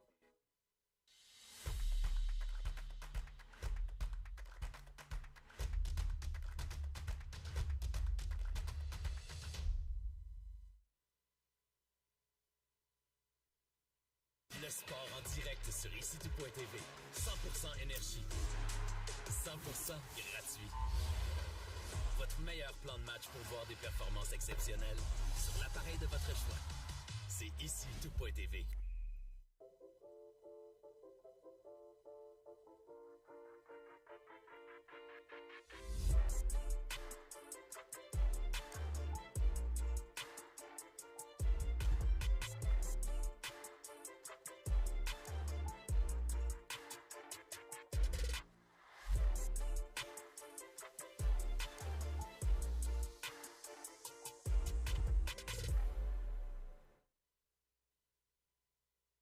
This is a call to empower, to unite, and to celebrate the bold in all their glory.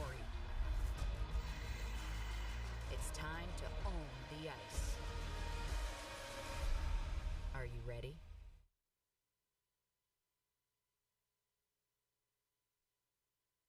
We still continue our overtime wait here at the arena at TD Place. 4-4 the scoreline between TMU and Mount Royal University here as we wait for our second overtime. As for those of you who are just joining us, we had the Zamboni stall on the ice in the intermission between the first and second overtime. Players are going to get about 90 seconds to warm up once we get back going here. The repairs are almost complete to the ice. They're just letting it a little bit freeze up here. The issue where the Zamboni stalled is inside the area, or the side where the players are going to be coming out of on the what will be TV side, right side of the screen, just to the far side of the trapezoid line into the far corner. So that will be somewhere where they'll have to watch going in with ridges on the A's, going in to get pucks down inside of that corner and curling around the net. We'll have to watch their edges, Brianna. But just how tough is this as a former player, Brianna? How tough is it to sit for this long? And it's such a crucial game between overtime periods. Legs get tired, I'm sure. You're not sure if you're getting undressed or staying dressed up. how does this affect you mentally and physically? Oh, it would make you manic. I mean, it's important, though, to keep calm during that time, and the challenge really lies, and every player is so individualistic. Every player has their own prep, their own routine, and this type of extended period where you're off the ice and you're not sure what's happening can really affect that and how you're coming out now into this overtime. And yes, you'll have an opportunity to warm up when you get out here, about 90 seconds, but it's still the mental aspect of making sure that you still just stay in your zone, whether it's listening to music, whether it's getting up and walking around, whether it's stretching, whether it's taking your skates off or not. Everyone has their own routine. You have to make sure that you stick to it as much as possible instead of just letting this affect your routine and your prep, because it's way outside your control. So as long as you're controlling what you can and not, letting the noise from outside come in and you're able to block it out, that's the best way you can go and approach this, in my opinion and experience. Well, the players are now making their way onto the ice to the applaud of the crowd here at the arena at TD Place, as MRU is first to take the ice and TMU will follow, and then we'll start our 90 seconds of warm-up, I guess, mid-warm-up, wherever you like to call it, re-warm-up period. As I'm not sure if the pucks will be allowed. I doubt there'll be pucks on the ice. I think it'll just be a little bit of a skate around to get used to the ice surface. These 90 seconds, I mean, how much do you really get, especially if you're maybe down the depth chart a little bit, how much do your legs actually really get going when you're staying for this long in these 90 seconds? And what do you try to work on? Honestly, for me, I think I'm doing exactly what the players are out here doing. You're getting some pivots in from backwards to forwards, forwards to backwards. You're getting your edges going. You're getting some hip movements going. If you're a goalie, you're making sure your crease is all snowed up the way you like it, just getting those movements in, because again, there's only so much that you can do, and it's really less about the puck control and the puck movement. It's really about getting those legs going. You see some players coming out and stretching, and again, it all depends what each player was doing during this extended break that they had when they were in their respective dressing rooms. So the stretches, get a couple of sprints going back and forth, and as we mentioned, the ridge in the ice, I'll use the term ridge, is in the TMU end right now, where they're warming up on the far trapezoid line, just past the far trapezoid line behind Kai Edmonds. So puck's going into that corner. If you're defending in that half of the ice, you have to be cautious going in, but if you're on the offense, do you use that as maybe being able to get a crazy bounce of some sort, or at least putting pressure? Do you want to dump in toward that corner more now that you know that there's potentially an issue there? I don't know. It could go either way. There's arguments for doing that and, focusing in on it and putting the puck through. And there's arguments for wanting to stay as far away as possible. And a little bit of the mental aspect comes into that as well. I think you have to still play the game the way you would play the game, regardless of whether there's this ridge here or not, because at the end of the day, it's a game, it's sport, and no matter what you do, it's a game where any bounce can have an effect on the outcome. So I think mentally, if it were me playing, I would just go about my game as usual. Be aware that it's there and maybe have a little bit extra caution if you're going towards that area, but otherwise, just playing your game the way you normally would. Well, patience pays off. Thanks for sticking around with us. We're back underway here in double overtime in the first quarterfinal of the 2012 National Championships. And Playfair picks it up off the glove pass from Walker. Walker is stripped off the puck. Playfair trying to grab it. Winner will move on to the semifinals on Saturday. One goal to decide it. Couldn't find anything in the first overtime. Do we see a winner here in overtime number 2? Back inside of the TMU zone. Ripped off the glass and down ice, and that will be icing called against the Bold. And again, par for the course here. We've seen a lot of icings coming from the Bold here throughout so far this 80 minutes and counting. And again, anytime you're giving the other team a time to set up in your zone and an offensive zone face-off, it's not exactly what you want to go and do. There was no need for that. There was no pressure, nothing. So TMU really needs to be better with managing their puck. Face-off won by the Bold. They get it off the glass and out. Patton. Bouncing puck, trying to control it, and does. Reverses over to the far side. Played forward, trying to streak toward goal, and Edmonds is there to hold on as Stevenson was racing in, trying to get past his man. It was a good job by Grigorov actually coming back on the back check, tying up Stevens, which allowed Edmonds to corral that puck very calmly and keep it for a face-off. We're going to take a look just at that replay there. As again, it goes on Edmonds. He's able to corral it as Grigorov and Iannello closed out Stevenson from MRU to allow that time and space. Bowie going to take the defensive draw for TMU against Stevenson.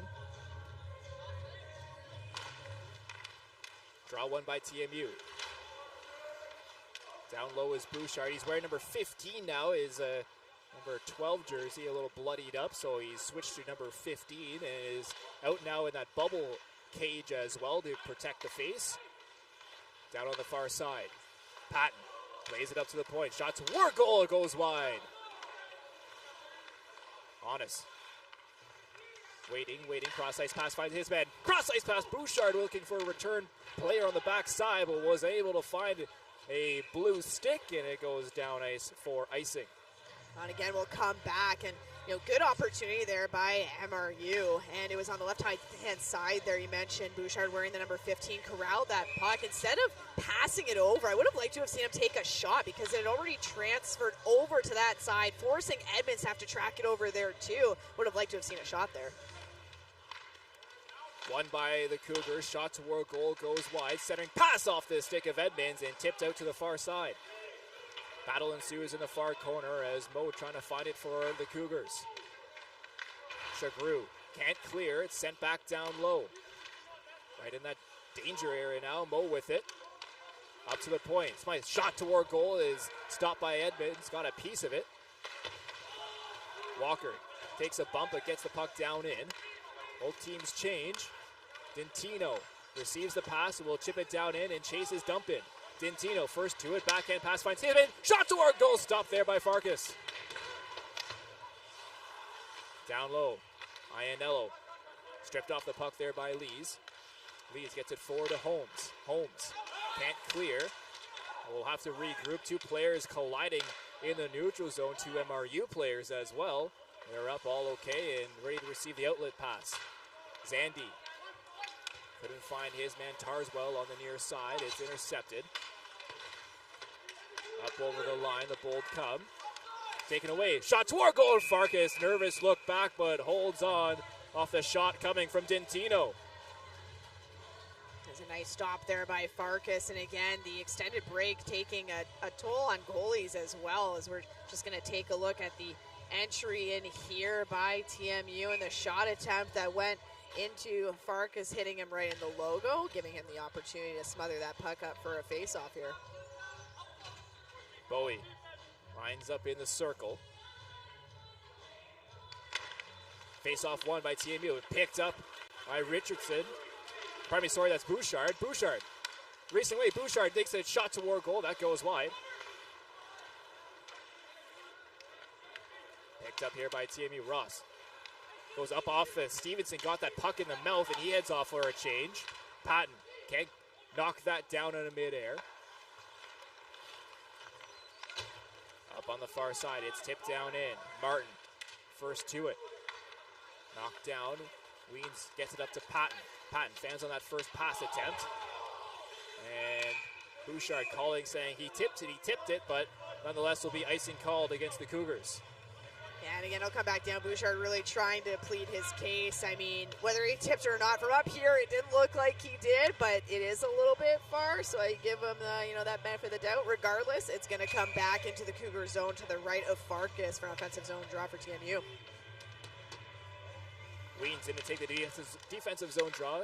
Chagru wins it, though, for TMU. Puck in the skates. Patton trying to clear. Chagru can't get it back in deep. Patton backhands it down in. Grant first to it for the Bold. Melikov up ice over the line. Will ring it down in off his stanchion toward this near side. Portocalis gets it over to the far side. Chagru. Portocalis. Melikov makes a move. Melikov to the side of goal. It's steered away by the Cougars, and Weens up toward this near side. Holmes gets it down in. Ross was in his way. around the boards and cleared out to the neutral zone. Bouncing puck. Hannes. Up ice. Grabs it there to Zandy. Zandy stripped off the puck. Dintino finds a pass forward. Here's Gersoy. Gersoy drops it there. Shot toward goal is blocked on the way by Hannes.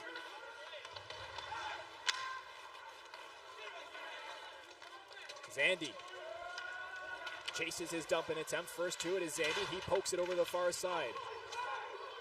Around the boards, Bold pick it up, will lift it high and out to center. Knocked down, good hand-eye coordination by Grigorev. As a big hit there as Tarswell drills Rad from behind, right in front of the benches, and we're going to see a power play here, I believe. Or is it going to be icing? Is it just icing? The referee's hand was up in the air, but that may have been for the line change, it looks like, and that's what it is. We're just going to take a look.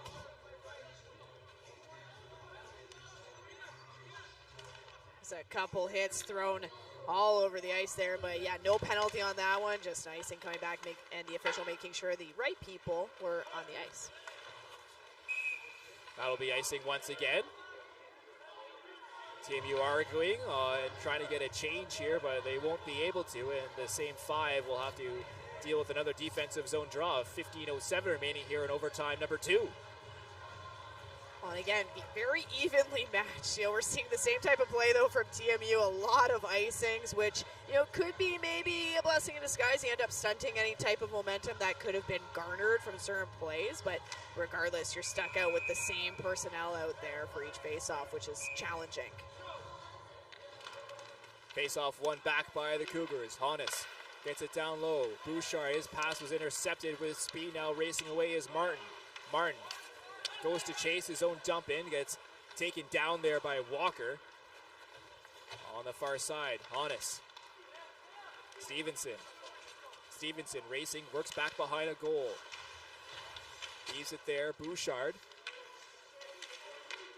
Racing away on the far side. Centering pass out for Stevenson, but it's cleared away by Condata, who got a stick toward that, and now the Bold can get a full change. Quickly, though, Patton trying to send it up ice. We'll get it down in deep. Mo to chase. On it, though, for the Bold is Brand. Work forward.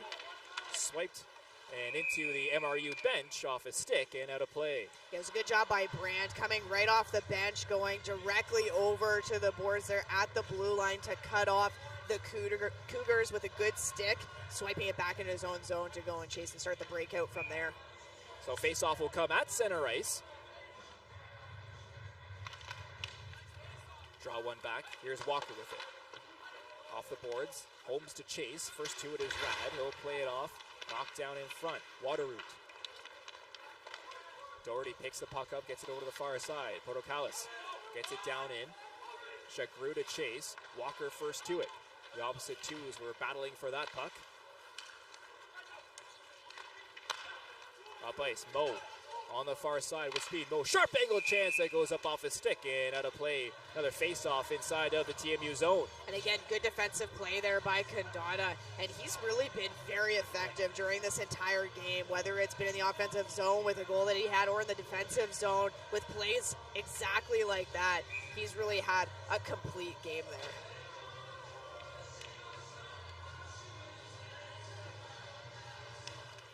Scramble draw, one back by TMU. Grigorev gets it forward. On the stick, though, it lands of a Cougar. Zandy knocked down here in their own end as the Cougars work behind their own goal. Smythe gets it forward with speed up through the line. Tarswell takes a shot. It's blocked on the way to goal. That was Ross getting in between that shot and goal. Battle ensues in this near corner. Tarswell coming up with his, stripped off the puck, and it's flipped forward down ice.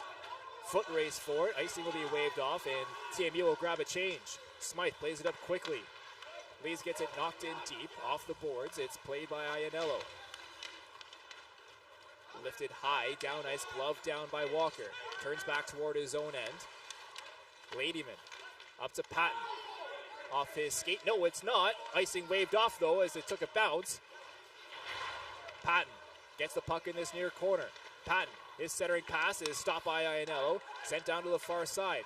Patton gets it back behind goal. Work to the point, Ladyman just swipes at it to keep it down in. Picked up by the Bold through Bouchard, and Walker has to retreat. Knocked forward, Ladyman first to it for the Cougars around the boards. Bowie picks it up at center and will just dump it down in deep. Walker, the captain, behind his own goal, finds an outlet pass to Weens. Weens forward to Holmes, over the line. Holmes backhand pass trying to find Patton. Now MRU caught on a change here. Back the other way comes Melikov. Melikov on the far side, trying to center in front, but a good back check coming from the Cougars. Glove pass as Portocalis touches up after Liam Ross got way high up. Looked like Travis Kelce up there getting high up and trying to glove that puck down. And it was a good defensive play. It was actually Hannes who was following that puck, that scenic route as TMU was trying to go around the outside. I think you said it was Belikov. And, he made a really good play, making sure he stayed on the inside track, not taking a penalty, but not allowing TMU into that slot area. Aquilon with it, over to the far side. Hannes gets it forward to Holmes, who dumps it down in deep. Around the boards on this near side, it's played by the Bold. Trying to clear, and they do. Cross-ice pass goes down ice, and that will be icing called, as first to it on the race was Aquilon, and icing against the Bold. Yeah, TMU not happy about that one, saying that they got a stick on there or that they won the foot race. Regardless, it falls on deaf ears at this point, especially as the officials bring it back down into the TMU zone to the right of Edmonds. 11:41 remaining here in double overtime. Draw one back. Hannes finds his man at the point, shot off the end boards. Lees couldn't find it. Picked up by TMU. Grigorev gets it over the far side, gets it back. Grigorev, his shot off the stick of Ladyman, who was sprawling to block that shot, and up out of play, and his teammates on their feet applauding that effort. Oh, absolutely. And again, why wouldn't you? Especially at this time of the game, second overtime period, and you're sacrificing your body there to make that play. Phenomenal. We're going to take another look at it here. The entry over Grigorev, and then the absolutely phenomenal block there by Ladyman as he gets some well-deserved taps from his teammates for that one. Bowie will take the offensive zone draw here for the Bold. These defensively scramble draw, trying to find it. It's the Bold to come up with possession. Bowie sends it back down low for Martin. Martin getting hammered there, sends it behind goal for Playfair. Playfair spins, fires, that goes wide. Ross, his shot in, stopped by Farkas, who holds on for a face-off. Liam Ross just getting pucks toward goal, trying to find a rebound there for his players. Well, and again, it's a good play to make, as we've seen throughout the entirety of this game. Any shot towards the net is a good opportunity, as you see Ross going over there and putting it on net. Again, what would have made it a little bit better is had there been more traffic in front. His teammates kind of dispersed and parted there, but never a bad time to put the puck on net and see what happens. So Boy will take the offensive zone draw once more. This time he wins it back. Iannello's shot is blocked there by Bouchard. Patton picks it up. 3-on-3 the other way. Patton up over the line. Over to Bouchard. Sharp angle chance is swallowed by Edmonds, who just holds on for a face-off. There's a good block there coming from Bouchard, and it's nice to see that he's not afraid to go and still get in front of those shots, get in front of the puck, regardless of what happened earlier in the game, taking something up high and having to leave for a little bit to get it tended to. So nice to see there's no hesitation there in getting in the shooting lanes. Cut up on his lip there that had to be patched up. That's why you see him wearing that bubble cage, and back out there, the Warrior. That's a hockey player right there. Oh, he was not missing this. There's no way. Chagru couldn't get it down in deep. He was blocked by Walker, who has to curl back in his own end. Fans on that. Chagru takes a quick chance, and Farkas is there to bail out his captain. At the point, sent down in deep once more. Walker doesn't fan on that one. Gets it down in. Foot race forward, and Ross is first to it. As Bouchard was chasing, Ross turned the Jets on to make sure there is an icing. We're just going to take a look at the replay here of just fanning on the puck by Walker and the shot opportunity coming from Shagru. And again, you know, as a defense, that is one of your biggest nightmares. That and hitting pads at the point. Those are the top two. So, you know, it happens though, and glad to see for RMU that Farkas was able to bail out his captain, because it does happen, and no one's any worse for wear there. Around the boards, down ice, and that will be icing once more against the Cougars. And I'm not sure what the play is there, if there even was a play. I mean, the only thing I could fathom is that their left winger, which would be Bouchard, is supposed to go and chase off that puck, which I think he did the first time. Second time, maybe didn't get the memo there. Maybe only so many times you want to sprint down 200 feet as well. I understand. He's had a rough game, too. I get it.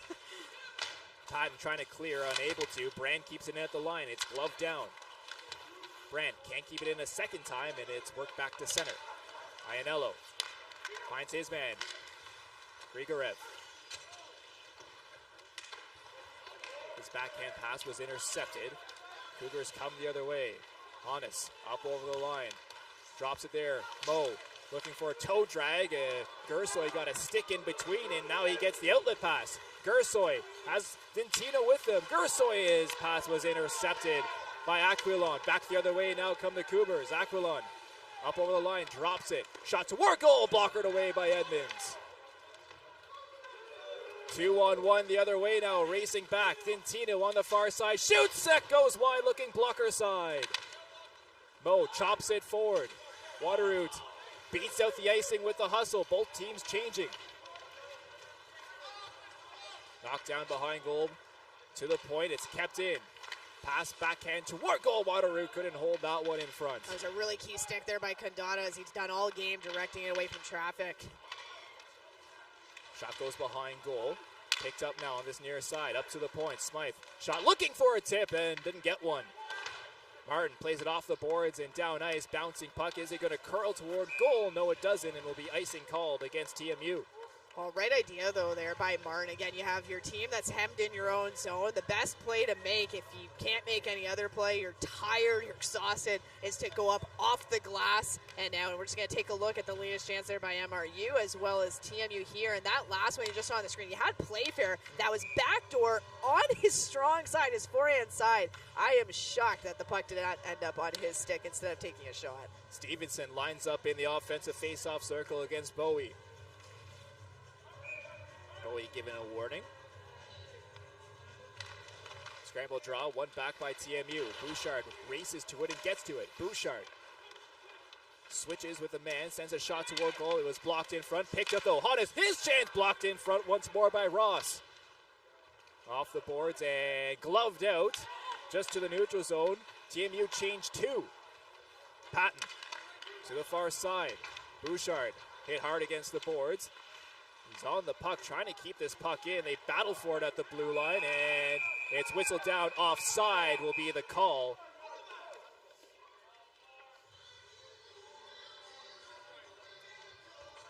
Well, we saw the physicality early on in this hockey game, and it's dialed back here in overtime, Brian. Of course, no one wants to take that penalty in overtime that could lead to a power play. We're seeing everything so tight in overtime as usual, as an overtime do-or-die game is. I think it's also because both teams are exhausted, and I feel for them. I mean, credit to both them. It is very challenging to go and play the amount of hockey that they've been playing, so kudos to them and still going strong. Doherty gets it down in deep. Walker first to it. Ladyman on it on this near side. Off the boards. Mo gloves it down to himself. Trying to find Holmes. Holmes gets it down in deep. Brand first to it for TMU. He'll fire it around the boards to the far side. Portocalis gets it up. Iannello. Off the glass, down ice once more. On this near side, Walker on it. Doherty chasing. Played forward to the neutral zone. Ross. TMU look like they're double shifting their top D pairing.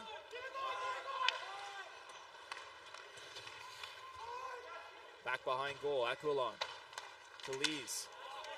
Nice pass forward. Racing away. Here's Zandy. Zandy pinned up against the boards there by Ross. Delay call coming up. Penalty will go. It's going to be holding the call. And I believe it's going to be the Bold headed to a power play here. in double overtime. Yeah, it's going to be Zandy there that's called for the hold, and it really started. We'll take a replay here as it was Ross who made a really good play, and that's where you saw the arm, though, coming from Zandy and coming down on Ross's arm to pull him back. And Ross just had really great gap control, which allowed for that, and he took the body, and he turned at the right time, getting in the way of Zandy as well. And again, part of that call for Zandy was just exhaustion. You know, it's the mental fatigue as well. You've played a lot of minutes at this point, and it's an undisciplined play, but I understand where it was coming from. So power play for TMU here. They scored one on the power play already. Grigorev gets it over to the far side. Gersoy down low. Savard trying to find it to the point. Iannello chips it back down low.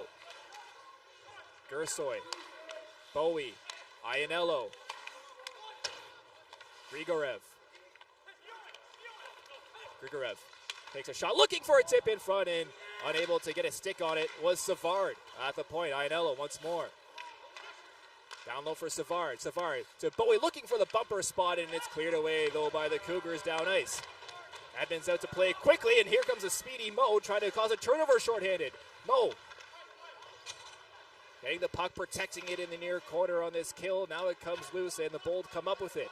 Minute 4 seconds remaining here on this TMU power play. Grigorev waiting, enters the zone now with speed. He bursts into the far corner. Grigorev turns, backhands it back down low. On it now, here's Playfair. Up to the point, Kondata. Grigorev, Kondata. Fake one-timer on the far side. Now a shot toward goal is blocked. Grigorev picks it back up. 36 seconds remaining on this power play. Grigorev waiting, plays it to the point. Kondata once more. Grigorev, top of the circle. His shot, he fans on that one, goes wide. Puck comes loose over to the far side. Kondata keeps it in. Work back down low by Dintino. Playfair working away. Dintino picks it up at the half boards. Walks in. Dintino. His shot goes wide. Looking short side. Portocalis gets it up. Kondata. One-timer tip. Dintino. That fires wide and all the way down ice. And the Cougars get the kill they need. They're back to even strength. Oh, that's an important kill, obviously, for MRU. And, you know, tough for TMU. They had some pretty good looks, but MRU did a great job on the PK, making sure they got in lanes and didn't really give the Bold all that much. Now here's a shot coming in. Melikov is blocked in front. Picked up by MRU. Worked for it. Intercepted by Shagru. Shagru battling his opposite number, Walker. Walker's backhand only gets to the point. Shot is fluttered toward goal and blocked in front. Knocked down by Aquilon, trying to spring his man. Raji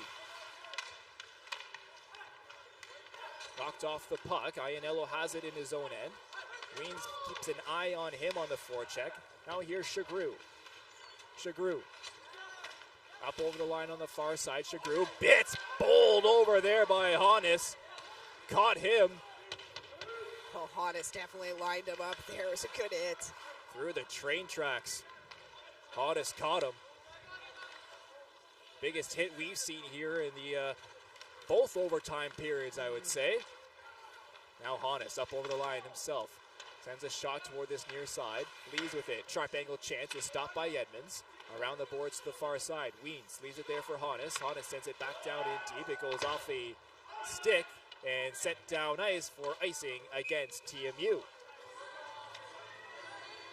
Yeah, that was Bowie who ended up knocking it down for an icing. We'll just take a look at the replay here. Shagru has it. Hannes comes in and lined him up and absolutely smoked him. It was a good hit there. Shagru had a good opportunity there, but also throughout the game, he's made so many block shots, and I just want to give him a really good shout out for that, because not everyone will do that and sacrifice their body the same way, and he's just done a phenomenal job of it throughout this entire game, including the 2 overtimes so far. Picked up by Playfair and clears it out to the neutral zone. Aquilon trying to get it down in deep once more. Have to be careful here on this change as Dintino had to come back into his bench. Tarswell racing. Tarswell is hooked up. Delayed call coming up here, and now it's a chance for the Cougars on the power play to try and end this hockey game. 3:46 remaining here in double overtime And we'll see another Cougars power play. And it's going to be Rad who goes in there, and it's for hooking, and it was partly due to just not a great change, honestly, for the Bold. And so you had Rad who was coming off the bench, sprinting across to get over against Tarswell, and Tarswell just had a little bit of a step on him, and Rad ended up hooking him just a little bit as Tarswell cut towards the net, and that's where that penalty ended up getting called. Those calls are going to get done every single time pretty well. Lee's in to take the draw. One though by TMU that he can't clear. Holmes pinned up in the corner, trying to find it loose. Bouchard works it up to the point. Here's Patton with it. Honest. Patton works down low. Bouchard walks in, cross angle, and that's stopped in front by TMU. Trying to clear. Battle ensues on the far corner. Bouchard battling away, 4 players trying to find this loose puck. Lees is the one who does it and backhands it to this near side. Patton receives it. Patton works back behind the TMU goal. Over the far side, Lees. Honest at the point. Bouchard. Patton's shot goes wide. 1:17 remaining in this power play. Lees with it. Working in. Waiting for options. Gets up to the point. Patton. 2 goals in this hockey game. Patton. Cross pass, trying to find Bouchard, unable to get a chance toward it. Halfway through this power play now for the Cougars. Patton walks in. Patton shoots a big block there from Chagru, diving to block that chance. Patton. Holmes down low. Still battling, trying to find the puck. Chagru now pinned up against the corner. Long shift for him, including that big block shot. We were just talking about those block shots, Brianna. Another one from Chagru, and a big one as well, as they still battle in the near corner. Precious seconds ticking down here on the power play for the Cougars. 27 seconds remain in their power play. And a good job here by the Bold as you have a little bit of a skirmish going on between two, and they're both going to go. They're both got to go, and they will. Yeah, good call by the official there, not standing for any of that. So it's going to be both of them that head off. It looks like it's going to be Patton for MRU. And Evan Brand will be the one. That's a good trade-off. 6'7" Evan Brand for the multi-goal scorer in this hockey game. Patton. Oh, yeah, and Patton's been hot this game, like you said. Two goals, had an assist on something else as well throughout the game, and just been so effective. So Brand did a good job actually taking Patton off. He's lucky that both of them got called, but it was a good strategy there for sure. So we'll stay 5-on-4 here for 22 seconds, and then we'll be 5-on-5 action, and at the next dead whistle, which will most likely be the end of overtime if we get there. We'll see both players exit out of the box as it's cleared down ice by the Bold. And a big last 2 seconds. Maybe one last rush here for the Cougars. 13 seconds remain in their power play. It's less than 2 minutes now remaining here in double overtime. Honest fakes the drop pass, enters the zone himself. Honest, shot toward goal! Goes off of the stick of Edmonds and up out of play. He was looking sharp angle on that short side, blocker side, and Edmonds got a piece of it. Oh, and it was a nice shot, but good job by Edmonds there. We're just taking a look, using his edges. Honest coming in, taking a shot from the left-hand side there, and it just went off the stick of Edmonds. Like you said, you can see a little bit of frustration there by Honest. You see on the screen as he takes a seat on the bench, gets some taps. It was a good try, but just got to keep trying. That's all these teams can keep doing, and both of them have had opportunities, and just neither of them have been able to put one home yet. Watch Rad here. He's got 1 second remaining in his penalty. They may try to spring him quickly out of the box if they win the draw, and they do. Read by the Cougars, and they keep the puck in anyways. Walker has it once more, backhands it down, can't get it deep, and it's cleared out to the neutral zone. Walker to the far side, Ladyman. Try to find Mo, icing waved off. Mo beats it. On the far side, Raji down for Mo. Mo working away, cycles it down low. Weens waiting for a change to complete for his line mates. Goes up off the glass and glove down, kept in. Honest gets it over to Weens. His soft chance goes wide. Condata. Last minute play here in the second overtime. Iannello. Grigorev Circling back in his own end, finds Rad. Rad right off the bench, starts on this near side. Rad shot toward goal and will just settle for an offensive zone draw here with 45 seconds remaining in double overtime. And again, a couple of skirmishes, excuse me. Again, not shocked by any means, but the officials are not having it. They're saying, get out of here, go. You know, they have a good handle on this game, which is nice to see as well.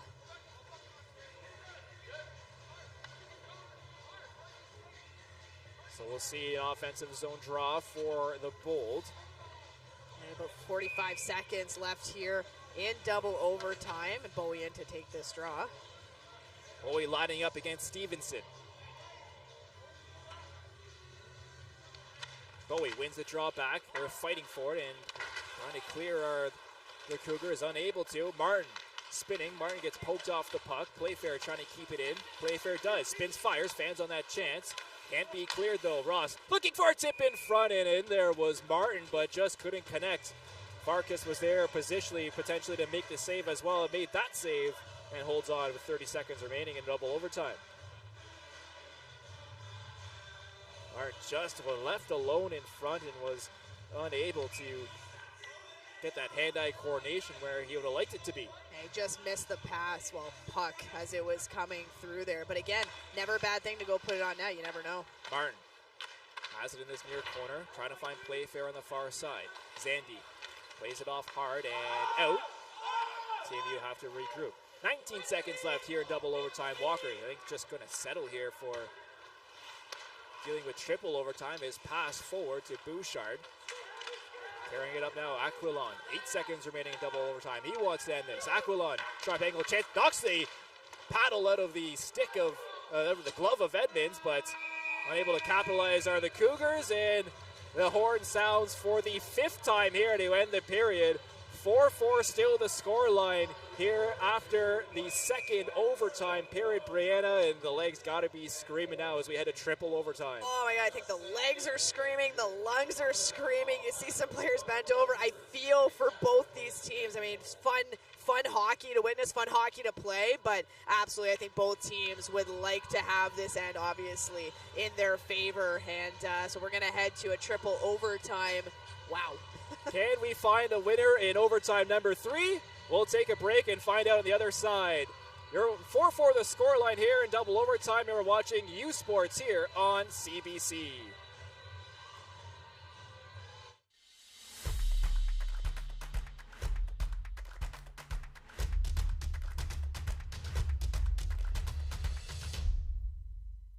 Oui, je suis ici comme étudiant athlète.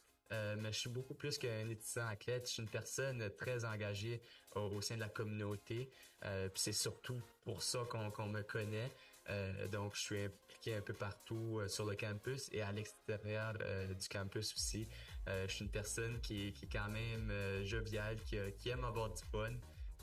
Fun fact about me, j'anime les karaoke. Ça fait 4 ans. Les karaoke, c'est l'activité la plus populaire sur le campus de l'Université de Moncton. Depuis la pandémie, c'est une activité qui pogne à peu près 100 à 200 personnes, 300 personnes par semaine. Mon objectif personnel et professionnel que je souhaite un jour accomplir, qui est très ciblé, c'est pouvoir intégrer un programme de littératie financière dans le système scolaire du Nouveau-Brunswick. Puis c'est ça serait mon rêve, je te dirais. Puis j'ai jamais partagé trop ça à personne. Et là, je le fais en entrevue. Mais honnêtement, ça serait ça mon rêve à long terme. Je pense que c'est très important et je le vois ce manque-là dans les différentes formations que je fais. Ben, en fait, la littératie financière ou l'éducation financière, pour préciser pour les personnes qui ne savent pas, c'est ça qui va orienter tous nos décisions en quelque sorte dans l'avenir. Donc, comment on fait en sorte pour premièrement se retirer et avoir une maison par exemple. Donc, toutes les décisions, beaucoup de décisions en fait de notre vie découlent d'une éducation financière. Qu'est-ce qui fait en sorte qu'on peut se permettre de prendre des journées de travail, de congés pour aller voyager ou des trucs comme ça? Mais c'est peut-être dans la gestion de la littératie financière. Puis, on peut voir que avec les sondages et tout, que les jeunes sont de moins en moins éduqués par rapport à la littératie financière, puis il y a un gros travail à faire qui qui est entamé, donc ça s'améliore, mais c'est pas assez encore. Donc, avoir cette compétence financière-là permettrait aux jeunes de prendre des décisions beaucoup plus éclairées en grandissant, que ce soit pour leur choix postsecondaire, que ce soit leur choix personnel, etc. Je pense que c'est très, très important. C'est surtout ça. J'ai rencontré Justin Trudeau à l'ambassade du Canada, le premier ministre du Canada. Il nous a demandé pour le rencontrer et finalement, tous les plans ont été changés et on l'a rencontré à l'ambassade. On a eu la chance de discuter des enjeux en éducation. J'ai eu la chance de faire un petit speech de 4 minutes au premier ministre.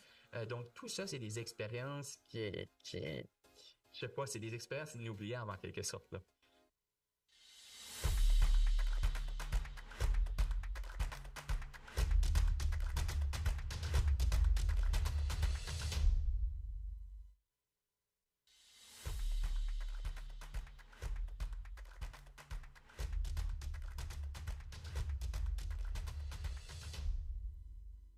Describe myself as a very outgoing, fun, energy, happy guy. I really love to play basketball. I'm just a very generous, big personality guy. I always have a smile on my face. Friends call me Smile sometimes just because I'm always smiley.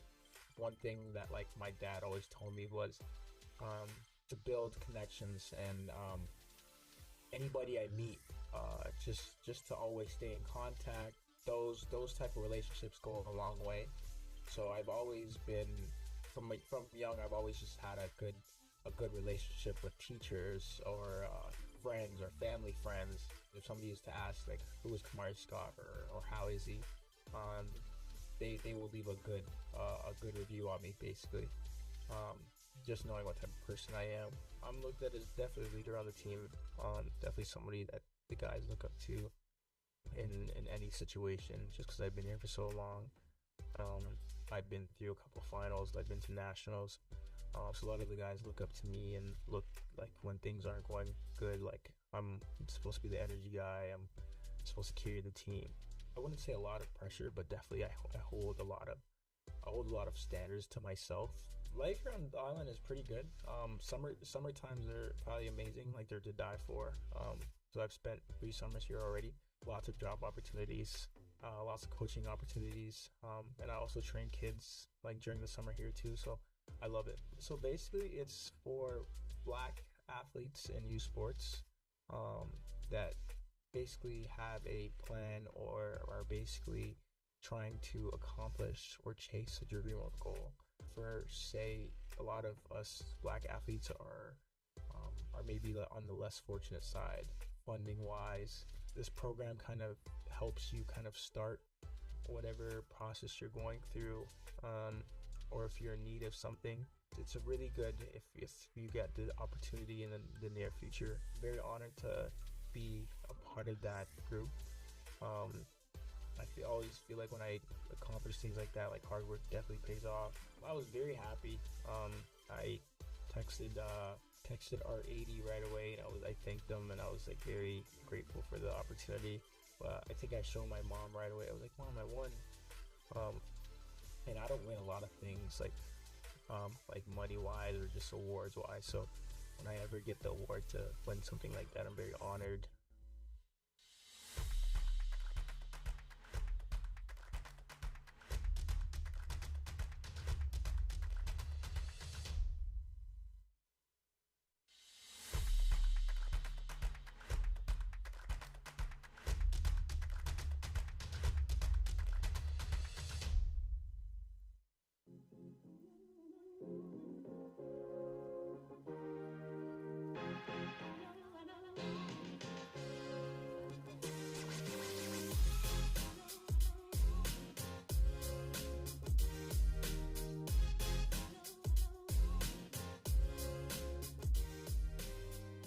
I'm with Aaron Brooms, who plays basketball for the TMU Bold. Aaron, I was wondering if you could tell me when you first started playing basketball. I started playing basketball when I was about 9. Played for this little club in Oakville called the Oakville Vitas. When I was 9, even before that, like I was doing like rec league. So like my dad was there, and he was just like, I was always taller than everybody else. It was just like, on how you play basketball. You have all the accolades. So, OU Rookie of the Year, U Sports Rookie of the Year. What was the first year for you in U Sports basketball like? It was tough, I'm not gonna lie, because the transition between high school and university, I think for anybody is difficult, you know, either from an academic or a sports standpoint. But I was, you know, grateful to have a great coaching staff in Coach David DeVero. You know, he helped me transition really well. He put his trust in me right away, which is not something you see a lot in rookies. I was a starter right away. As the year went on, things got easier, of course, as I adjusted. That offseason, right after your rookie year, is when you got drafted to the CBL, correct? Yeah. So you're going from high school to uni, then CBL, Shooting Stars. Yeah. How did you feel? Like, did you kind of expect that to happen in that way? Honestly, no. You know, I literally I went into my first year thinking, like, obviously I want to play, and I just wanted to make an impact. It was expressed in my game, where I was just, like, working hard all the time. I just wanted to make an impact. I wanted to be the best I could be. I even had the experience or the opportunity, to wear Canada across my chest out in Chile for the Nations League for 3-on-3. That was a surreal experience. I felt so proud, you know, just wearing the red and white. There's this narrative that, Canadian universities aren't that good in terms of sports, you know, and, you know, just like the uprising of Canada basketball and how like great it's become and how big it's becoming with like the WNBA now coming to Toronto. You know, people are recognizing Canadian basketball players in the NBA now more, and in the Olympics. Like, it's just great to be a part of that conversation and contribute to the growth of Canada basketball.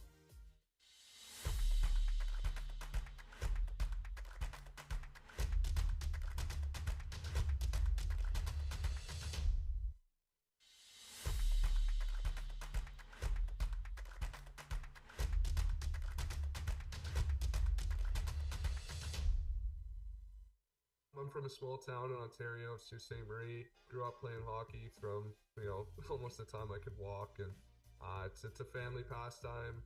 I have an older brother. My mom, dad are great. Everyone's in the family is so supportive. I like to think I'm an outgoing person. I work really hard, care about my teammates, my friends, girlfriend, parents, everyone. So I'm just a really attentive and caring guy, I think, and I like to have fun in doing whatever I'm doing, whether that be at the rink, something to have fun with at school, at the library, wherever it is. So I'm just always trying to enjoy myself, see the best in every situation, and have fun in my university years right now.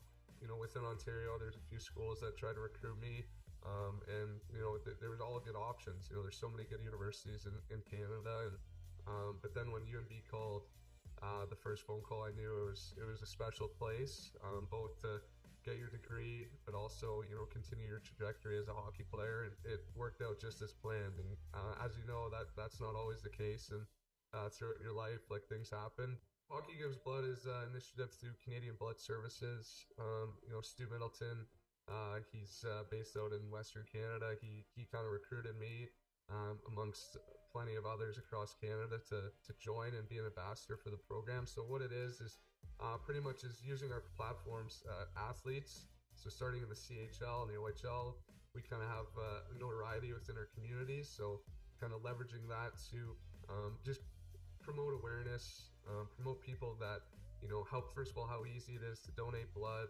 how important it is, and to share stories of how it truly changes people's lives. I look back just personally on how I got where I am today, and there's so many people that helped me along the way. It starts with my parents, but it goes into, you know, teachers, coaches, trainers, you know, doctors, nurses. There's everyone. But as you go through your life, there's certain people that make a significant impact.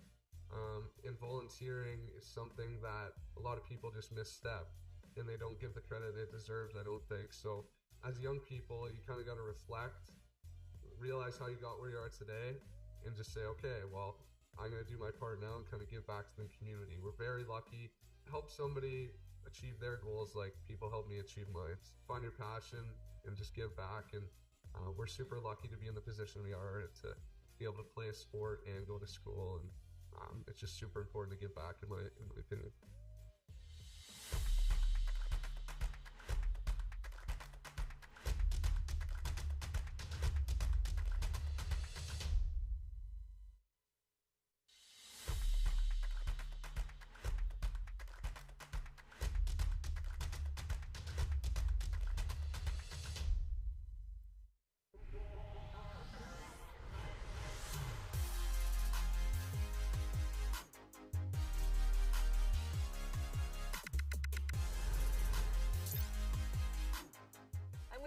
Singh, who's a swimmer for the Waterloo Warriors. Alan, I'm so excited to talk to you today. Can you start by describing yourself for us? I'd say I'm a pretty quiet guy, like easygoing too. How did you get into swimming in the first place? I think my parents just put me in the sport. They said it's a basic life skill. I started pretty late compared to other people, around like 10 years old. I think it was my second swim meet when I was a kid. I remember qualifying for regionals. You chose the University of Ottawa for your undergrad and you competed there. Why Ottawa? It was close to home. I thought they were building something good, and I wanted to be a part of it. What made you choose Waterloo to continue those studies? In Canada, Waterloo was the only English optometry school, so didn't have too much of a choice there, but like I'm really glad I'm here. For people who don't know anything about competition, what exactly do you compete in? I compete in the 50 free and the 100 free, like the short sprint events. In terms of like your studies, so optometry, why the eyes? What made you want to do that? Just like I remember when I was a kid, I have like pretty low, I had trouble seeing things. Like when I was playing hockey or swimming, I couldn't really see much around me, what was going on. Then got my first pair of sports goggles. I look really weird, but they really helped me see things more clearly. So yeah, I just wanted to help other people, like enjoy like stuff around them, whether it's sports or just everyday life. If I didn't have swimming, I would be a completely different person. I don't think I'd be as organized or as dedicated or on top of things if I didn't have swimming. It's really important to set like little goals, because I feel like if you shoot high from the beginning, that's really, I'd say, not ideal. So just setting like small goals in a short amount of time, I feel like that's really important. Coming to the end of your university career in swimming, where's your passion at? Where's the love for swimming at for you? I think it's just competing. I really love competing and just racing the people beside me, being with my team, my teammates. Yeah, they're a good group of guys, and I'm just looking forward to U Sports.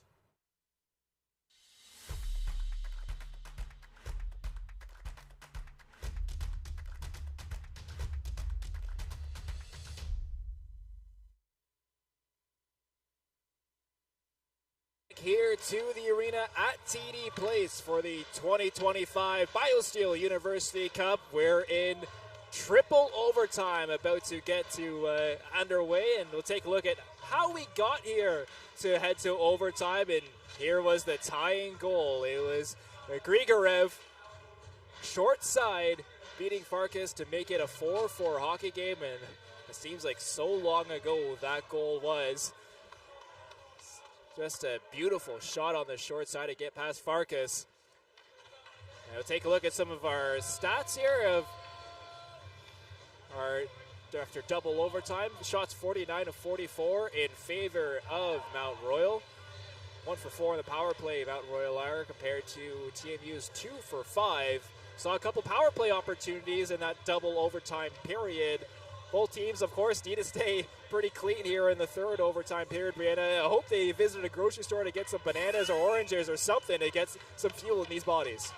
I think they had some BioSteel probably in the locker rooms. There you go. But yeah, had some opportunities in the other overtimes. Not enough to do it here one way or the other. So we are back here for this third period of OT. Both these teams exhausted. Triple overtime. The winner of this game plays in a semifinal on Saturday.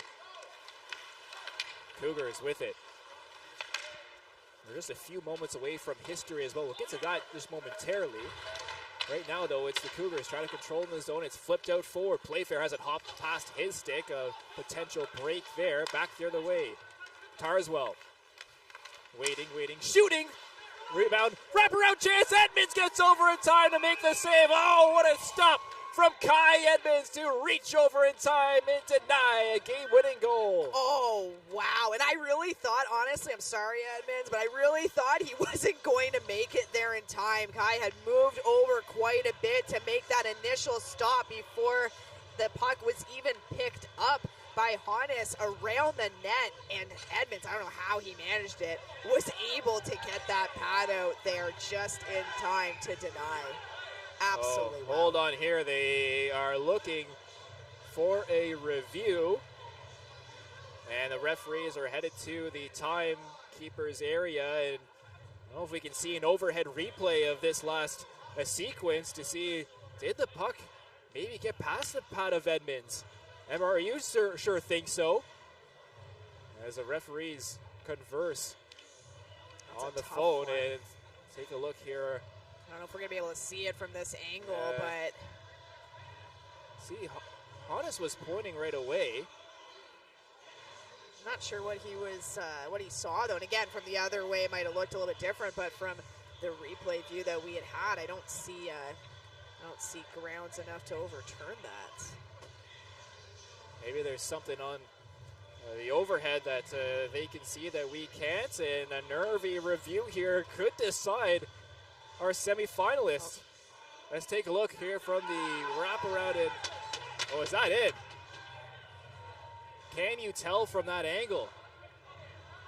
That's hard to Oh, say. that's hard. It has to be fully able to be viewed enough to overturn, which that's a hard one.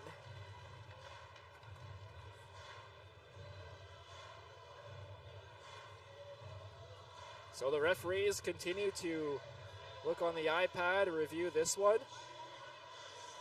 Well, it's tough when the pad's in there too, the netting. We're going to take another look at the overhead if we can see anything different. It's just playing up on the Jumbotron here, and it's so hard to see from that angle. It's really challenging.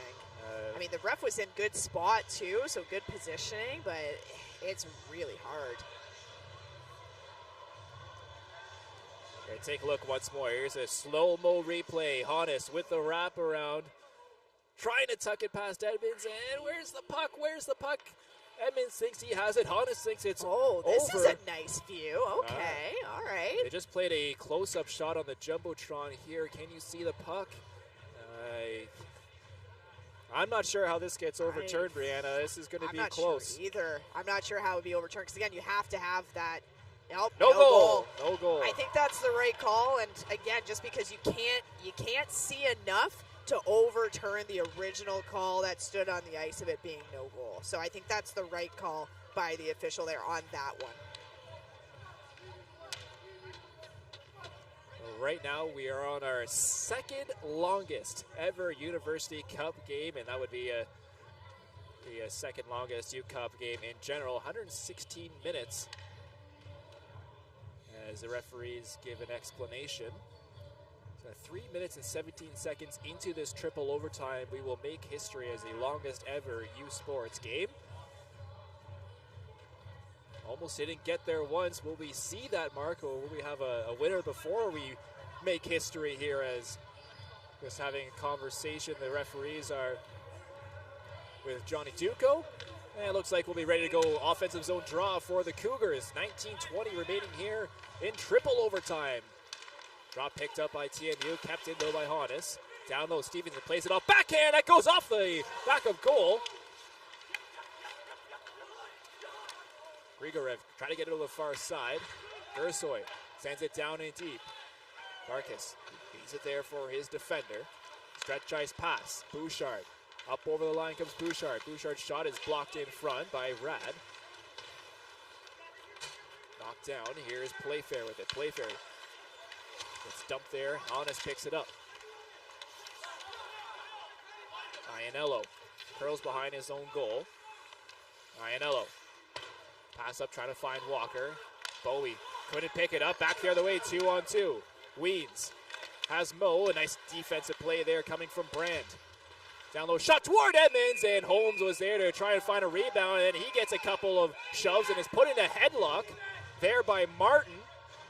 And this is one of those situations where if this is regulation, you're probably going to see a penalty, but in triple overtime, I highly think not. Yeah, I think not too. I think if we're going to see a penalty, it's going to be like what we saw in the previous overtime, where it's the hook or it's the hold, those types. And we're going to take a look at the replay here from that right flank. It's a stop by Edmonds, and again, you know, you had Holmes, who was right there on the doorstep. TMU not happy about the little extra shot. But I just want to make a note about Iannello. Made a really good decision staying on the ice. He was trying to come off for a change. wasn't able to, and then stayed back out there, making sure that he negated that rush opportunity. Quick shot off the draw. It goes out. Big save there from Edmonds on the chance as play whistled down in the neutral zone. Draw is going to come, I believe, just outside of the TMU zone.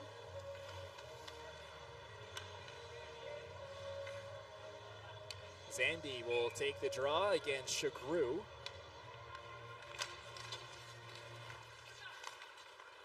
Draw one. Here's Ross with it. Ross over the line, dumps it down in deep. Farkas will hold on for a face-off, and the Bold win an offensive zone draw here in triple overtime. You know, we've seen Zandy be on the face-off dot quite a bit during this game, as well as the extra time that we've gone into. And I don't have a stat exactly on his face-off wins, but he's been very strong from what we've seen throughout the entirety of this game. Very strong in the dot with winning those draws. Offensive zone draw here for the Bold. One back, though, by the Cougars. Back behind goal. Here's Smythe. Tarswell got it down in deep. Grigorev gets it forward on the far side. Working away shots. Warkle is off the mask of Farkas. That's using your head. Keeps the puck out. Sent down in. Ianello there to retrieve it. Long stretch ice pass, trying to catch MRU on the change. Long change here in triple overtime for both these teams. Kyle Walker gets it over to Hannes. Hannes using his feet, skates out of trouble, now starts things up.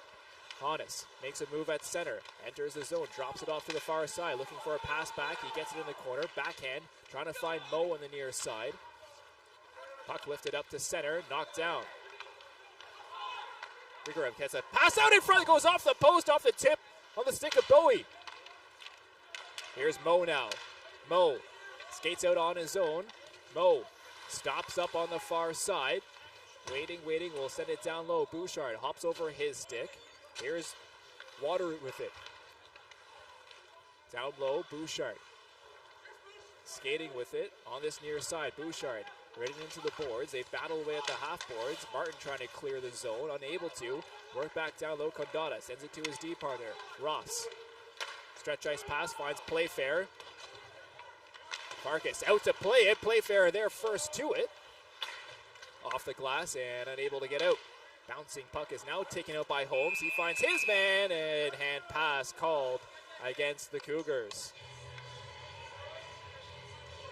You know, it's funny, we were talking about the long change being in effect during this triple overtime, and I think with how long this game has gone, any change would take a lot of effort at this point. This is the almost tip in that TMU had, and that was a really great look by Grigorev there to find his player for that tip. Just couldn't direct it into the net. It hit the post instead. Bouncing puck. Doherty comes with it. Keeps it in, sends it down low. Smythe trying to chase it, works toward this near side. Portocalis gets it down low. Chagru, Portocalis. Doherty waits, fires, that's blocked in front off the stick. At the point, Brand, his shot blocked in front. Player hauled down there.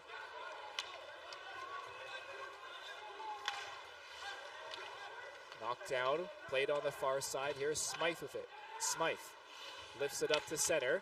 Knocked down into midair. Gersoy keeps it in. Working there. Weeds strips him off the puck. Shot toward goal is stopped by Farkas, and he'll hold on for a face-off. And just to let everyone know, for those who have been tuning in with us or those just starting to tune in anticipation of the next game between U Ottawa and UNB, just to let everyone know, it will be starting at the earliest at 7:37, just due to the delay that we had with the Zamboni, but we will keep you posted as we find out more.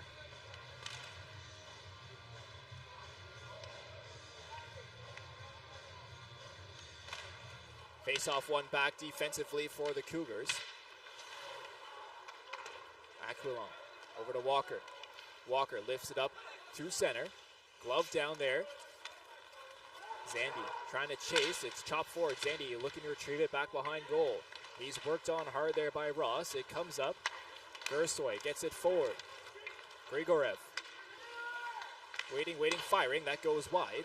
Gersoy slaps it off the one-timer and it goes high and wide. Another shot toward goal and Farkas with the save. Dentino Leaves it there for Grigorev. Dintino trying to poke it loose, and it's sent down ice by the Cougars. Ionel to chase. Will retrieve it here.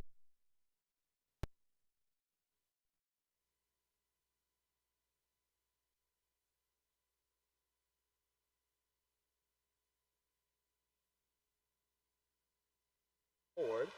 Here's Mo with it. Mo knocks it in. Martin sends it down and deep on this near side. Playfair plays it to the far side. Bowie with it. Bowie battling back behind goal. Can't control possession. It's picked up by Hannes. Hannes waiting for options. He'll just work back behind his own goal. Backhand pass forward. Knocked down. Here's Bouchard over the line. Bouchard knocked off the puck there by Brand, who angled him out well along the boards. Ladyman keeps the puck in. Work down low. Bouchard centered out in front for Mo, and stopped by Edmonds to hold on for a face-off. A prime opportunity for Mo in tight to end this hockey game, but Kai Edmonds there to make the save. And it makes you wonder if Mo really got all of it on there. It didn't look like one of the strongest shots he had. As we're just taking a look here, Bouchard behind the TMU net, finds Mo in front, and got a little bit of a good shot off, but it almost makes you wonder if he had to readjust and get a little bit more wood behind it there to try and beat Kai Edmonds. But Edmonds, great job with tracking the puck from behind the net, out in front, being square to it. Off the draw, Holmes trying to find it home for that puck and unable to. At the point, Smythe sends it back down low. On it now, Weens to the side of goal, and Edmonds holds on for that face-off, and a scuffle will ensue back behind of Kai Edmonds. I mean, rightfully so. Condado was on the ice, had a couple of shots put on him, so I understand the response by TMU. And I think both teams have recognized that the whistles have been put away a little bit at least for that type of stuff. Absolutely. I don't want to cross that line, though, because an undisciplined penalty would be maybe a worst-case scenario. It would not be good for either team. No, it's not exactly something you'd want to do when you work this hard to get to triple overtime to go and take an undisciplined penalty. That is for sure. Weens in the face-off circle, loses it there to Dintino, slapped forward and out down ice, and that will go down for icing against the Bold.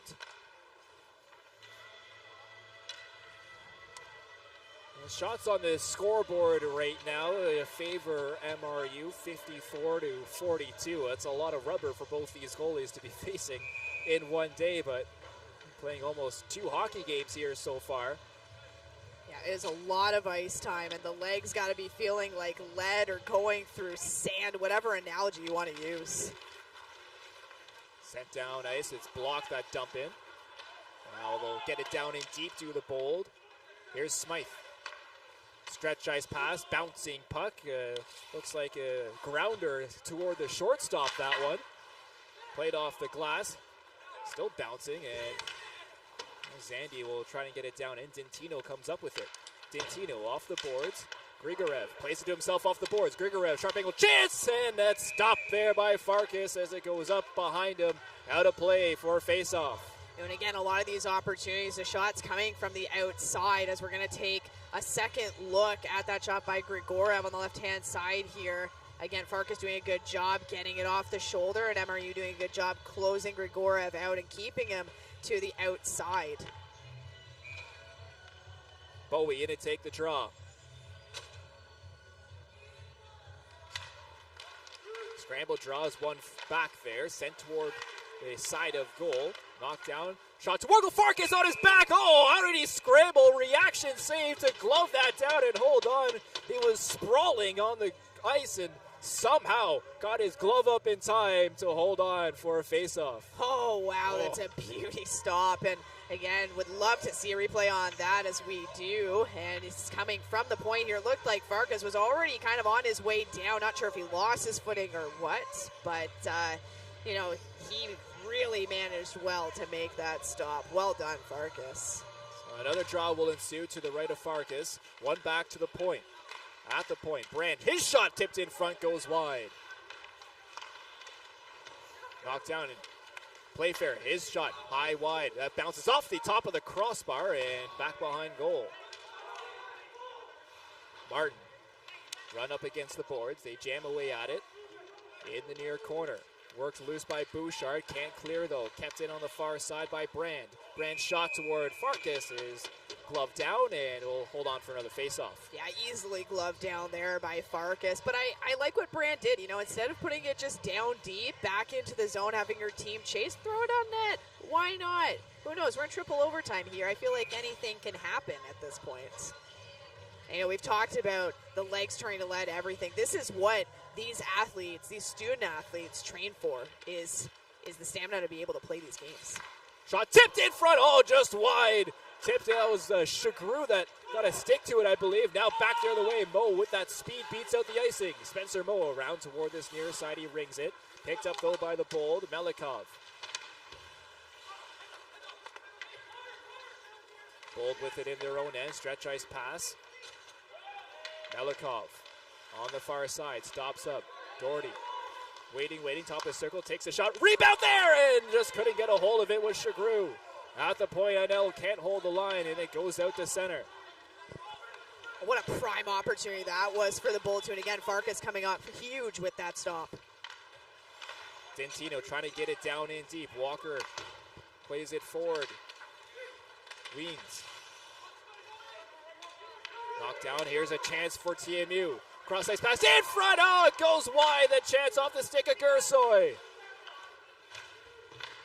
Brand, his shot blocked in front. Puck still loose. Picked up by the Bold. Dintino on his backhand. Trying to work toward his forehand to get a shot off. He was denied though. Condata, his shot toward goal is blocked off a couple of shin pads and poked back down low. Ladyman swings it around toward back behind goal. Aquilon off the glass and out, and MRU need to get a change and get one. Stevenson couldn't intercept that pass. Here's Playfair. Playfair shot off the skate of Aquilon and wide. Bouncing puck enters the neutral zone. Ross. Cross ice pass, 3-on-2. Here's a chance on this near side. Martin has it hopped. Too hard for his stick. Picked up though by a teammate. Playfair over the far side. Condata makes a move. Makes another move down in front. Works it down low. Centering pass. Trying to jam away at the side of goal. And Farkas will hold on for a face-off. And TMU pressuring here in the last few minutes. Trying to find a winner. Well, they clearly want this to end. I mean, look at some of those opportunities. And so we have some opportunities here from TMU. We're taking a look at shot from the point, but doesn't make it, just goes wide for that one. Another one, sprawling stop by Farkas, who's just been great with some of these stops. Unbelievable. And the last one there over, could not connect to put in the back of the net. TMU trying, putting a lot of pressure on, and just not able to finish it. Face-off one back by TMU at the point. Iannello around the boards. He'll try to work it toward this near side. Bouchard first to it for the Cougars. At the point, Brando keeps it in. Tipped in front. It goes high off the stick of Martin. Down low, Bowie. Bowie pinned up against the boards. They jam away, try to find the puck back in front of that player's entrance. Works toward Iannello. His shot blocked in. That goes into the neutral zone. Brand there to retrieve it. Iannello enters the zone. Iannello finds Bowie. Bowie centered in front. Porto Kellis. Rebound there. It still sits in the crease, and Farkas finds it and holds on for a face-off. As the puck was just sitting in the crease for a moment there as players were flying toward the crease trying to jam it home and keep it out. And Farkas found it and holds on for a face-off. Oh my God, and again, another opportunity like that where it's a scrum and it's put towards the front of the net and just not able to hammer it home. Trying a couple of times there, but MRU doing a good job collapsing and making sure they supported their goaltender and keeping it out of the net. Cougars on their heels a bit here as the Bold put on pressure in triple overtime. Can they respond? Wateroo up over the red line, trying to get it down in deep. It is offside the line as Condata stopped it at the line, and a face-off will come just outside. That was a good step up there by Condata, and again, just all around good game. He had a nice opportunity, a couple dipsy doodles, a couple of sequences before, which led to one of the sprawling stops that Farkas had to make. So wonderful work there. Waterroot off the draw, try to carry it forward. Worked up to the point. Zandy back behind goal. Zandy trying to center out in front. No Cougar there to retrieve it. Feast gets it over there to Walker. Edmonds behind his goal will play it for his defenseman.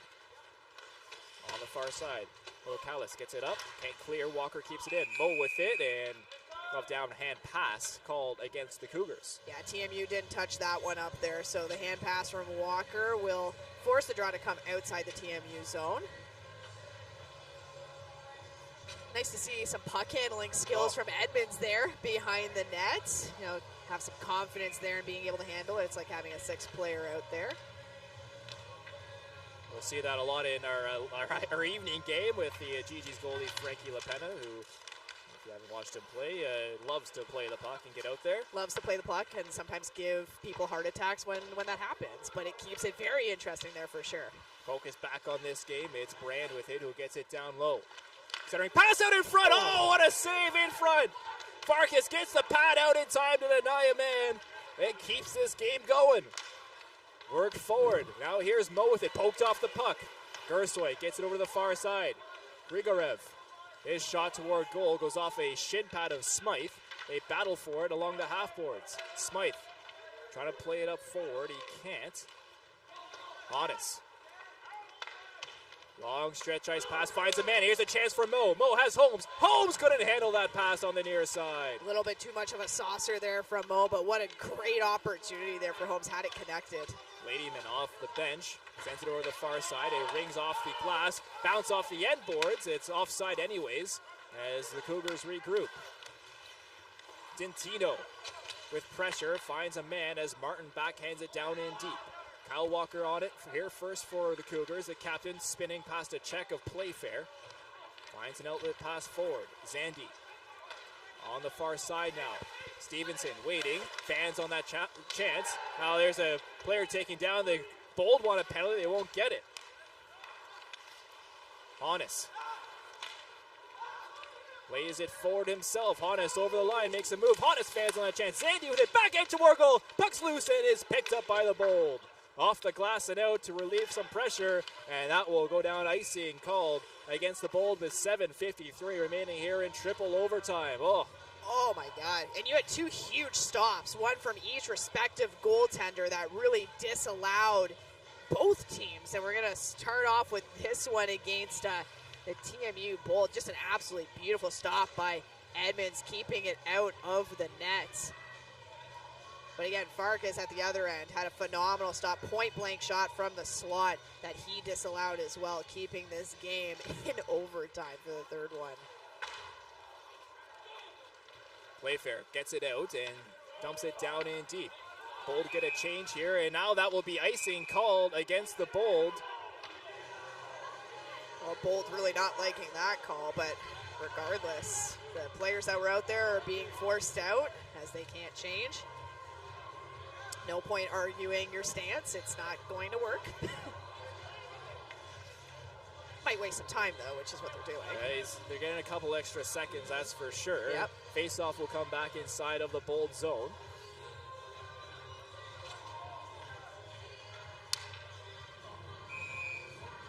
So Stevenson will line up in the offensive circle against Bowie. Scramble draw is won back by the Bold. They send it down ice. Bouncing puck will have enough steam to lay down for the Bold, and they get a few on the change. Got to change all five there. Well, it was a smart play with the D, only changing one at a time instead of doing a full sail change. Picked up. Working back is Smythe in his own end. Honest. Skates up over the red line, gets it down in deep. Off the end boards, it's left behind goal. Iannello first to it here for the Bold. Off the glass and out as they chase. Ladyman try to find Patton. It's soccered forward. Glove down though by Holmes. Holmes, nice back check there coming from Melikov. Iannello picks it up, wheels back behind his own goal. 4-on-3 opportunity the other way. Iannello up over the line, gets it down in deep. Ladyman first to it, gets it over to Holmes on this near side. Picked up by the Cougars. Here's Walker. Weens. Up over the line, Weens just sends it down into the corner and heads off on a change.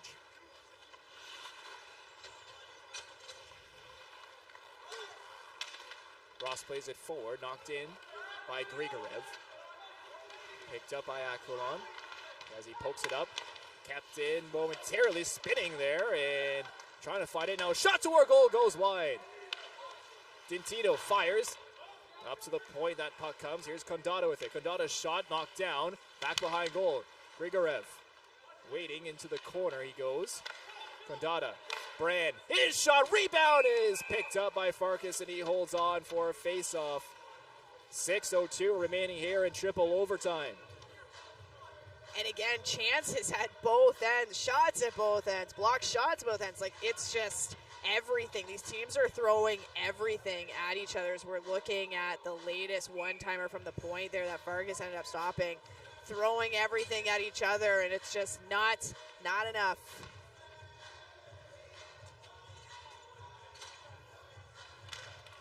Face-off one back. Here's Hannes with it.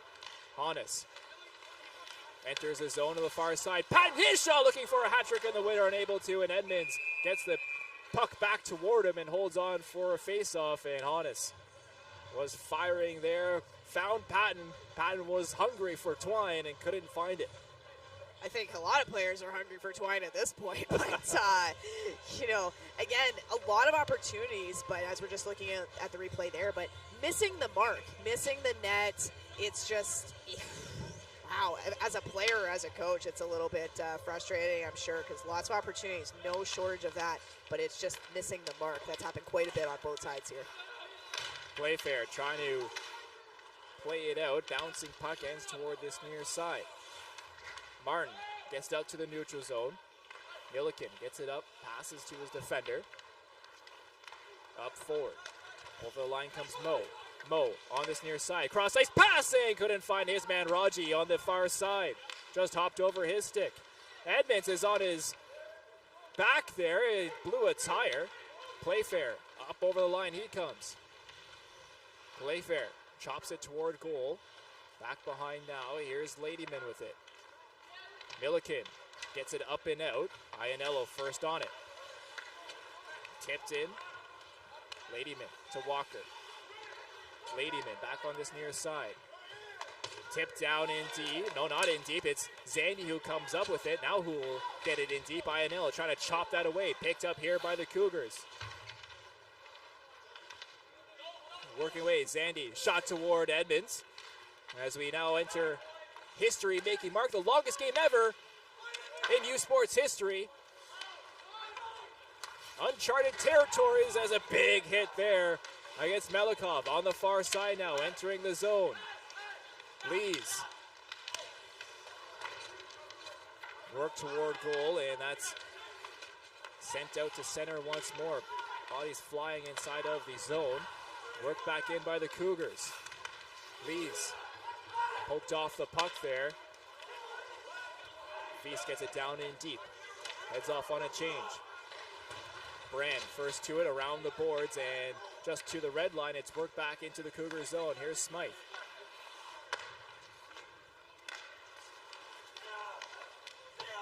Sent forward. Wateroo trying to get it down in. Now it's sent in toward Edmonds, and Edmonds will play it there for Dintino. Dintino blows a tire, gets the pass back though. Grigorev off the boards and out, and down ice, Celebi icing, and Brianna, the longest game ever in University Cup history. We're in the history books in one way here this evening now. This game started in the afternoon, ends up this evening. 5.5 hours ago we started here at the arena at TD Place, and we've yet to find a winner. You know, and in a way, though, yes, it has been a long game, but it has not really felt like it's been, you know, 3 periods of overtime, 3 periods of regular play, because these two teams have gone to battle for the past, five and a bit hours, and huge kudos to them. Like, that is impressive, and regardless of what ends up happening here, both teams have to be so proud of themselves and how they've performed here this afternoon and into this evening. Well, these teams were matched up as the 4-5 game as the closest ranked teams, and we're seeing that here tonight. Mo over the line, takes a shot that takes a deflection and goes wide. Patton on the far side, works it back down low for Mo. Mo, Patton in the far corner, worked on there. Mo comes up with it. Works back behind goal. Here's Mo to Patton. Patton poked off the puck. Nice defensive play from Bowie, who carries it up and out. Martin gets it down in deep. Farkas out to play it behind his own goal. Ladyman will hold on to it. On this near side now. Sent down in deep by Raji. Edmonds out to play it. Fires it over the far side. Playfair gets Bold over there. Turned over. Worked down low. Zandy over to the far side. Raji trying to find his man down low. Tarswell, who was held up there by Edmonds in the crease, and it's cleared out to center. Aquilon. Long stretch ice pass through the skates. Tarswell battling in, gets it down in deep. Puck toward this near side. It's picked up by Rad. Rad finds his man. Brand spins, gets it out to center. Honest soccers that over, delayed offside. They touch up and the Cougars chase. Stevenson. Bouncing puck is gloved forward, knocked down and sent out. Bouncing puck down ice, a foot race forward, and it will be icing called against the Bold with 1:47 remaining in triple overtime.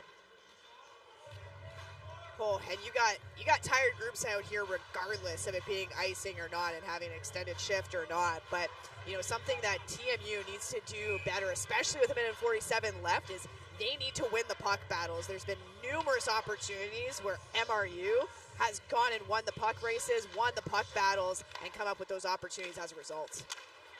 Carried out here into the neutral zone by Melikov. They'll get it down in deep. Marcus out to play it toward this near side. Dintino receives it on the half wall though. Condata, shot toward goal, is blocked in front. Cleared out by Holmes and down ice. Condata receives it in his own end. Finds Dintino. Dintino off the glass and down. Honest to chase. Icing waved off. Around the boards toward this near side. Holmes trying to retrieve it. He'll just swipe that to center. Icing waved off. It was too close to the stick of Ross, and he has to go back to retrieve it. Backhand toward this near side as Bouchard chasing, trying to hold it in on the far side now. Kept in by Aquilon. Aquilon now will glove it down.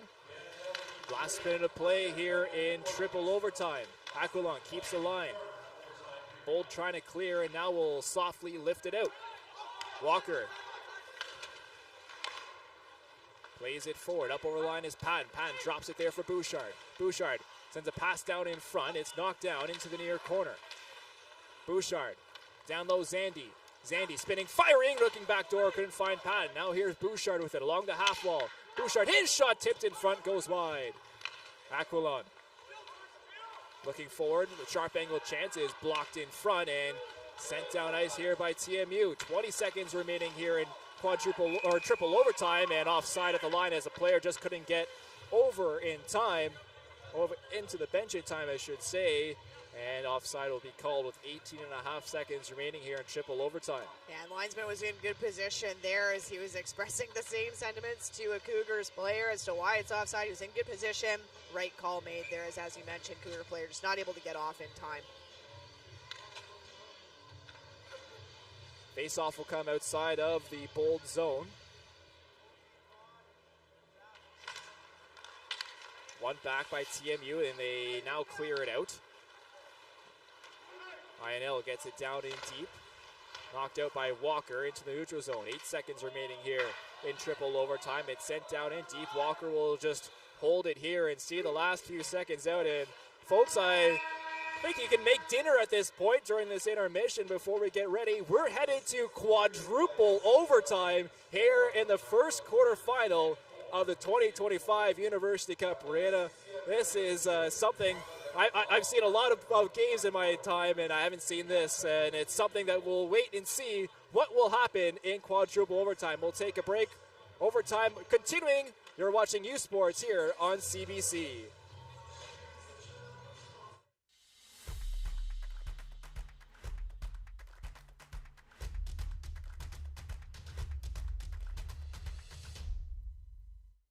I'd say I'm a pretty goofy guy, I'm not gonna lie. In terms of my team, I kind of keep the vibes up. You know, I make sure everything's going well. Sort of a team guy, very, I guess, academic, I would say. I'm into school. Both my parents are from Nigeria. I was born in Houston, lived in Houston for 6 years. The first 6 years of my life, then I moved to Calgary, lived in Calgary for 4 years. Then I moved to England. I was living in England, just outside of London for 3 years. Moved back to Calgary for grade 8 through high school. And then I got recruited to come to UBC, so now I play basketball out here in Vancouver. I'm a very interpersonal person. Like, I can really good at like building relationships. So I've been in so many different situations, met so many different people, and I went to international school when I was in England. So I've like met so many people, so many different people for so many different walks of life. So I feel like I'm really good at like making relationships and like relating to people. I'm like a super adaptable player, even in terms of like the way I play. I'm a very like I play a whole bunch of different positions. Like there's times when my coach has me playing guard, there's times when my coach has me playing forward or center, whatever it may be. UBC, Sullivan, bounce pass. Guzina wasn't quite in the spot for it, but it bounces to Akin. With the jam. Also in the fact that I'm like our team captain right now, part of being a leader is knowing how to talk to the guys that you have on the floor. So I feel like that's a very big part of me, is that I know how to talk to different guys in different ways to make sure they respond in like a positive manner, because it's easy just to like yell at everyone the same way, and some people respond to that but other people don't. I grew in that for sure. I wasn't always good at this. Like without a doubt, in my early years of being a leader on this team, I was not the best leader. I always had like outrageous goals of like what I wanted to do. As soon as I started playing basketball, I was telling a whole bunch of guys, yo, I'm going to go to the NBA to whatnot, but I was terrible at the time. But I feel like just the fact that I've had such completely unrealistic goals has like pushed me to be get as good as I am right now. But I'd say I didn't really know for sure that I was actually going to play university basketball up until like my grade 11 summer. I went to a team Camden camp. I'd say the biggest thing is only you know what you can do, right? So don't worry, listen to other people. I had a lot of people telling me I wasn't that good. Just keep persevering through stuff. It's going to be hard. It's not always going to be a cakewalk. But yeah, just keep going through, keep pushing. I'd say there's something inside of me that like, when someone says I can't do something, it's like, I make it my sheer goal to make sure they know that I can. In some ways it's a good thing, some ways it's a bad thing. I'd say just set crazy goals for yourself. No goal is really that outrageous.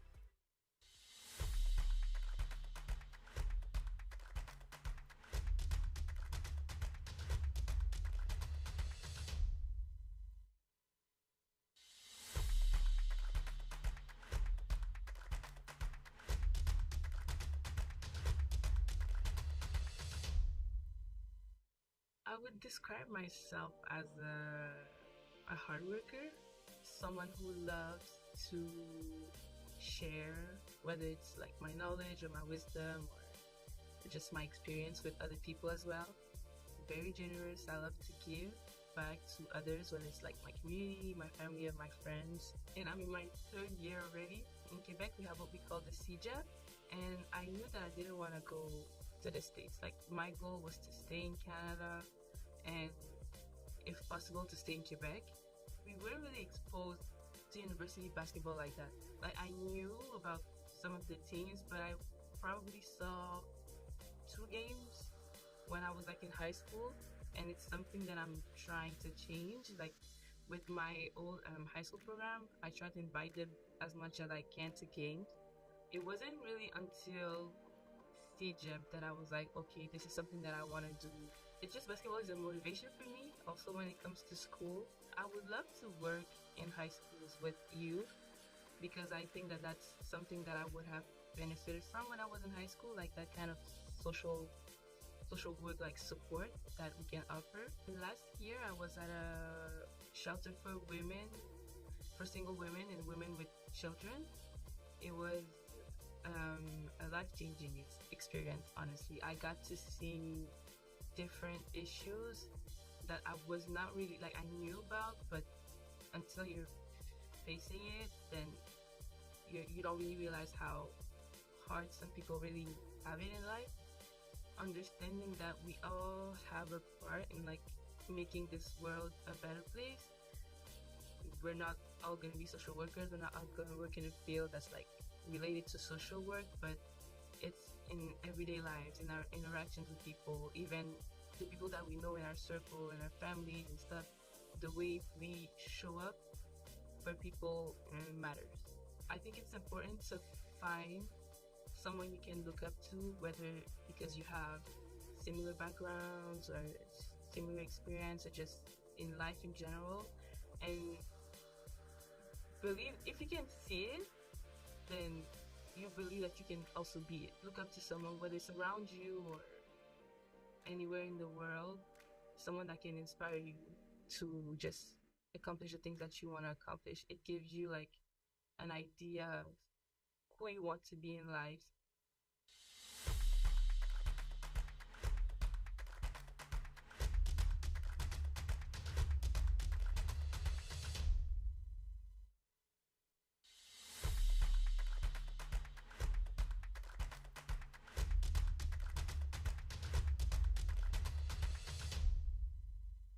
My name is Jeff Speedy. I'm the Director of Athletics here at the University of New Brunswick in Fredericton, New Brunswick. I'm in year 2 of being the Director of Athletics here after a 30-plus year youth sports coaching career. Shoot for the Cure started from a meeting room with all the women's basketball coaches from youth sports. Way back in 2007, the women's basketball coach from Bishop's University, Rod Gilpin, indicated that they were starting to have a fundraiser game for an alumni of his program who was battling breast cancer. So he brought up that they were having that Think Pink game, like was happening all through NCAA, a bunch of different initiatives down there that were similar. He shouted out, well, why don't we do something together like they do in the US instead of 4 or 5 of us doing something on our own? And that's really how the idea started. I was about to become the president of the Women's Basketball Coaches Association, I think, the year after that. So I kind of took the bull by the horns from Rob's idea, and a few of us kind of got on board and started the national initiative. And I think, for the first couple of years, we had 8, 10, 12 schools getting involved. That was about it. But as time moved on and as everybody kind of got involved and got engaged, it peaked, 10, 12 years later with every single women's basketball program in youth sports being involved. So, it really grew into something special, and, we certainly didn't envision that from that meeting the very first day. When I was a women's basketball coach for all those years, I felt it was my responsibility to help the student athletes on the team that I coached become better students, better basketball players, and better people. Getting them involved in the community and showing them the importance of being involved in the community is one of the easiest ways to do that. At UNB, our teams are very involved in the community, not just the women's basketball team that I used to coach and our current coach, Aaron McElheen, is doing a great job with, but a lot of our teams are very engaged and involved in the community. It's been very rewarding for me to see that kind of growth and our student athletes realize the difference they can make in the community and the importance of giving back to the community. And if it makes them, a slightly better person because they're of a giving mindset and it's something that they take with them as an adult and do for the rest of their lives, then, that's another reason why Shoot for the Cure is important and can do more than just raising funds and raising awareness to help beat cancer.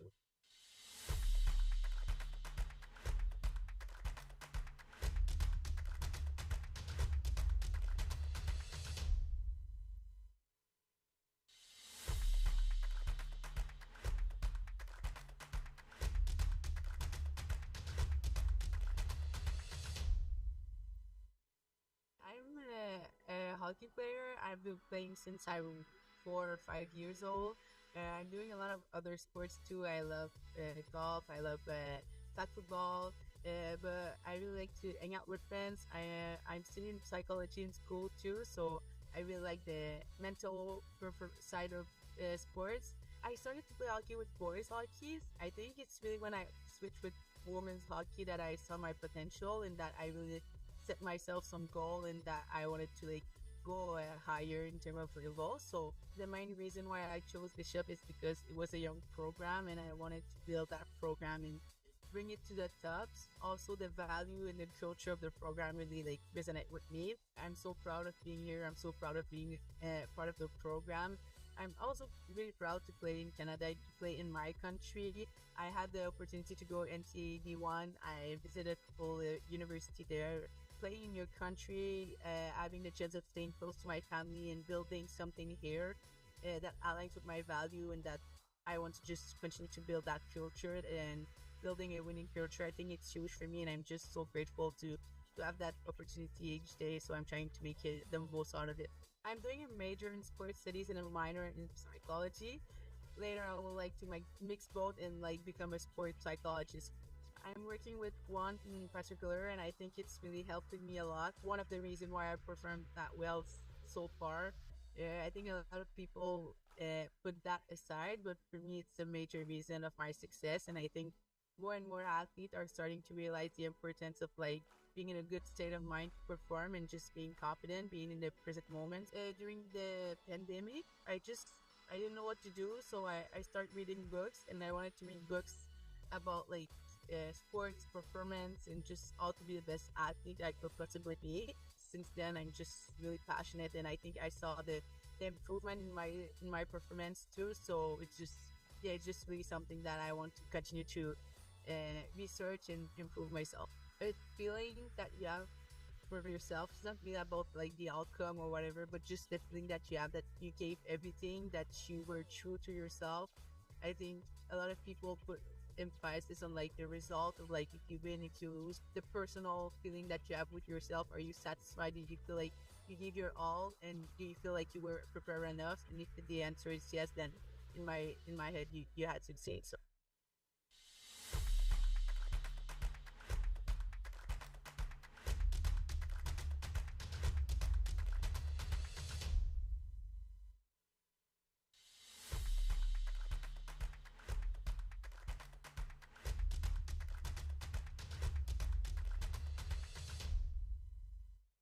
I'm a student athlete here at the University of Lethbridge, and my major is neuroscience. I'm super passionate about both athletics and academics. I kind of treat them both as their own separate things throughout the semester. I'd say I'm a pretty outgoing person in both what I do and my relationships with other people.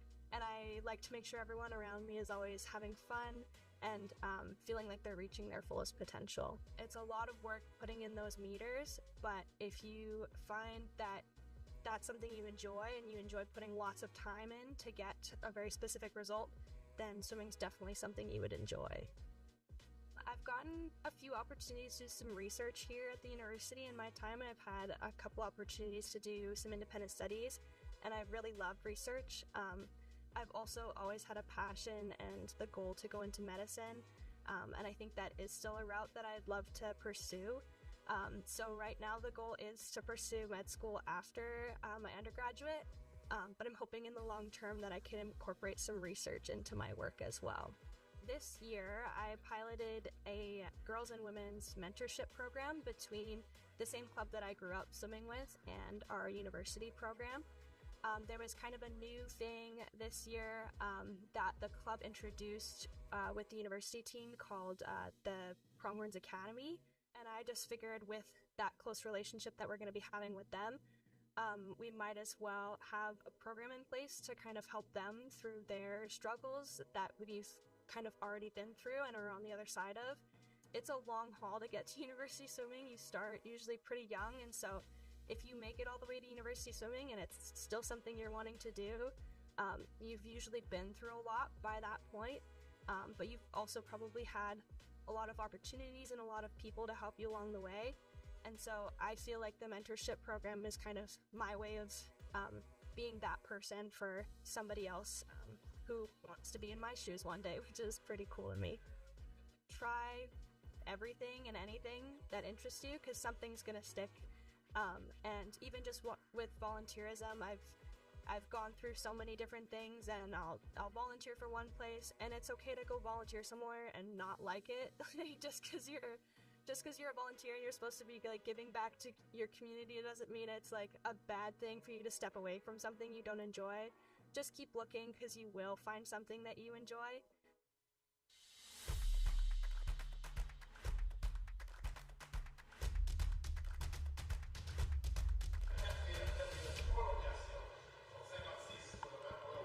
Welcome back here to the arena.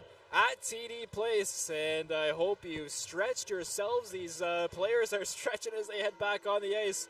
Quadruple overtime on the way here shortly, and let's take a look at some stats through 2 hockey games of play. That's where we're at right now at the end of overtime number 3. Shots on goal, even a 56 apiece.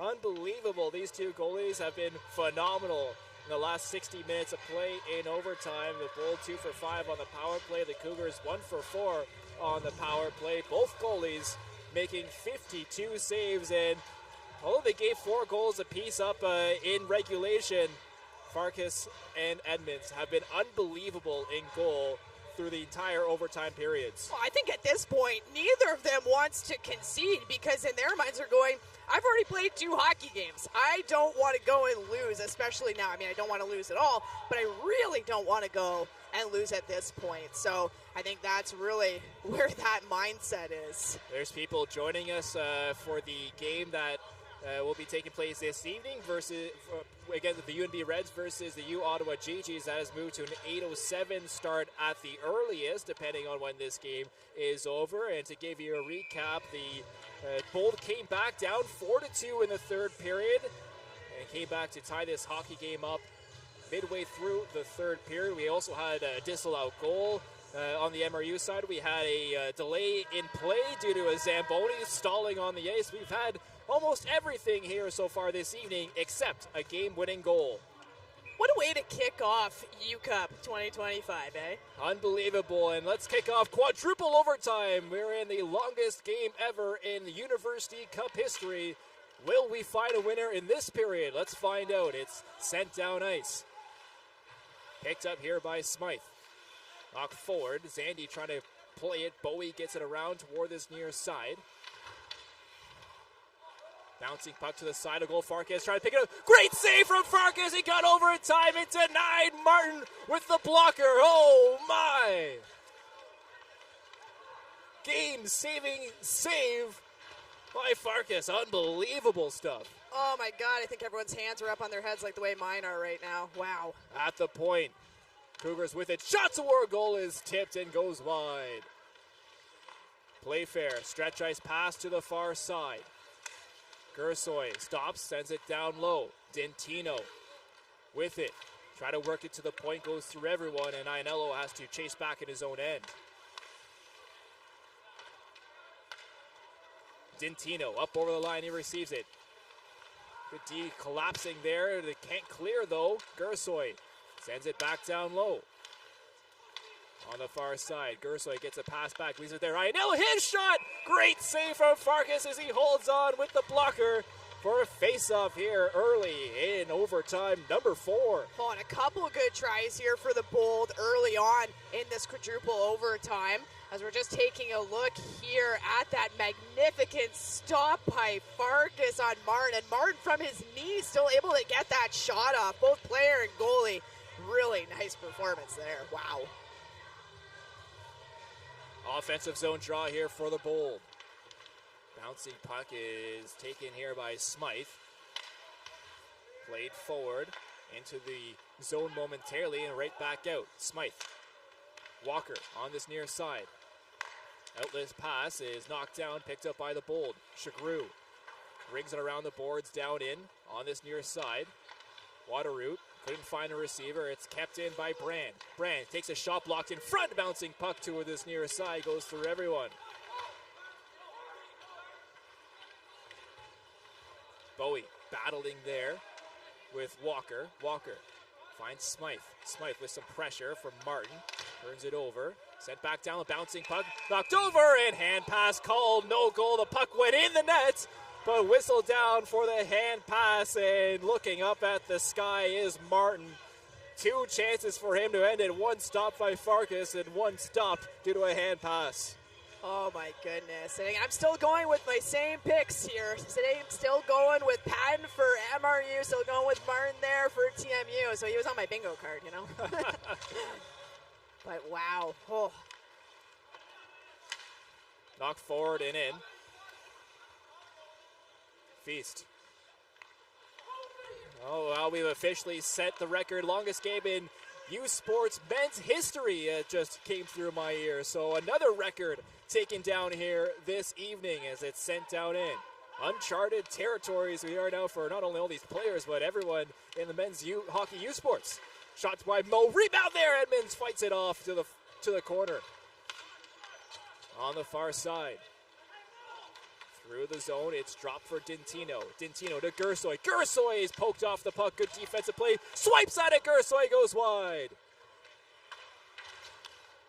At the point, Playfair keeps it in. Probably it's Condata that's sent toward goal. And big slash there at the end of the play. And won't get called as... Well, it just won't get called. Yeah, it just won't get called. I think that was Gersoy who got it on the back of the leg. I think so too. We'll take another look here, but MRU doing a good job defensively.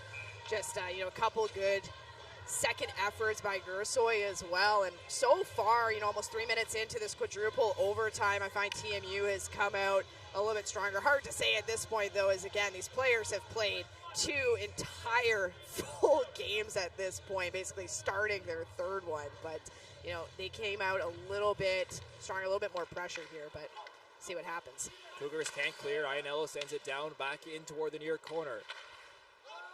Bouncing puck goes high up in the air, glove down by Ladyman, and up ice it goes. That will go down for icing as it just missed the target of Edmonds on goal, and the faceoff will come back inside of the Cougar zone. It's funny, we're talking about how long this game has been, the history it's making. Think of Mount Royal University, their first U Cup appearance is this year, and look at the experience they're having just in their first game here. It's pretty wild. They're setting history in their first game. They want to be on the right side of history, however, so does TMU. Bowie in the face-off circle, loses it there, leads with it, lifts it up to center. Glove down by Ianello. Playfair knocks it down. Ladyman stops up, finds an outlet pass as it's worked towards center. Lees on the near side. Couldn't handle that momentarily and just gets it down and deep as the Cougars change. Ianello waiting, will curl back in his own end. Tipped in deep. Honest first to it. Smythe over to this near side. Gersoy trying to keep the puck in, can't. Here's Patton with it. Patton couldn't find Bouchard, and that's going to be icing called as it just wasn't over the red line in time, and a face-off will ensue back inside of Cougars territory. And we've seen a ton of icings throughout, 2 entire games essentially between these two teams. Tons and tons of icings. And again, we've talked about anytime you're going and doing that when you had another opportunity is inviting an opportunity for the offensive team. In this case, it's the Bold here. Dintino won the draw, but it hit off his shin pad, and Patton picks it up. Over to Bouchard. Bouchard skating, trying to find Patton in front, and Edmonds swipes out of midair and holds on for a face-off. That's a good stop there by Edmonds, and good defensive play by Ross, recognizing that his man was Patton. Patton's been so dangerous throughout the entire time together, as we're going to take a look at the replay, passing it over to Bouchard, trying to then find Patton. Ross doing a good job keeping Patton and steering him to the outside to allow a very clean look for Edmonds. Ween's going to take the offensive zone draw here for the Cougars. Bowie wins it back, though, for TMU. Bouncing puck is gloved down. Ross plays it to Playfair. Finds an outlet pass to Bowie. Bowie skating up ice through the middle, works to the far side. His shot is fought off by Farkas. Playfair picks it up to the point. Ianello, the far side. Brand shot is blocked in front. Waterroot up to Holmes. Holmes gets it down in and will peel off on a change. Brandt. Outlet pass. Shagru will set off on a change himself. Racing toward it. Trying to be first to it is Dimovsky. Turned over. Here's a chance. At the point. Condata, his chance blocked in front and cleared down ice by Mo. And that's going to go down icing against the Cougars once more.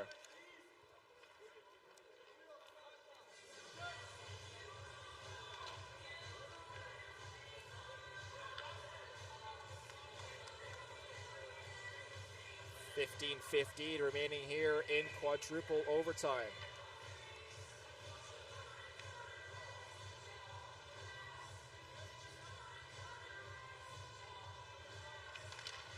Bold win the offensive zone draw. Ross, his shot hits a pile of bodies in front. Mo trying to work that forward, gets it forward, down ice, icing waved off. Condotta first to it, fires it off the glass. Doherty trying to play it to his man. Has to work it back to Ross in his own end. Ross with some room will skate up, drops it now. Condotta gets it forward over to the far side. It's tipped in. First on it. Aquilon reverses it to the far side. Here's Tarswell. Leaves it there. Zandy. Down in deep. First to it is Zandy. Battle in the far corner. Picked up by the Bold. Gersoy. Grigorev gets it up to Dintino. Dintino. Shot toward Farkas, and nice little paddle save, holds on for a face-off.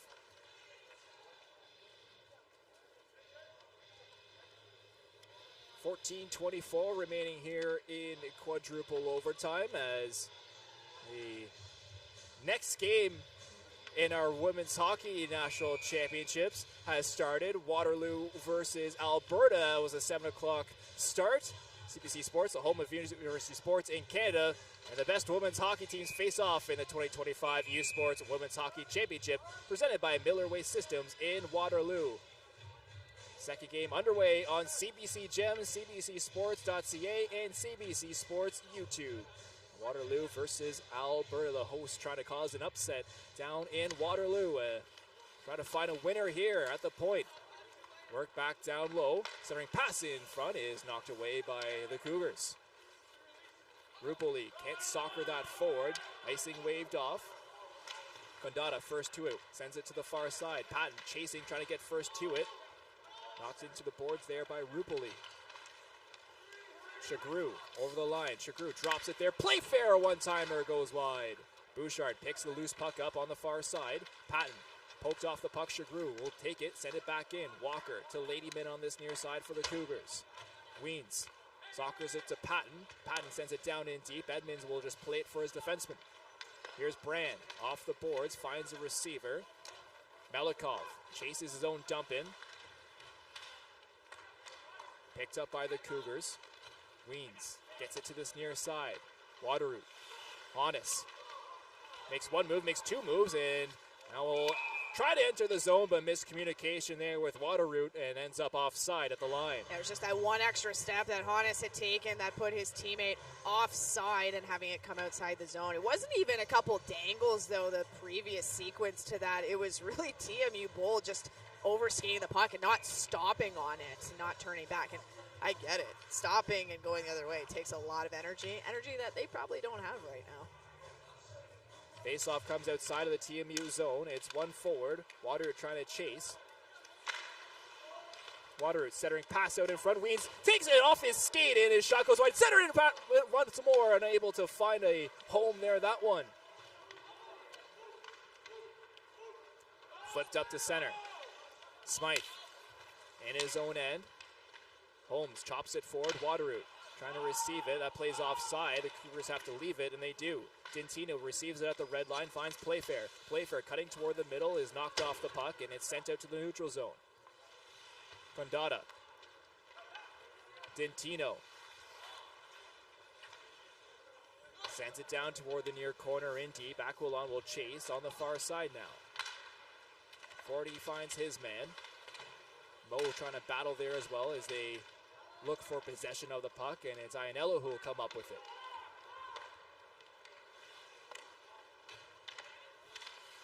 In the neutral zone, it's picked up over the line. Bowie cuts toward the middle. Bowie shot whistles high and wide. Martin sends another shot toward goal. That's wide as well.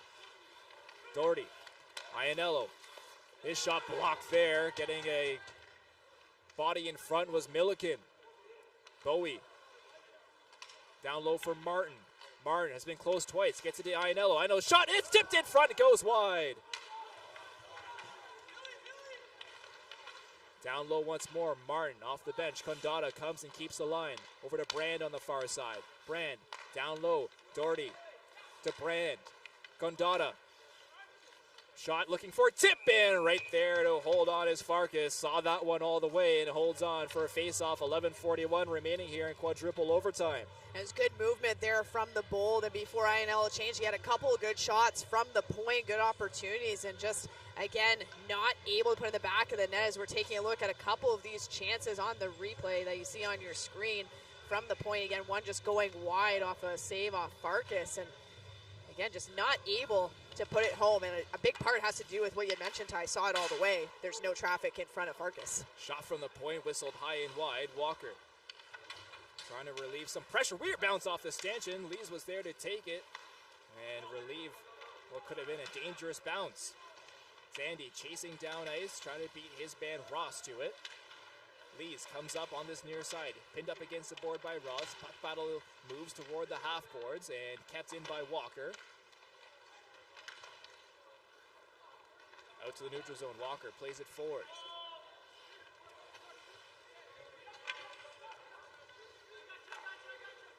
Stretch ice pass. Here's Dentino. Dentino takes a bump there. Walker behind his own goal for the Cougars. Off the boards and out. Down ice. Icing waved off. Stevenson. Sharp angle chance. It's the side of the post. Heard that one ring out throughout the arena. Stretch ice pass was gloved down, intercepted. Stevenson with it on the far side. Stevenson, sharp angle chance, stopped by Edmonds. Back behind, here's Patton. Up to the point now. Ladyman, Bouchard. Bouchard over the far side, center in front, and blocked there. Brand got a glove or body toward it of some sort. Honest, down low. Bouchard. Waiting, Bouchard cycles it back down low, looking for Stevenson. Knocked down ice, and that will be icing waved off as coming off the bench was Holmes, and that negates the icing chance for the Cougars. Honest stops up, waiting for options. Will work back in his own end. Miscommunication off the skate. Martin trying to chop it down in deep. They battle for it in the neutral zone. Picked up here, Wateroo. Miscommunication, lands on the stick of Playfair. Playfair up over the line, finds his man. Bowie's chance goes wide, looking blocker side. Rupali couldn't hold the line, they race for it.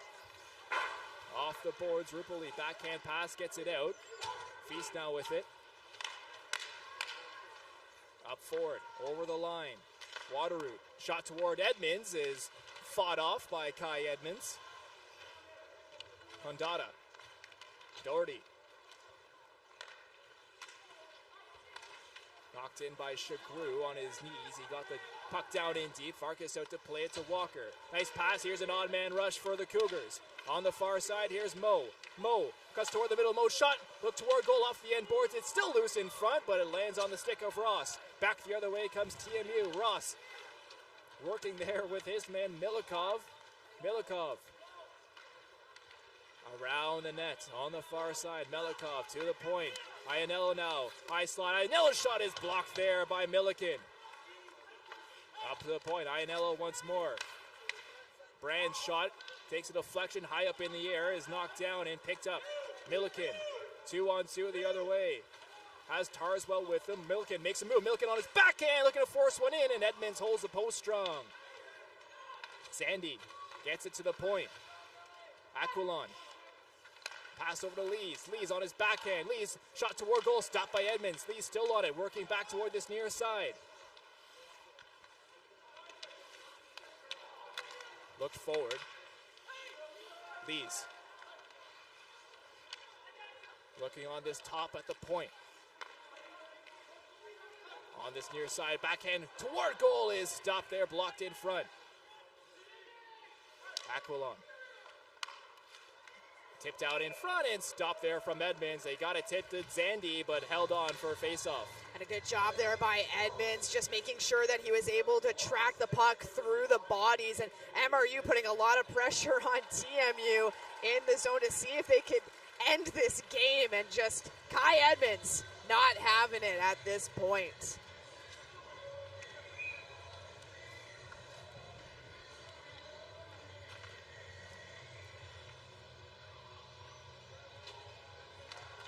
Face off one back. Patton couldn't control it. Here's Bouchard. Bouchard on this near side, works toward the middle. Bouchard shot in. Oh, Edmonds flashes the glove there and holds on for another face-off.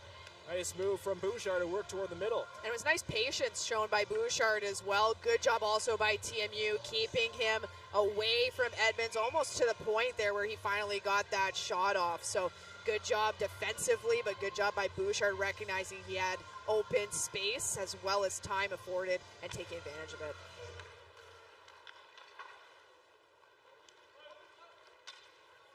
Down ice, chasing is Walker. Finds Bouchard now. Bouchard. Up forward. On the far side, Bouchard. Sharp angle chance goes wide. Honest at the point to Bouchard. Bouchard will cut toward the middle once more. Played to the point. Here's Smythe. Smythe, his shot. Looking for a tip. It goes off the glove of Edmonds and into the near corner. Honest. Spinning in the near corner. Centering pass out in front. Trying to find Patton. They jam away. Turned loose. Smythe now at the point. His shot toward goal goes wide. Clear down ice, and here's a chance the other way. Working away is Demovsky. Demovsky stopped there by Farkas. On a breakaway. Demovsky had a chance to end it, and Farkas denied him to keep this game going. And he had just a good bounce off the glass that landed very well for Demovsky, but Farkas just shutting the door, and that's huge and can swing the momentum, whatever momentum is out here after basically playing 2 games, more so into the Cougars' end. Whew. Weens. Knocked down by Shagru. Smythe gets it forward and tipped down in. Rad. In his own end. Doherty gets it forward. Finds his man Shagru. Shagru up through center. Looking for a pass back. He gets it back behind goal. Shagru to Doherty. Shagru once more behind goal. He's pinned up against the boards. Doherty is headed off in a change. Spins and brings it back. Ladyman off the glass and out down ice. Grigorev up over the line. On the far side, his backhand goes off the mask of Farkas. Didn't know where it was. It was behind him in the far corner. Walker. Ladyman just trying to chop that forward. 5:22 remaining here in quadruple overtime. Mo gets it down in deep. Grigorev lays it to Brand. Grigorev gets it back as Brand fanned on that attempt. Stopped at the line. Here's a chance now for Mo, catching TMU on a change. Mo on the far side, waiting. Fires from Holmes and stopped there by Kai Edmonds. Will hold on with the face-off with exactly 5 minutes remaining here in quadruple overtime. Oh, wow. So both teams had an opportunity. We're going to take a look here at Demovsky's breakaway where Farkas stood strong and made that stop to keep us going in this overtime here. Quadruple overtime, if you can believe it. Wow. And another look at that absolutely phenomenal stop. Coming up strong, staying steady, and then the opportunity on the other end against the Bold. That again, Kai Edmonds shut the door, making sure that it is still going on this overtime. Bounce off the boards is picked up here by Martin. Playfair gloves it down to himself and gets it down in deep. Aquilone first to it, will ring it around toward the far side. Zandy waiting for some options. Honest now. As Bowie watching him, Honest works back behind his own goal and will now start up once more. Honest, backhand pass to his man Aquilon, just was behind him. Cougars retry this breakout. Long stretch ice pass goes through everyone and icing will be called against the Cougars. Yeah, it's the right idea to go and try that stretch pass, but just too much sauce on it there to even try to get a stick on it to negate that icing. So it will come back into the Cougar zone to the right of Farkas. Offensive zone face-off here, opportunity for TMU.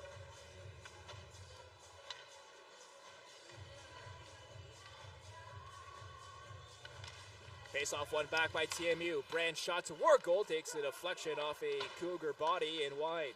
Lees now, long stretch ice pass toward the far side. Knocked in by Tarswell. Stevenson. Patton chasing as well. The injured TMU player down on the ice. As I believe that's Doherty, it is, who's in some distress on the far side. Not sure if it's his leg or what, but nonetheless, he'll be helped off the ice by the athletic therapist. Draw will come inside of the TMU zone. 3:55 remaining here in quadruple overtime. Yeah, it looked like Doherty just caught a bit of an awkward tumble there, but again, off on the bench, looking just a little bit uncomfortable, but looking like he'll be okay. So, like you mentioned, draw will come to the right of Edmonds here. Just under 4 left to go. Stevenson in the offensive zone draw for the Cougars.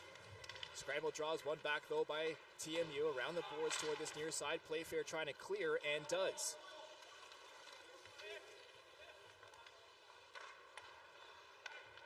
Patton with pressure on him on this near side, works it back to Walker. Behind his own goal to Patton. Cross-ice pass, couldn't find Bouchard. Bouchard still working at that puck. Condata trying to clear and does. Patton in the neutral zone will try to send it back in deep. Condata stops that. Glove forward here by Patton over the line. Patton stops up in the far corner, trying to play it to the point. His D were on a change, and 2-on-2 the other way comes TMU.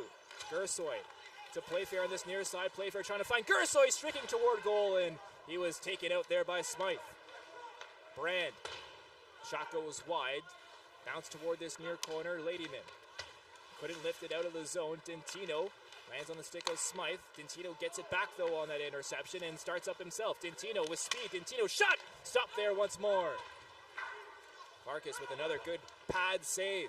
Holmes receives it off the glass through the neutral zone. 3-on-3, he enters. Holmes in the near corner. They battle away. Moe sends it down low. Waterroot battling there, loses the puck battle. Picked up by Ianello. Ianello to the far side. Melikov. Ianello. Backhand toward this near side. Grigorev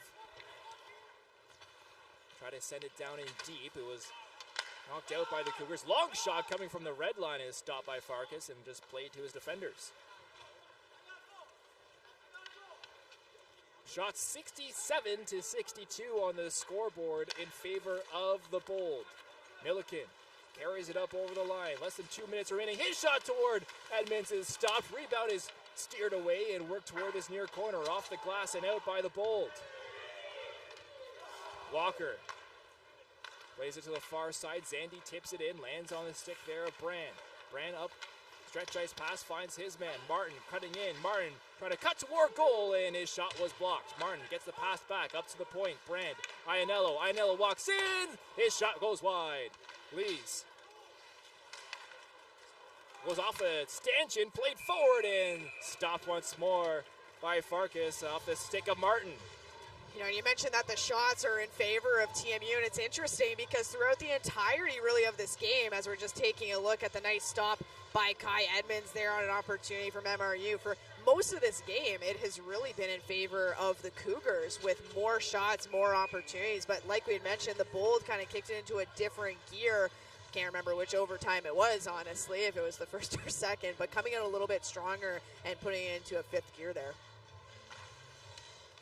Offensive zone draw one. Playfair with a chance, and Farkas holds on, swallows that rebound. Nothing there for TMU to pot home. No, and that's something that both goaltenders have done a good job with throughout the game, is and including the overtime. We'll just include it as part of the game. Really making sure that their rebound control has been very, very good. Not giving the opposing team really much to work with after the initial shot. Ross off the draw to the far side. Condata off the boards, down ice. Bowie. Playfair along the half boards. Bowie. Condata. His shot takes a deflection off the post. Oh, just inches away. Last minute of play here in quadruple overtime. Ladyman receives it in his own end. Smythe. His pass up. Couldn't find Bouchard. Knocked forward. Picked up here by TMU. Grigorev Gets a pass back. Down in deep. Dintino couldn't get to it. Ladyman finds it to Smythe. Smythe to Patton. Patton. Up ice he comes. Cuts toward the middle. Here's Patton with it. Waiting for options. Works down this near side. Patton. Sharp angle chance goes off the boards. Picked up now by Gursoy. Dintino. Dintino gets it down in deep. 20 seconds remaining in quadruple overtime. Dintino centering pass up to Ianello. Ianello walks in. Stop blocker save. Knocked forward and out by Waterroot. 10 seconds remaining here in quad overtime. Ianello will, I think, just hold on to it here. Gets it up over the line and down ice, and not over yet, folks. Headed to overtime. Number 5, quintuple overtime. Oh my goodness, what a game we have here at the arena at TD Place. 4-4, still the score as we enter our 5th overtime period coming up after this break. Brianna, this has been a crazy game. We'll take a break, catch our breaths once again, get some water in us. They need to get some water in them as well. And we'll come back with our 5th overtime after this intermission. 4-4 the scoreline between TMU and MRU. You're watching U Sports here on CBC.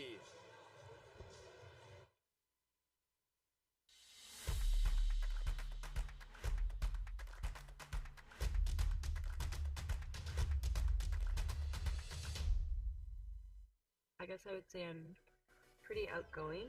I could say adventurous. My whole family, like, we've always been active, doing things whenever you see them. I love being outside. Any chance I get, if it's warm enough. I love just doing different activities and trying new things. I've always enjoyed doing art since I was a kid. I've done like a couple murals before that I've gotten like doing. High jump was kind of my main focus, high jump and hurdles in high school. And then when I came to university, I continued with high jump. That was kind of my main focus. And then it wasn't until last year that I kind of just tried a mid-distance race, the mile, just for fun, for one of our home meets we do every year called Blue and Gold. Just tried it for fun, and I made travel team standard with that time. I continued racing the mile last year, and now over the summer, last summer, I completely switched over to mid-distance and distance. My passion for sport has brought me into kinesiology. I think they're very intertwined, like what I study and what I do, like as an athlete. My passion for being active definitely led to like me being interested in how the body works, and I find like so much of what I've learned in my program I've been able to apply to my sport. I work at a gym as a fitness coach, so I coach in the classes that they run, and personal training. Specifically the personal training, I just love seeing people's progress. I have a client who's 83. Within working with him for a month or so, he's been able to, his life has improved, and it's so great to be a part of that. Doing a personal training, which I really enjoy and is related to my program and stuff. I don't see that as my full-time career job, but I know that I want to do something related to the program that I've done, and I know that whatever I want to do, I just want to be helping people become better versions of themselves.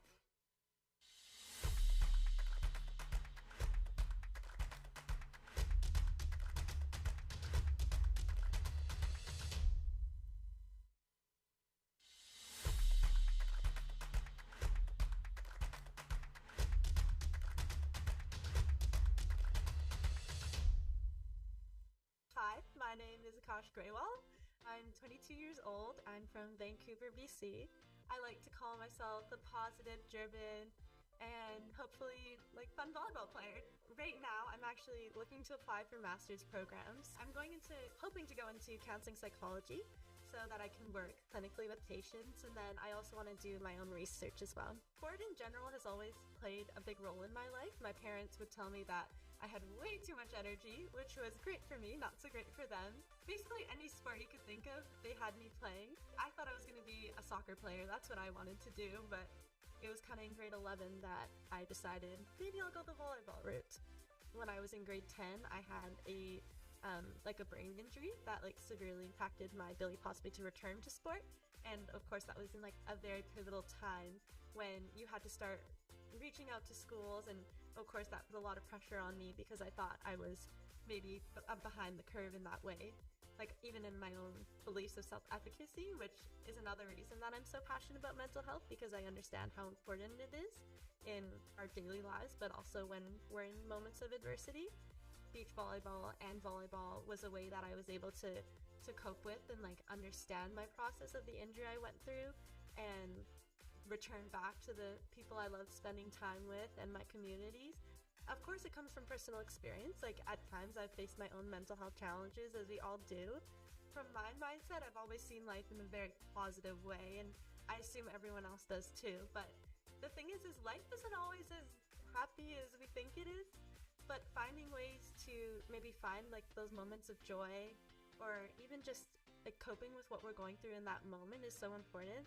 I was a mental health ambassador for Volleyball BC, so I was working on projects to support awareness about mental health and running workshops, things like that. I was on the committee for Beach Volleyball Team Canada, so focusing on meeting with the group and seeing how we can improve the sport in Canada. I know what I need to do to get where I want to be, so I'm very goal-driven. I like to set little things on my board and focus on that thing at the time, and that works for me. But then at other times, it's just if I need little motivating tidbits, it could be, okay, if I do this and this, then I get to go to the beach and I'll enjoy the sunset, or simple things like that, finding beauty in the mundane. That makes me very happy. If I put something in my mind, it's a lot easier for me to do.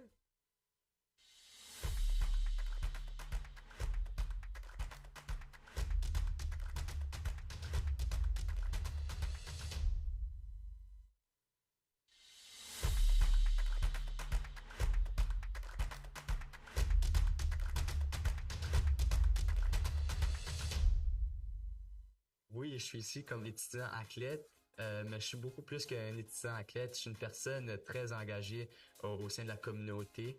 Puis c'est surtout pour ça qu'on me connaît. Donc, je suis impliqué un peu partout sur le campus et à l'extérieur du campus aussi. Je suis une personne qui est quand même joviale, qui aime avoir du fun.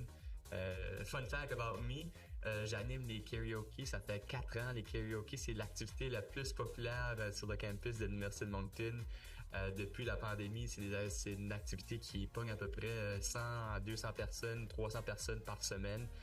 Mon objectif personnel et professionnel que je souhaite un jour accomplir, qui est très ciblé, c'est pouvoir intégrer un programme de littératie financière dans le système scolaire du Nouveau-Brunswick.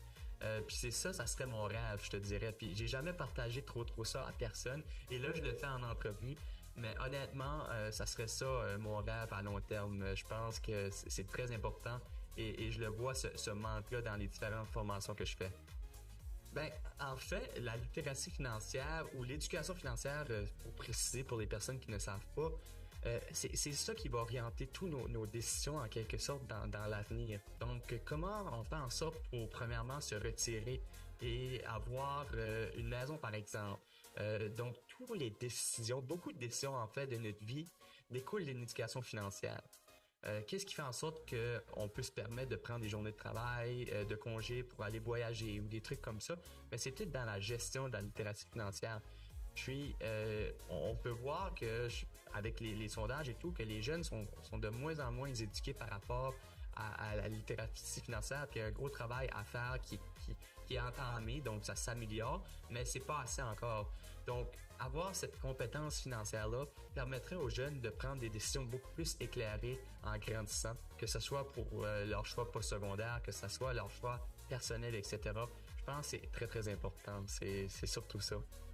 J'ai rencontré Justin Trudeau à l'ambassade du Canada, le premier ministre du Canada. il nous a demandé de le rencontrer et finalement, tous les plans ont été changés et on l'a rencontré à l'ambassade. On a eu la chance de discuter des enjeux en éducation. J'ai eu la chance de faire un petit speech de 4 minutes au premier ministre. Donc, tout ça, c'est des expériences je sais pas, c'est des expériences inoubliables en quelque sorte, là.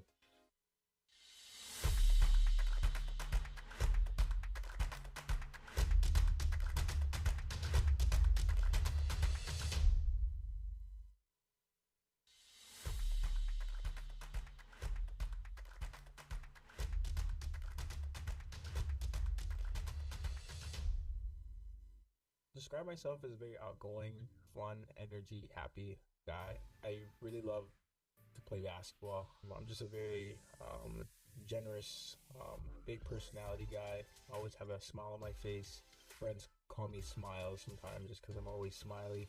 One thing that like my dad always told me was to build connections and anybody I meet, just to always stay in contact. Those type of relationships go a long way. So I've always been from young. I've always just had a good relationship with teachers or friends or family friends. If somebody used to ask like who is Kamari Scott or how is he, they will leave a good review on me basically. Just knowing what type of person I am, I'm looked at as definitely a leader on the team. Definitely somebody that the guys look up to in any situation, just because I've been here for so long. I've been through a couple finals, I've been to nationals, so a lot of the guys look up to me and look like when things aren't going good, like I'm supposed to be the energy guy, I'm supposed to carry the team. I wouldn't say a lot of pressure, but definitely I hold a lot of standards to myself. Life here on the island is pretty good. Summer times are probably amazing, like they're to die for. So I've spent 3 summers here already.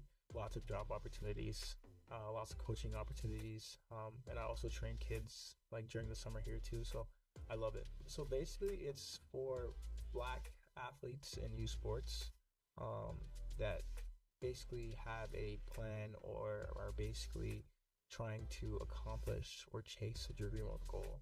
For say a lot of us Black athletes are maybe on the less fortunate side funding wise. This program kind of helps you kind of start whatever process you're going through, or if you're in need of something.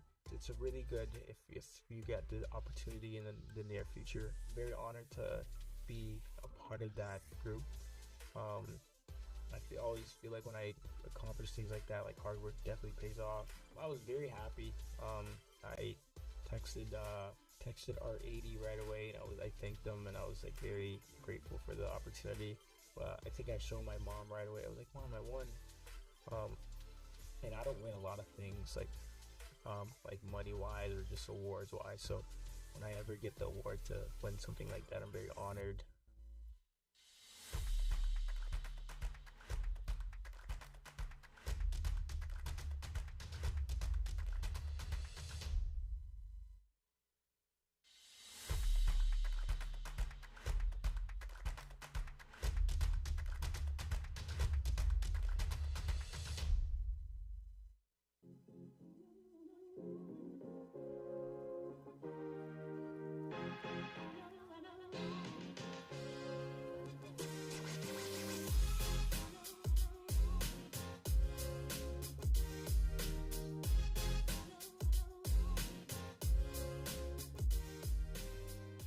I'm with Aaron Brooms, who plays basketball for the TMU Bold.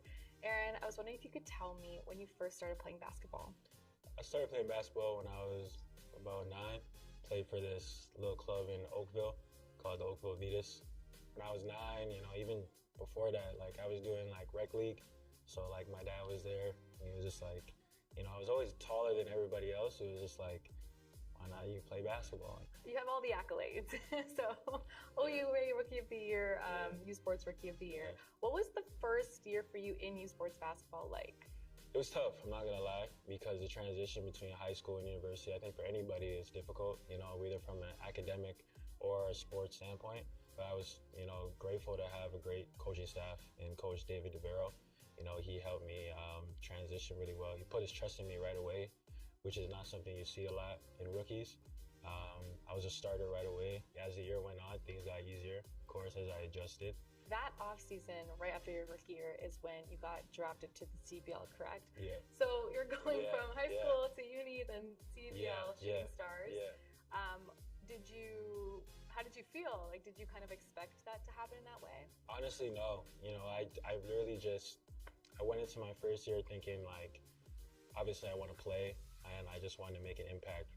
It was expressed in my game, where I was just, like, working hard all the time. I just wanted to make an impact. I wanted to be the best I could be. I even had the experience or the opportunity, to wear Canada across my chest out in Chile for the Nations League for 3-on-3. That was a surreal experience. I felt so proud, just wearing the red and white. There's this narrative that, Canadian universities aren't that good in terms of sports, and, just like the uprising of Canada basketball and how like great it's become and how big it's becoming with like the WNBA now coming to Toronto. People are recognizing Canadian basketball players in the NBA now more and in the Olympics. Like, it's just great to be a part of that conversation and contribute to the growth of Canada basketball.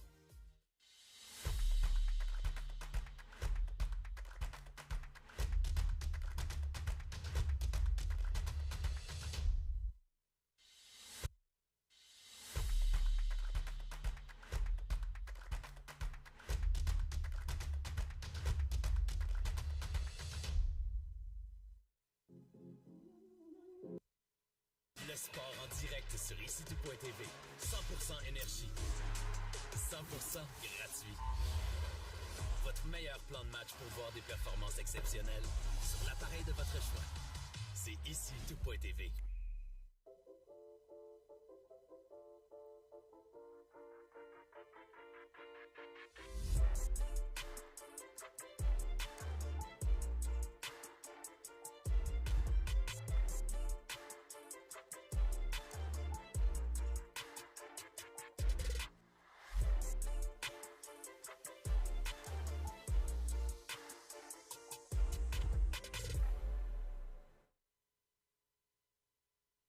This is a call to empower, to unite, and to celebrate the bold in all their glory. It's time to own the ice. Are you ready? Welcome back here to the arena at TD Place. Still yet to find a winner as we enter overtime number 5 here in the first quarterfinal game of the 2025 BioSteel University Cup. Brandon Newell alongside myself, Tyler McDonald. Thanks for tuning in for this entire long game as we enter period number 8, Brianna. We got to find a winner here, can we? I guess we'll see, but I've been told I got to change my people now. I got to change your picks? I got to change my picks. I got Bouchard, and then I got Gersoy. Okay. So that's what I'm going with, guys. Picks are changed after 4 failed attempts in overtime as that dump-in attempt goes up out of play into the meshing. Face-off will come in the neutral zone. At center ice. And I was just going to say, kudos to everyone who's stuck with us for all of these periods of hockey. You can't say that you are not entertained here on a Thursday afternoon into the Thursday evening with us. Like, you really can't say that. Well, we appreciate everyone who's stuck with us this entire way. I'm sure the nerves, either the Bold fans at home or the Cougars fans at home, are through the roof as Tarswell's shot goes up high and wide. Out of play once more. Shots on goal on the scoreboard, as they say, 66 shots for TMU, 69 shots for MRU. And of course, we have our another game coming up later on. That is earliest puck drop of 8:52 p.m. now for those waiting for the U Ottawa UNB game. Face-off 1. In the offensive zone here, Cougars with it. Lees trying to find it. Picked up on this near side, it's Gersoy. Gersoy finds a man, it's Dintino. Dintino's shot fires, that goes off the skate of Walker and wide. Bouncing puck in the far side. Walker. Smythe Knocked forward, down ice. Iannello up over the line, but offside was Gersoy. Yeah, he was a little too anxious to get towards the net, you know. But again, such a level playing field between these two teams, and that's demonstrated on why we're currently in period 8 of this matchup, and the shots are the way they are. I can't say I've ever seen this sheer number of shots in a game like this ever. I don't know about you, Ty, but I haven't. The longest game in U Sports men's hockey history, second longest game in U Sports overall. Patton over the line, his backhand pass was intercepted. Back the other way. Callis up over the line, stops fans on that attempt. Ross down low. Callis around the boards. Condata at the point, makes a move. Condata, top of the circle, works it back toward the near corner. Honest. Try to reverse it there, intercepted by Melikov. Ladyman with pressure on him, trying to clear the puck. Honest. Off the boards, down ice. Tipped and off the stick there of Brand and negates the icing. MRU can change, but they're caught on that change. 2-on-2 the other way on the far side. Shot toward goal is stopped by Farkas. At the point, Iannello. One-timer blast is blocked in front and blocked so well it goes past Iannello and down ice into their zone. Iannello. Playfair. Up over the line, Playfair drops it to the far side. Shot goes up off the mask of Farkas and up out of play off the stick of Dintino.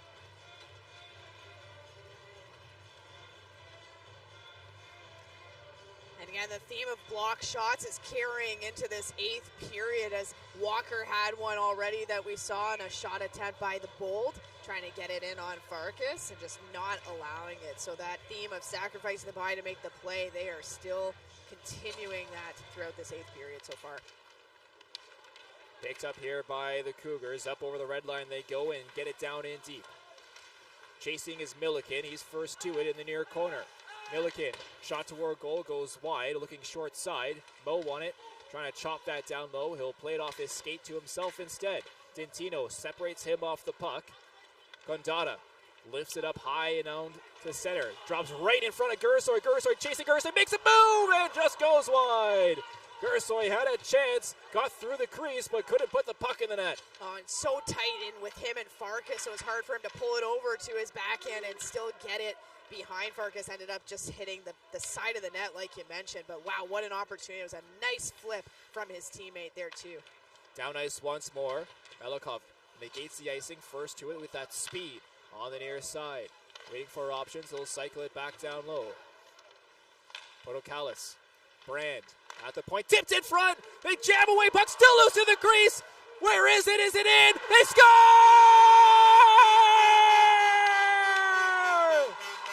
Will Callis jams it home and TMU win it in overtime. Oh, wow. And what a way to end off this game.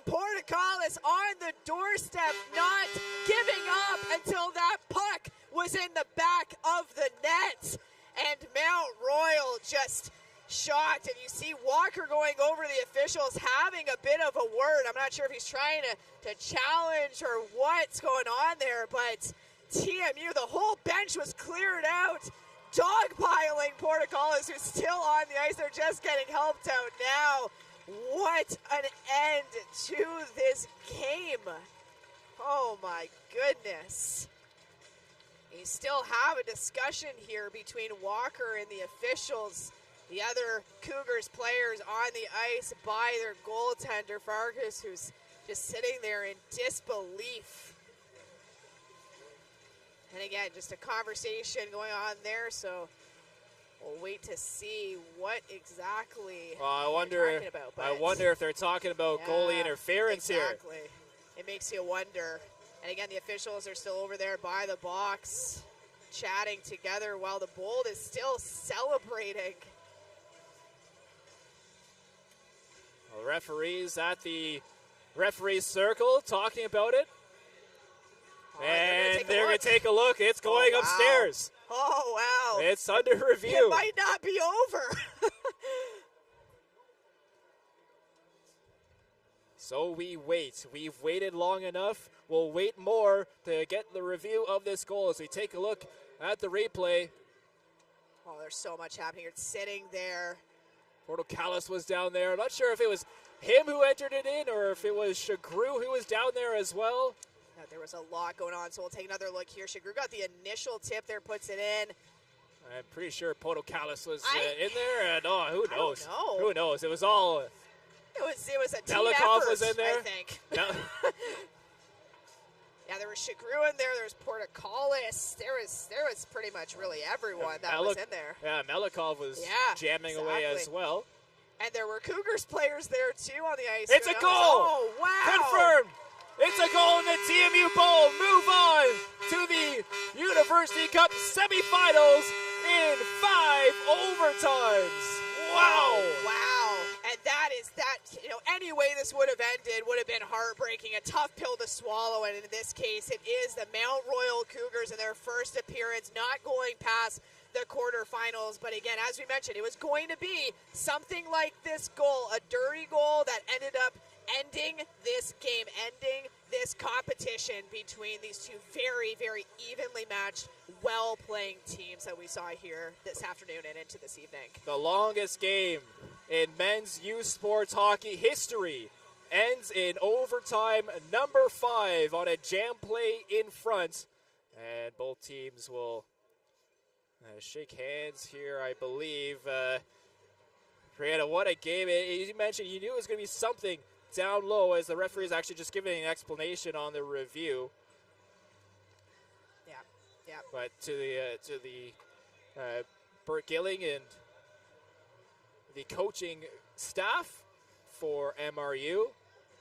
Wow, what a finish here for the first game. If this is game number 1, what's in store for the rest of the games here at the University Cup? It really set a high bar for the rest of the games that we are going to be seeing here as we see the two teams go through the handshake line, as you do at the end of this type of matchup between these two teams. You know, the utmost respect between players, between competitors, and that's how it should be here in this tournament as well. And as we mentioned, Mount Royal done for this time, but TMU will be the ones moving forward, waiting to see who their opponent will be in the semis. And it'll be very interesting. The next quarterfinal coming up will play the winner, will play TMU, I should say, in the semifinals. They've played 2 games of hockey. We'll maybe talk about that later on in the tournament, but it could be a factor. Now, these players do get a day off before Saturday, and luckily for them, they play today and not tomorrow in the quarterfinals. They at least have a day to rest tomorrow.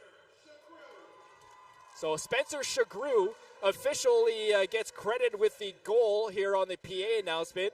So he's the OT hero, Spencer Shagru. And what work from the forward to get the initial shot on.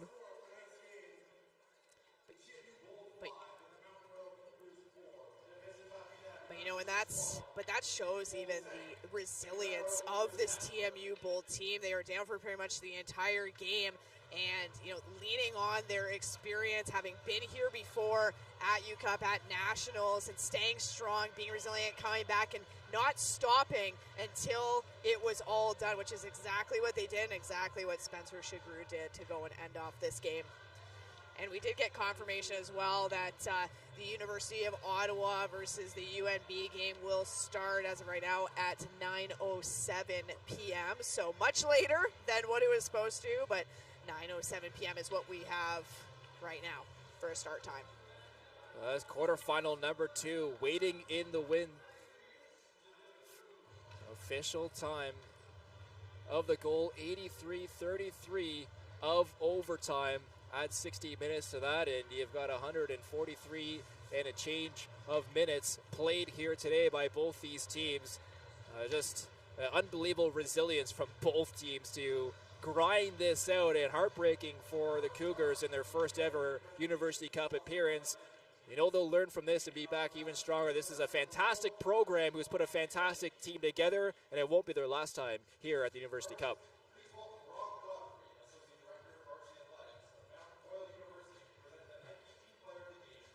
So we'll send it down now to our in-house announcer to mention our players of the game here today. We'll send it down now.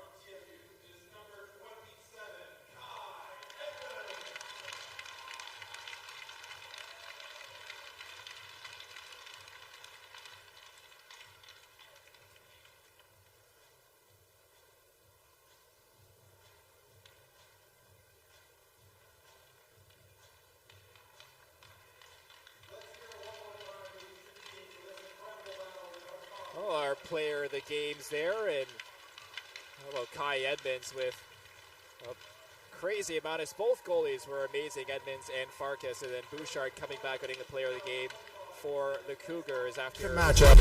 The next matchup features the number 1 UNG Reds versus the number 8 Ottawa GGs.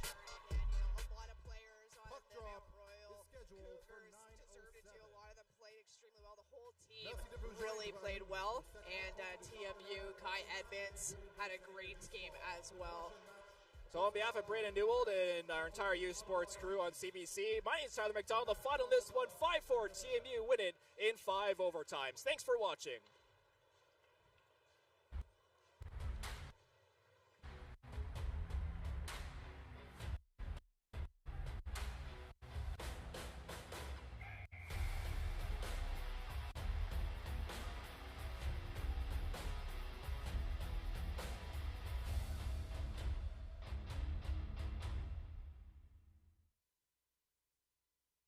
Sports on CBC, présenté by les championnats U-Sport à Radio-Canada, une présentation du gouvernement du Canada, the Government of Canada. Nike, Fox 40, Theraburn Medical Supply,